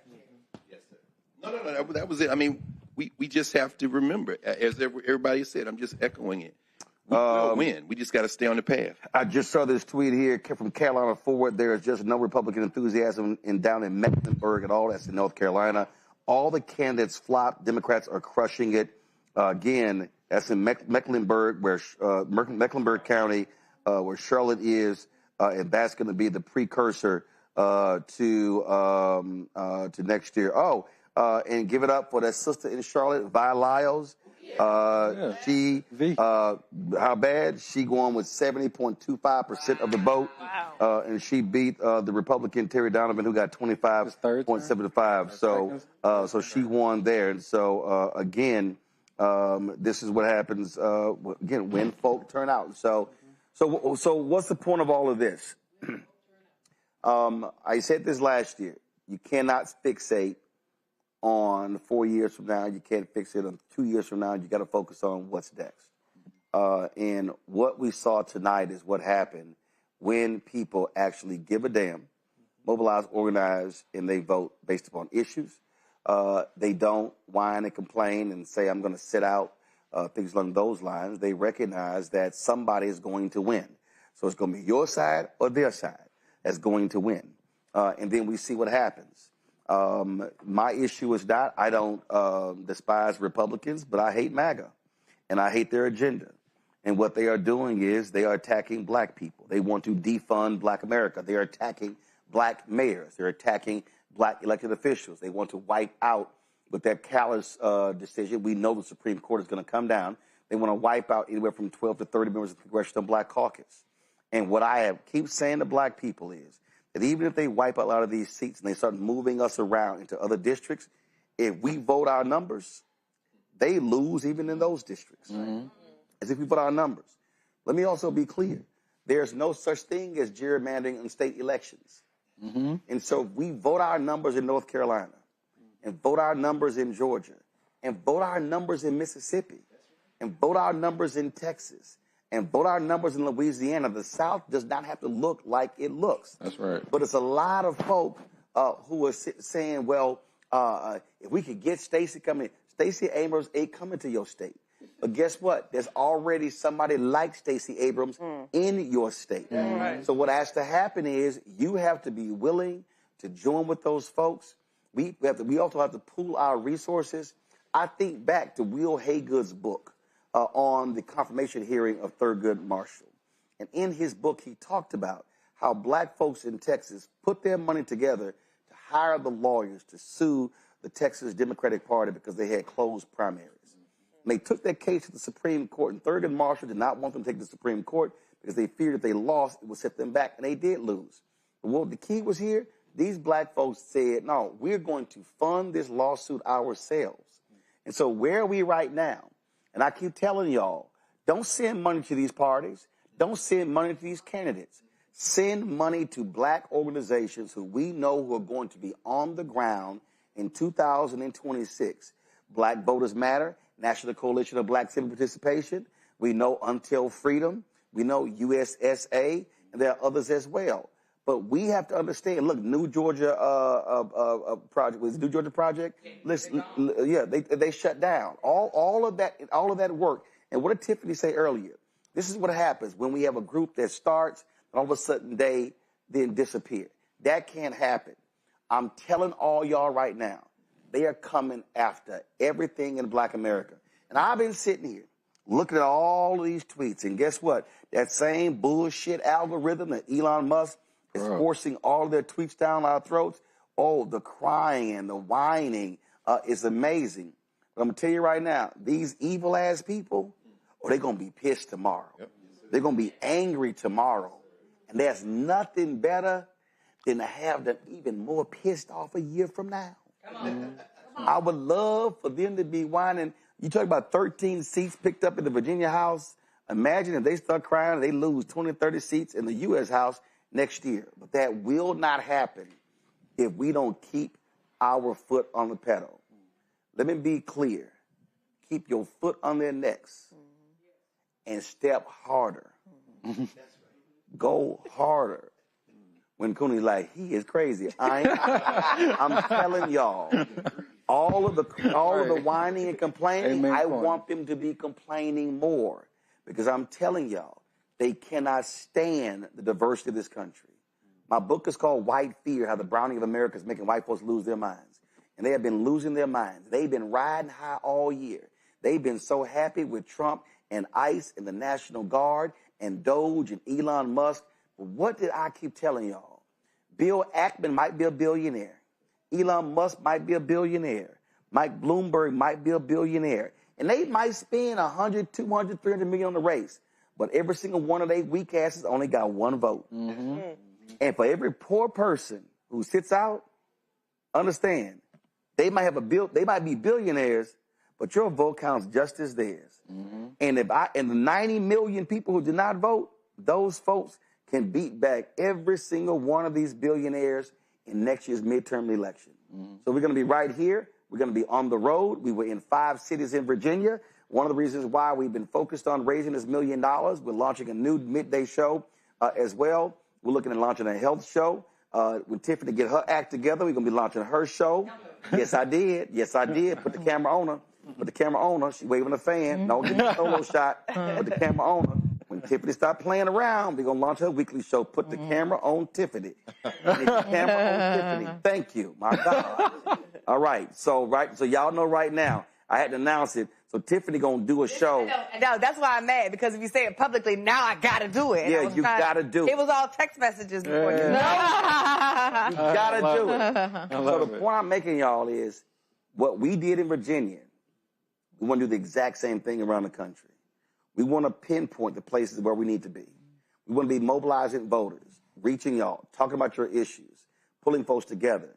Because listen, ain't nobody else in black-owned media doing this. Okay? I ain't hating on nobody else. They ain't doing it. No one is doing what we're doing. They are not traveling anywhere talking to voters. And I'm telling y'all, we can take this thing back. You mentioned C.T. Vivian. We talk about Reverend Lowry. We talk about Diane Nash. We talk about Septima Clark. We talk about Ella Baker. We talk about all those folks who put it all together to fight for what's right. Listen, you got next month, 7th anniversary of the Montgomery bus boycott. Yeah. Happy next month. Okay? That was Joanne Robinson and others. I'm telling y'all, they are afraid of us. They are afraid of our power. They are afraid when we mobilize and organize. And you know what I love nothing more? For them to be even more afraid and lose next year. And then lose in 27. And then lose in 28. And that can happen. But it cannot happen if you do not do your part. Every single one of you who are watching and listening, you got a job to do. Folks, that's it for us. Be sure to support the work that we do. Join our Bring the Funk fan club. If you want to give via Cash App. We told y'all what happened. How much money did we raise for y'all last, Tiffany? $107,000. That's what happens when, again, we mobilize and organize. Cash App, you want to use the Cash App, you stripe QR code you see right here, bottom left-hand corner. Bring the music down, please. PayPal's R. Martin Unfiltered. Venmo's RM Unfiltered. Zelle. Roland at RolandSMartin.com. Roland at RolandMartinUnfiltered.com. Text the money order, P.O. Box, big amount to Roland Martin Unfiltered. P.O. Box 57196, Washington, D.C. 20037-0196. Download the Black Star Network app, Apple phone, Android phone, Apple TV, Android TV, Roku, Amazon Fire TV, Xbox One, Samsung Smart TV. No, Marcus, I'm not reading anything. If you want to get our Roland Martin Unfiltered Black Star Network swag, go to shopblackstarnetwork.com. Shopblackstarnetwork.com. All the stuff is there. You see all that stuff on the news desk over there. You see our bartender, Wave. We got a camera over there. Can we get a shot of her? Wave. That's right. That's right. She was keeping all these people inebriated. And so, again, support our black products right there, shopblackstarnetwork.com. Y'all see it all there. Go to our marketplace. Also, we want y'all to support Fanbase. Download the app Fanbase. If you want to invest, you can go to Fanbase. They've already raised $13.5 million. They're raising $17 million in the Series A raise. Go to startengine.com/Fanbase. And you can also get this shirt. I purposely wore it. This is one of our shirts on the website, Resist 47. Absolutely. That's what we're doing. So that's on shopblackstarnetwork.com. To all the panelists, I appreciate it. Thanks a lot. I already saw. I know some of y'all already been packing y'all to-go bags. I saw y'all all there back. Don't even front. Y'all can you can take food to go, but leave my damn liquor. I don't even drink. But that's for you drunkards next time. See? That's it. I'll see y'all tomorrow, 6 p.m. Eastern, right here on Roland Martin Unfiltered and the Black Star Network. Ho!